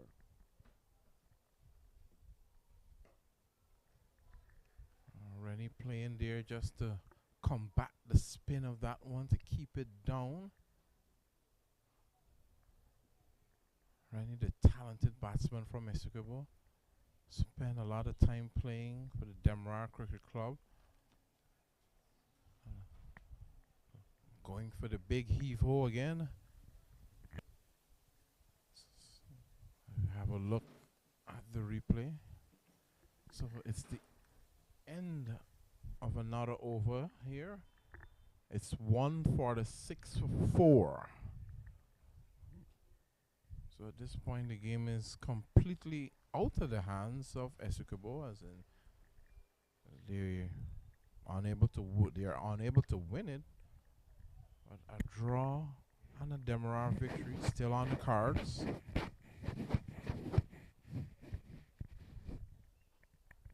So Naim Chan has taken a little break from the commentary box, and we welcome back Wadakar. Good afternoon to you, Mikwanya. Good afternoon to followers on live stream again. Yes, the action continues to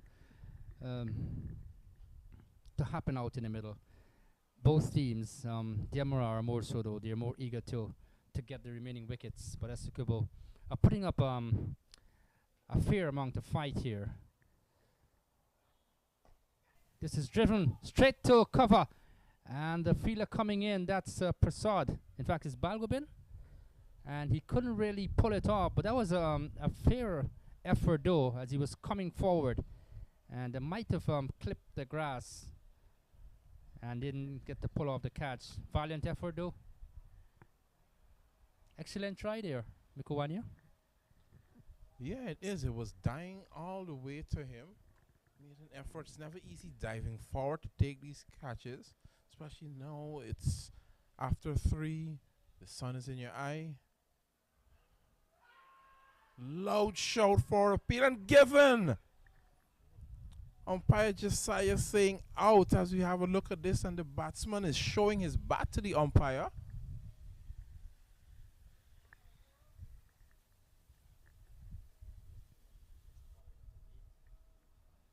Right, so batsman is saying that he hit that with his bat. Umpire saying, I don't think so, and you're out. So Ricardo Peters goes for the 4 runs, and the score is now 1 for the 6 for 5. Essequibo, big wicket.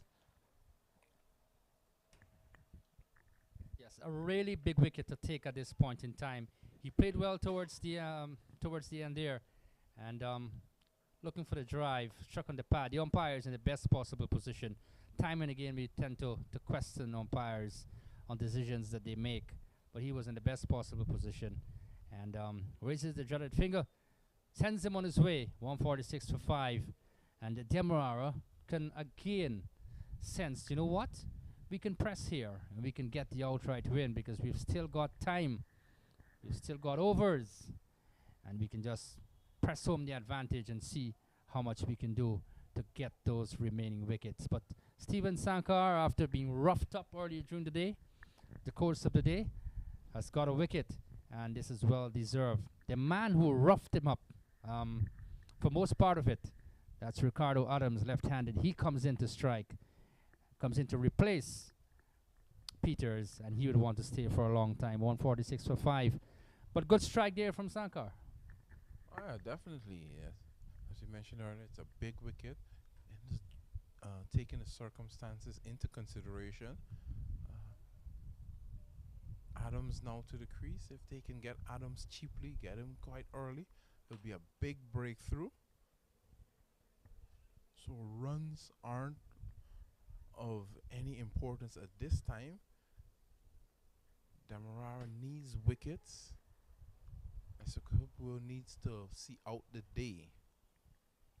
I think Demerara could even be just a bit more attacking because they really have nothing to lose at this point. So they're still trailed by 109 runs. That's Essequibo. Just in case you've just joined us. That's the position here, 146 for 5. This is turning the onside by Ricardo Adams. And the first innings, he really hit the ball around.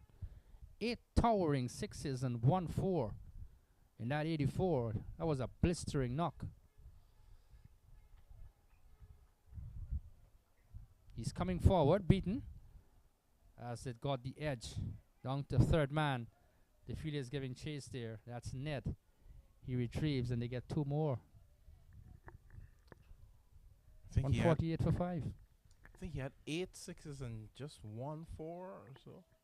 So it's very strange to see that kind of tally on the scorecard, especially if it's a 4-day game. My colleague in the commentary box calls that a statistical nightmare. So not over completed, 148 for 5. Essequibo being forced to follow on. And the struggle continues for them. We look at the scorecard. Prasad Duck, Bodhi 29, Hobart 27, Samson 5, and moments ago Peters 44. The man who I want to stay there for a long time, he's there, that's Rennie. He seems to be very patient, and he wants to stay there for a pretty long time, so let's see what will happen. But Demerara, they continue to harbor the thoughts of winning and continue picking up wickets, 149 for 5. Yeah, so just to update our listeners as well, the Ghana Harpy Eagles are 180 for 4 at the Ghana National Stadium, Providence, taking on the Jamaica Scorpions with Tevin Imlach on 46 and Skipper Leon Johnson on 87. So good going, guys. Wow. If Leon Johnson gets 100, I'm going to be really happy for him to close off this season. Of course, with a match to go, but this is his final season. That'll be very nice of him to get 100. Yeah, I think the entire Ghana cricketing fraternity will be rooting for him. Yeah, Johnson always conducted himself, always carries himself in a very respectable manner. He's well liked, well respected throughout the cricket fraternity here. So we're rooting for our skipper. And of course, he's well spoken.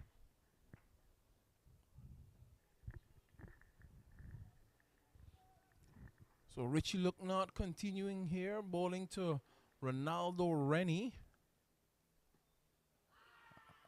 That's a bit of a strange shot there, mistake made there by Rennie. Just seemed to just be fishing at that one outside the off stump.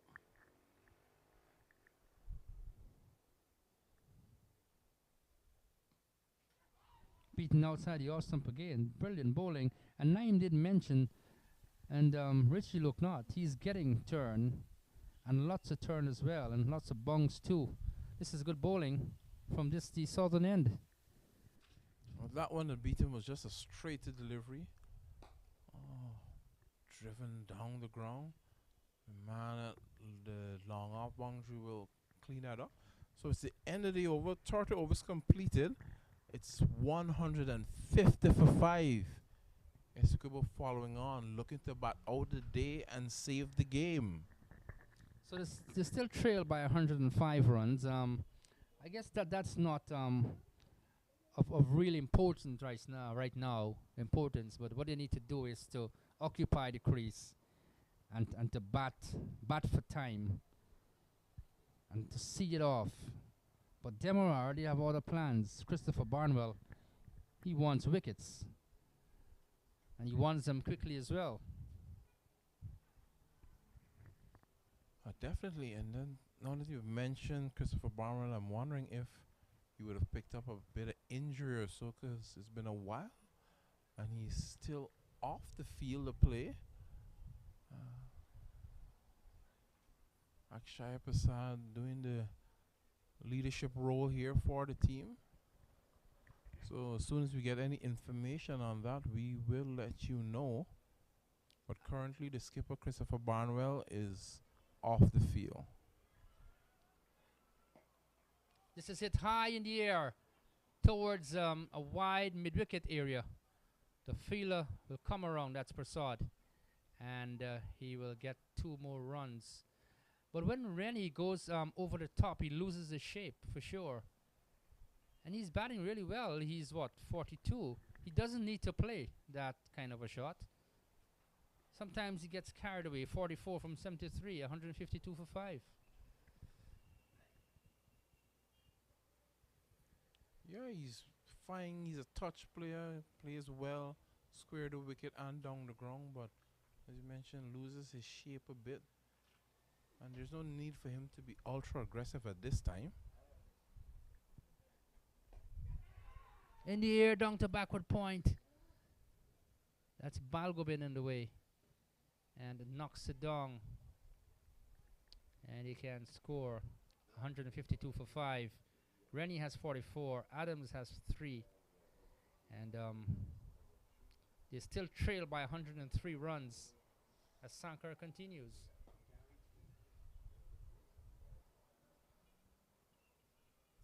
So Mikuwanya, as we come to the home stretch of this competition, I guess I'll ask you the same question too. Who are some of the young players you're impressed with? I guess you still have a long list of players that you have looked at, and you have high hopes in them. So the players in this game, of course, we're looking at one of them, Ronaldo Rennie. There's Perez, who would have played well. I think Akshay Prasad made a beautiful 100. You know, the whole circumstances surrounding that innings, you know, the pressure that he was under. It's nice to see the young man come into form, playing some really nice cricketing shots, getting to his 100. The man with the ball in his hand, number 8, Richie Lucknow himself. I mean, it's truly inspiring watching someone like Richie Lucknow, because I've known him since he was playing developmental cricket, junior days, and to see how he has matured now, a mainstay in the inter-county team representing Demerara. That is no easy task. There's so many players around, and for you to be selected to represent your county it's a privilege, it's an honor, and it's no light thing. So these are just some of the players that I'm impressed with.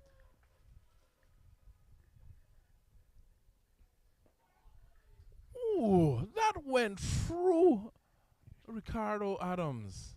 I'm not sure what happened there, but we'll have a look here at the replay watercar. What happened?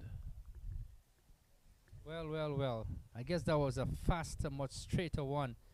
And how on earth did that not hit the off stump? My word. This is really good bowling here from Lucknow, which is not spinning. He's going faster on. He's getting the straighter ball. And he's causing lots of trouble here for the Essequibo batters. But this has really been a fine spell. I can tell you, if there was a wicket at that ball, Demerara would have been through the roof.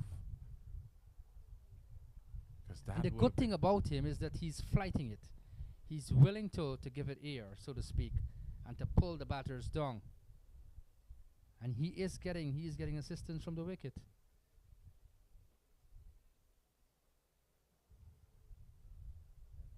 So forget the idea when people say, you know what, border is just a batting track. Bowlers can take wickets too. You just have to put in that effort. Well, it may have just worked against the Essequibo batsmen because they are just going at it as we used to say 9 knots an hour, a very rapid rate, and maybe just driven. A bit of recklessness would have creeped into their innings. On the offside, straight to long off, gets another single. Good rotation in the strike. 153 for 5.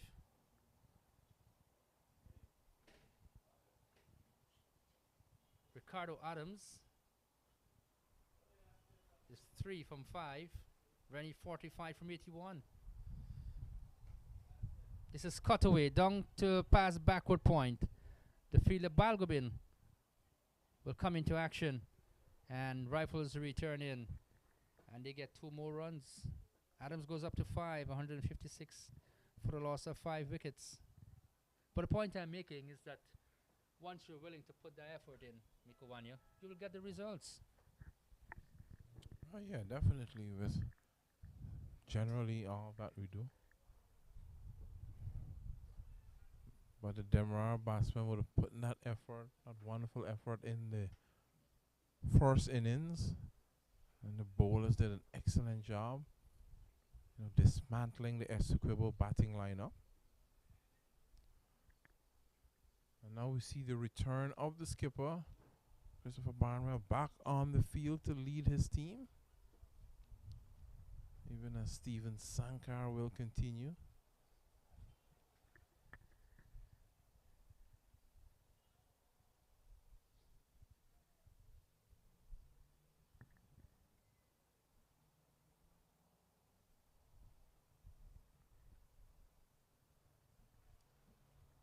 So just a quiet period now as Essequibo look to bat out the remainder of the day, and Demerara looking to get wickets and get them quickly.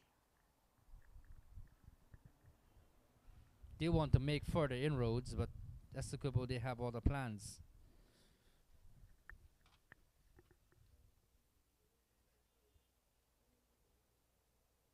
Rennie has stayed there for a pretty long time, and I really like this innings.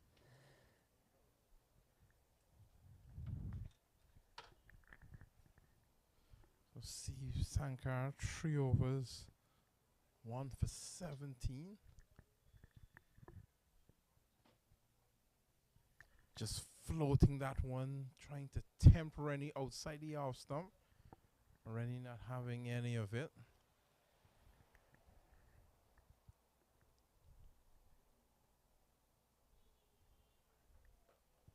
This is pulled away, down pass, backward square, no fielders there as the ball will go into the boundary for 4. So 4 more to Rennie. That will push him up to 49. Well gathered runs, I can tell you that for sure. And Essequibo have gone up to 160 for 5.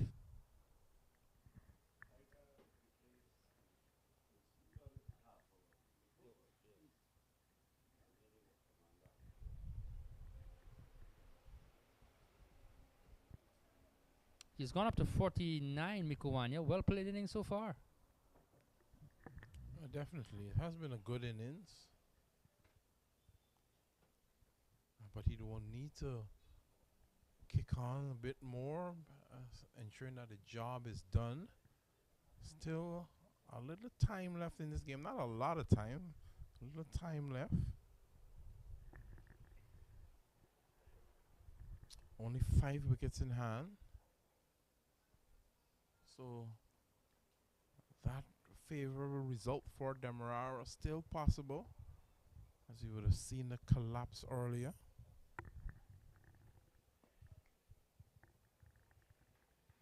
And if Rennie had scored half of that amount of runs that he scored here, I would have been happy, nevertheless. All I want to see is occupation of the crease.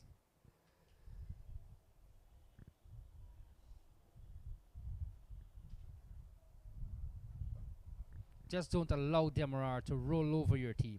Show some fight, show some courage, and the will to win.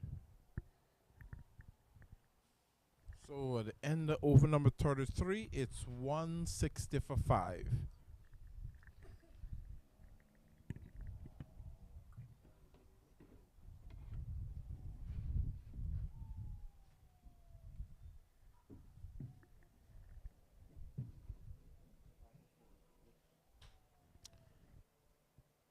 So number 8, Richie Looknot, will continue.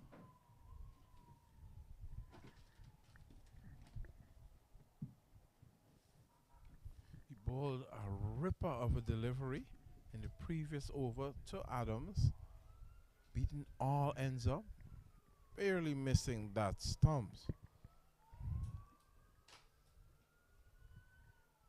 Adams cutting this one away, picking up that quick single, getting off strike.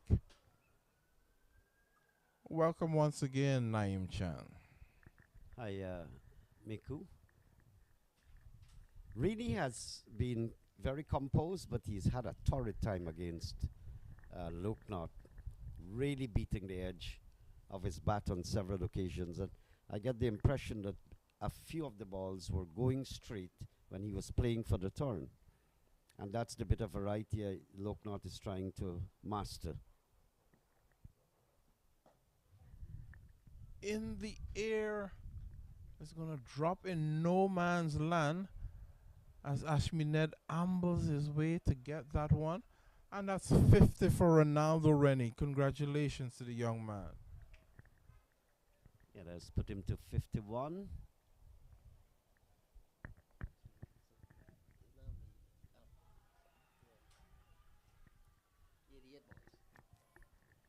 I'm told by Randy Latif it's 81 balls, 88 balls. Good controlled knock, lots of patience, and he struggled. He struggled on occasions, and then he played some good shots on occasion. Appeal, I can't see that being out. He was stretching forward, looking to sweep, but the umpire gave him out. Yeah? Unless it was a straighter ball. I have an umpire sitting next to me, but he was down the pitch practically, stretching and sweeping. What do you make of this? So we'll have a look at that on the...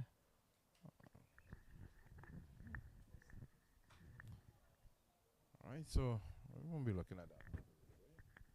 So the score is now 163 for 6. As Rennie, who just got to his milestone, is now out LBW. So the decision upheld by umpire Moses Ramphal. And as I say, that's all she wrote on his innings. It was a good knock, nevertheless. The umpire is in the best position, and another setback. So the picture is beginning to form. We've got like an hour and 15 minutes, close to that, play remaining for the 5 o'clock cutoff period. And it is looking as though it's taking shape for the Demerara side to have a victory in this game.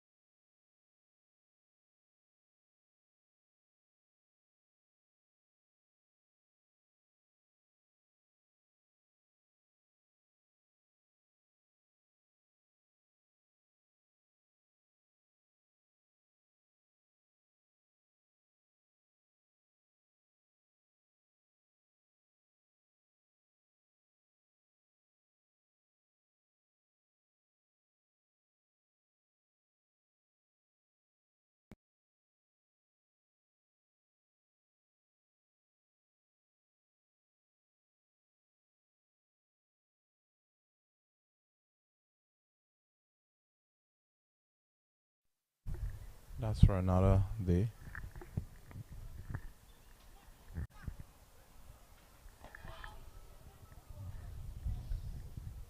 Wasim Mohammed, who didn't look very comfortable in the first innings, he's back to give that kind of support to Adams.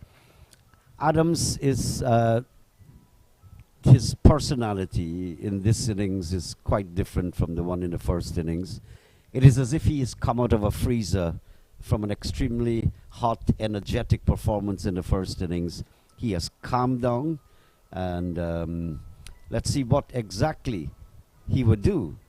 He knows what mission it is, but let's see how he responds to it. I think the skipper Barnwell has some idea of what he plans to do to Steve Sankar with the field being set as it is. There's a man at long on, long off, deep mid wicket.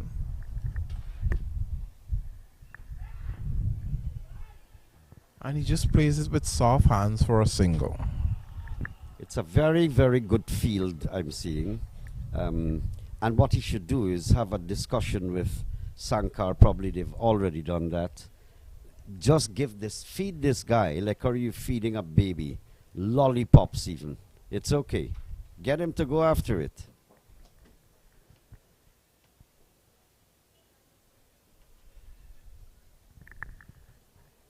He's going to come around the wicket to the new batsman, changing his line of attack, which is interesting.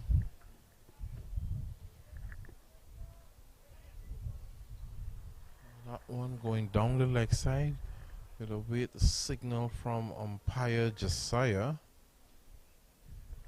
And it's byes. Missed again by the keeper. The keeper here has missed quite a few.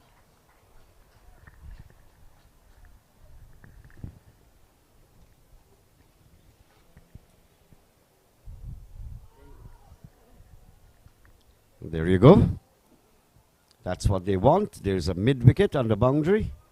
Good field Barnwell. Long on, long off. And the leg spinner coming into the left-handed batsman. Mid wicket should be fully prepared. My goodness, Naim Chan, that was straight out of the T20 manual. Looking for the reverse sweep at this stage of the match. That is mind-boggling stuff. This is amazing. I simply can't understand that. You may as well just go. Give it away. Just go. I want to see some sixes, sir. I need some entertainment. My entertainment allowance has expired, and you have come and treat the brother.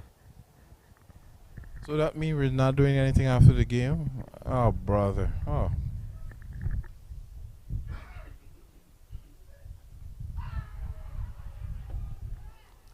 This guy was sweeping down the leg side, and it's a right arm, of course, leg spinner.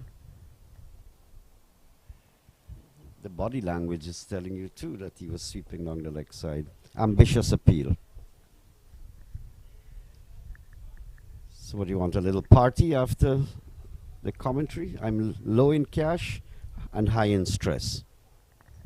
Well, you mentioned that the entertainment allowance has expired, so I'm not going to tax you any further. There's some nice hard water. H2O. H2O. H2O cocktails and just talk about life.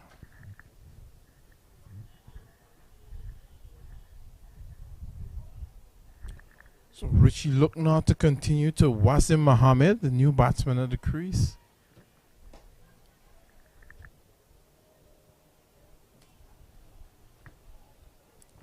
It will be interesting to read Loknath's bowling figures, which we hope to get coming down to the end.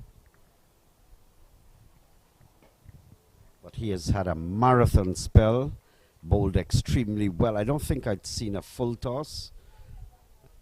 They have practically all been on target. Good stuff from Loknath.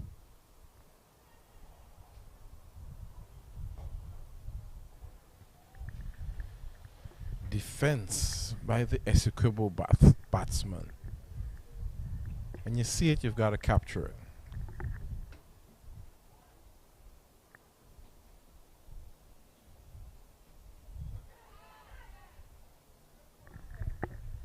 Stifle appeal.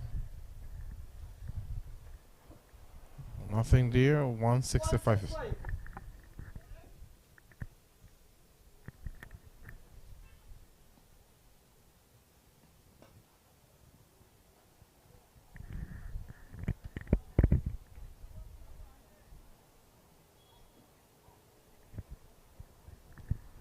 So it's getting down to crunch time.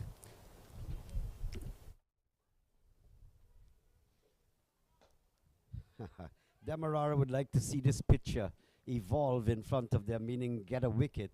It went close to that a short while ago, just over the head of mid-off. Quite fortunate they did not make the connection.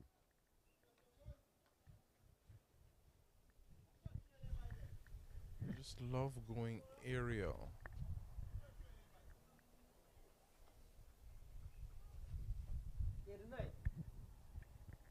This is probably a strategic timeout. H2O syndrome. But his pitch has held up Mako from the first innings. Well, not a lot of cricketers played on it, just the first day full, and then up to 10 minutes to lunchtime on the second day. Rain took over its course, had the final say until this morning. But I'm not seeing anything extremely funny from this pitch. No, not at all. It's been quite a bit of a feather bed. The batsmen have been free to play their shots. But of course, within reason, I think Essequibo just played too many shots. And that was their downfall. So we've got, it's now 4 o'clock. We've got about 1 hour playing time remaining to see if Demerara can pick up these 4 wickets. If you were a betting man, Naima would have asked you where your money was, but you told me already that the entire entertainment allowance has been spent, so I would not ask you that question. My landlord asked me that. He said rent, I said spent. He got the message. You can probably tell him you'll probably just double up in the next month. But I'm not seeing, is there a what? Well, of course, now we don't see water cards, but it's just a strategic timeout, perhaps, a little rest, have a little consultation. But they're getting back to the center of play. And if you don't know what's happening here, it's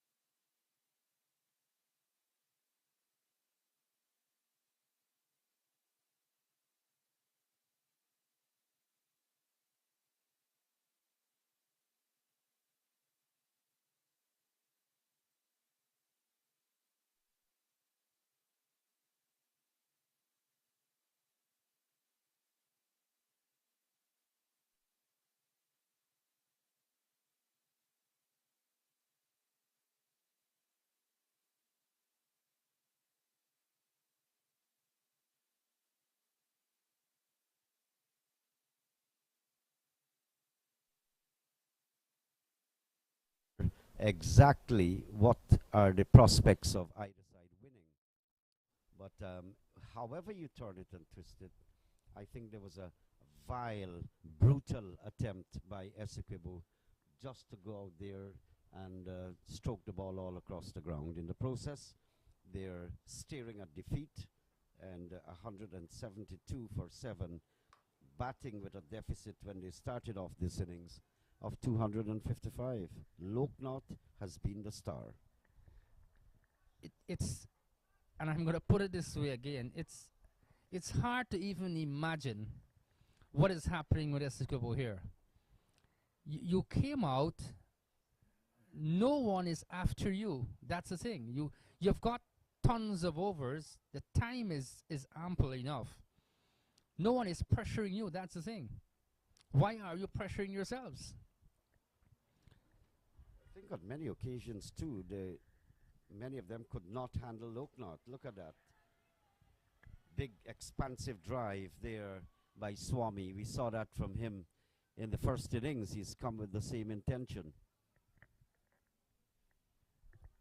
So, in a nutshell, I'm really disappointed. Whether Demerara will go on to win this game or it teams out to be a draw, I'm going to be really disappointed. This is down the ground. This is aerial, just over the head of Perez. And he'll get 2 more runs. Not in total control again. And they get 2 more. So my take is, you've got time. Point taken, you're facing a deficit, but no one is rushing you. Stay at the crease. Build an innings. Build partnerships. I know it's going to be tough, but you can stay out there. Another over completed, 175 for 7. It spells a lot of trouble here for Essequibo, Naim. Lots of trouble. Loknath has picked up 4 for 3 in the first innings. He's already chalked up a further 2 for a miserly figure. I'm not sure what that figure is at the moment.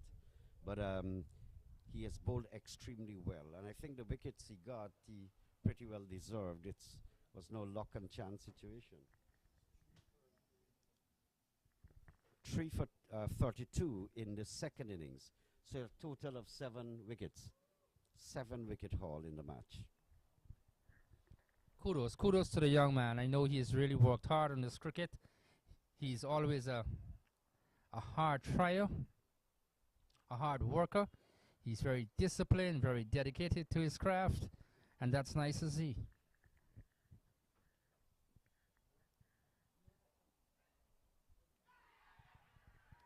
Appeal is given out. Yeah, just go. That's okay. Happy journey to you. This has been pretty well awful to look at. The succession of coming in and going out, and every time you go out, it's to indiscriminate shots. Absolutely not required in the circumstances. Survival is the thing that's important at this moment. 175 for 8. And my word, perhaps you were just following and you would say, you know what, facing a deficit of 255, the sunshine is out, placid wicket, there's no way Demerara can beat Essequibo here outright. But I tell you something, you have to change that scenario now and change the way you're thinking, because the score is 175 for 8. You still trail by 80. So the party is about to be over. Who is this? Cadogan? Yes. Neelan Cadogan is a clean hitter of the ball. We saw him at I think it was a National Stadium. Fantastic innings. Can't recall how much he got there. Under 100 though. But struck the ball cleanly to all parts of the ground. He was very impressive. Then he's a utility player. He also can bowl. And so he's quite a nice cricketer. I'm surprised that he's batting so low. Opens the face, down to backward point. He goes off the mark. That Singh is giving chase with the helmet on. And they'll get 2 good-looking runs. He's off the mark, 177 for the loss of 8 wickets. But whatever happens here, if Demerara goes on to win or Essequibo can manage a draw, I'll have these players sit down and have a serious talk with them. Honestly, 177 for 8.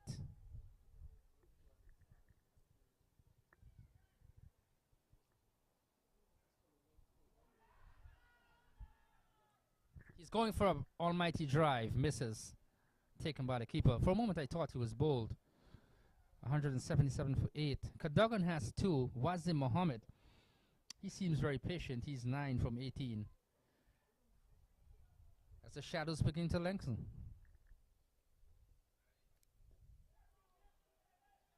He's forward, gets a single. 178 for the loss of 8 wickets. So would you say, Naim, that the Demerara, Essequibo, they have contributed to their downfall in a sense? I think so. I cannot pronounce on their decision to give Demerara to bat first. An appeal, and he's given out. Wazim Mohammed goes, and the regular procession to and from the pavilion continues. Sankar picking up another wicket. Good for Sankar because he's not been having a lot of bowling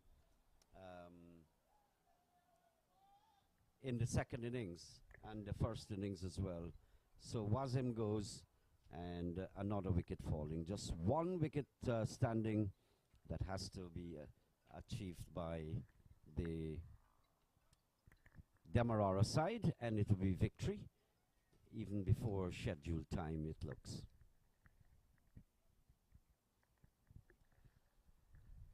I am utterly disappointed. I expected so much from Essequibo. I talk so much about Essequibo, and that's a lovely place to be in, actually. I know they love the cricket very much, and they will be disappointed to know what's happening here.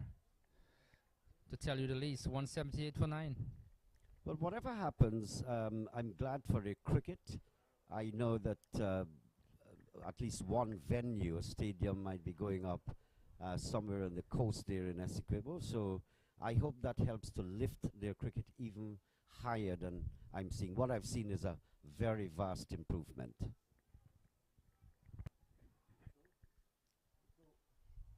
Even if they lose here, Naim, is that what you're saying? Naim, even if they lose here? Yes, I mean, they have really come a far way from what I'm accustomed to seeing their performances over the decades, as you use the term whipping boys. But they can give a full-fledged account of themselves with the talent. Just this is a misapplication of the principles of what is required.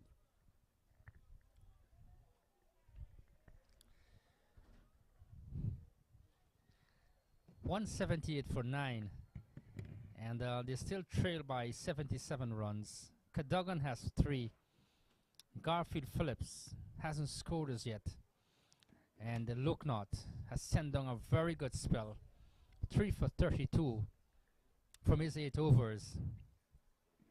But it spells a lot of trouble, and I just hope that Essequibo will develop, and their game, will just go from strength to strength. But I must be honest, I'm disappointed in this performance. Welcome back, Mikuwanya. Good afternoon to you again. Good afternoon, Watercar. 10 stuff here. This is down the track. This is huge. To the left. This has gone over the pavilion. Somewhere in Regent Road. Maybe in the Agri compound. And that has been deposited. Massive 6. 184 for the loss of 9 wickets. That was huge, Mikuwanya. That was huge, as nonchalant as you would like. Seems to put very little effort into that, and just dispatched it back over the bowler's head for 6.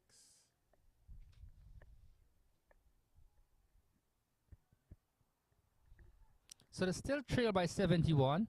Cadogan has 9, and Phillips hasn't scored as yet. But Demerara sensing an outright victory. And let me congratulate the Demerara team being led well by Christopher Barnwell. And this team as well has come a very long way too.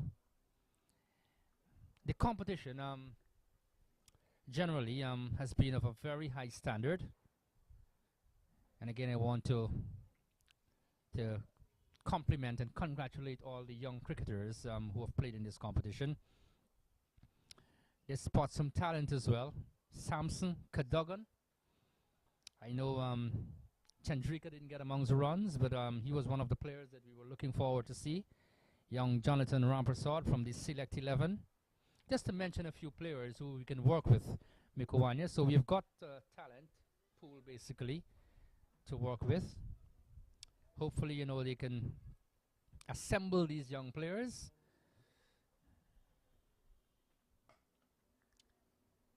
Assemble these young players, Mikowanya, and work with them from a very early age. Well, yeah, that's generally the overall functions. One of the functions of the board, you know, that's why there's all these developmental tournaments starting with the under 15, under 17, under 19. You know, this is where it's at, and even we have all the local associations organizing their own tournaments, even from the younger age. There's even school cricket. This is high and hard. This has gone for another 6. Maybe out of the ground again in that same direction towards Regent Road. And Cadogan, as you said, Mikowanya, he can hit the ball very far away. Broad shoulders. And when he spanks him really hard. 6 more to him. And the score will now go up to, just waiting for the scorecard, 190 for the loss of 9 wickets. You enjoyed that, Mikowanya? Yeah, it was a nice 6. It was a nice 6, nice shot. Umpire Digar coming with his box of balls. They probably went through about maybe 3 or 4 boxes of balls for this game. You had to change so often. Come on there, Richie. Look, now that's not the way you give the umpire the ball. Hope you can do better next time, sir.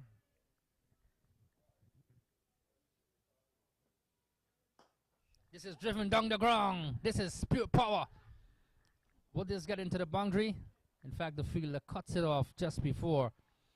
And they get one more. But when he hits the ball, they stay hit. He's powerfully built, Cadogan. And that was thumped down the ground, 191 for 9. Yeah, straight drive.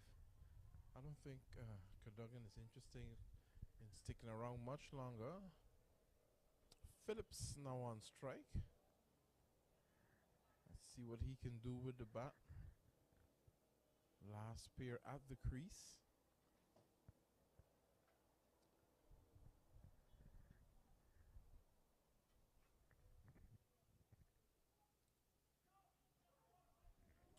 Ooh, beaten outside the off stump, stretching for that one, not making any connection. Fortunately, we have a look at it on the replay here.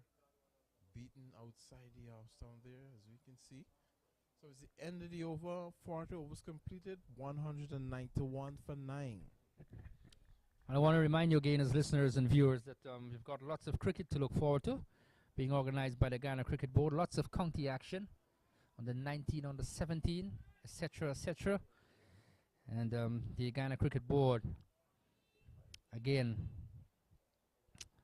making that important move of having cricket be played at most of the levels. And that's awesome to see. Congratulations to the GCB. So the shadows beginning to lengthen here at the beautiful Border Cricket Ground. Demerara, they need a single wicket to register a massive win here. Meanwhile, Essequibo, they need to bat out. But to bat out, that's going to be a long and a hard task from here. Yeah, we've got quite a lot of time still to go. We have not seen the signal from either umpire just yet, signaling the last hour of play. So there is a bit of time. I think it's more likely that Demerara will get the wicket as compared to Essequibo batting out the day. This is high in the air. The field is coming wrong. In fact, doesn't get there. That's Prasad on the boundary. He had to move to his right, covered a lot of ground, and in the end really couldn't get to it. 2 more to Cadogan. He's not going to stick around for sure. He's showing us that. He's 18 from 11, 193 for 9. He's just following the blueprint that has been set by the previous batsman in the team. Down the track this time, in the air, and taken by Ashby Ned. Congratulations, Demerara, and your skipper Christopher Barnwell, sealing the victory here today. Wow, wow, wow. Congratulations, as you said, to Demerara, winning this game by innings and 62 runs, and getting the final wicket of Cadogan, looking for the aerial drive, and getting it down to backward point, caught by Ashmead Ned.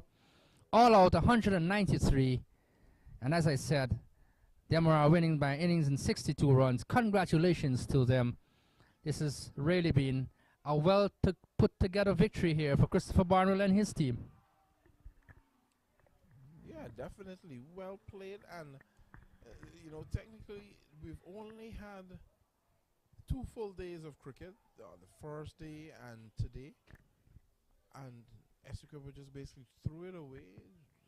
Very aggressive batting, not real sense, any sort of intelligence into the batting, just went full guns blazing, and this played right into the arms of Christopher Barnwell and the Demerara team. So having said that, congratulations to Demerara. Truly deserve this victory. You've earned it. Well played century by Akshay Prasad, who set up the whole innings, set up the whole victory from the very first innings. So that was well done.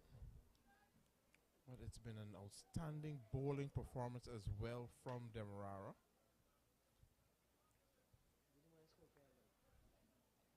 Right, so as you can see,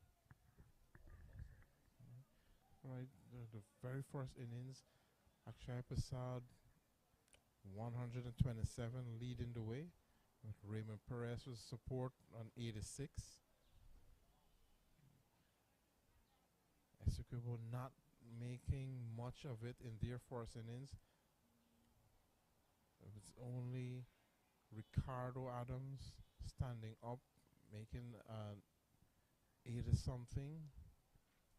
So, but in the second innings, we had a nice little partnership by Peters and Rennie, but then the rest of the batsmen just fell away, leading to them being bundled out for just a paltry 193.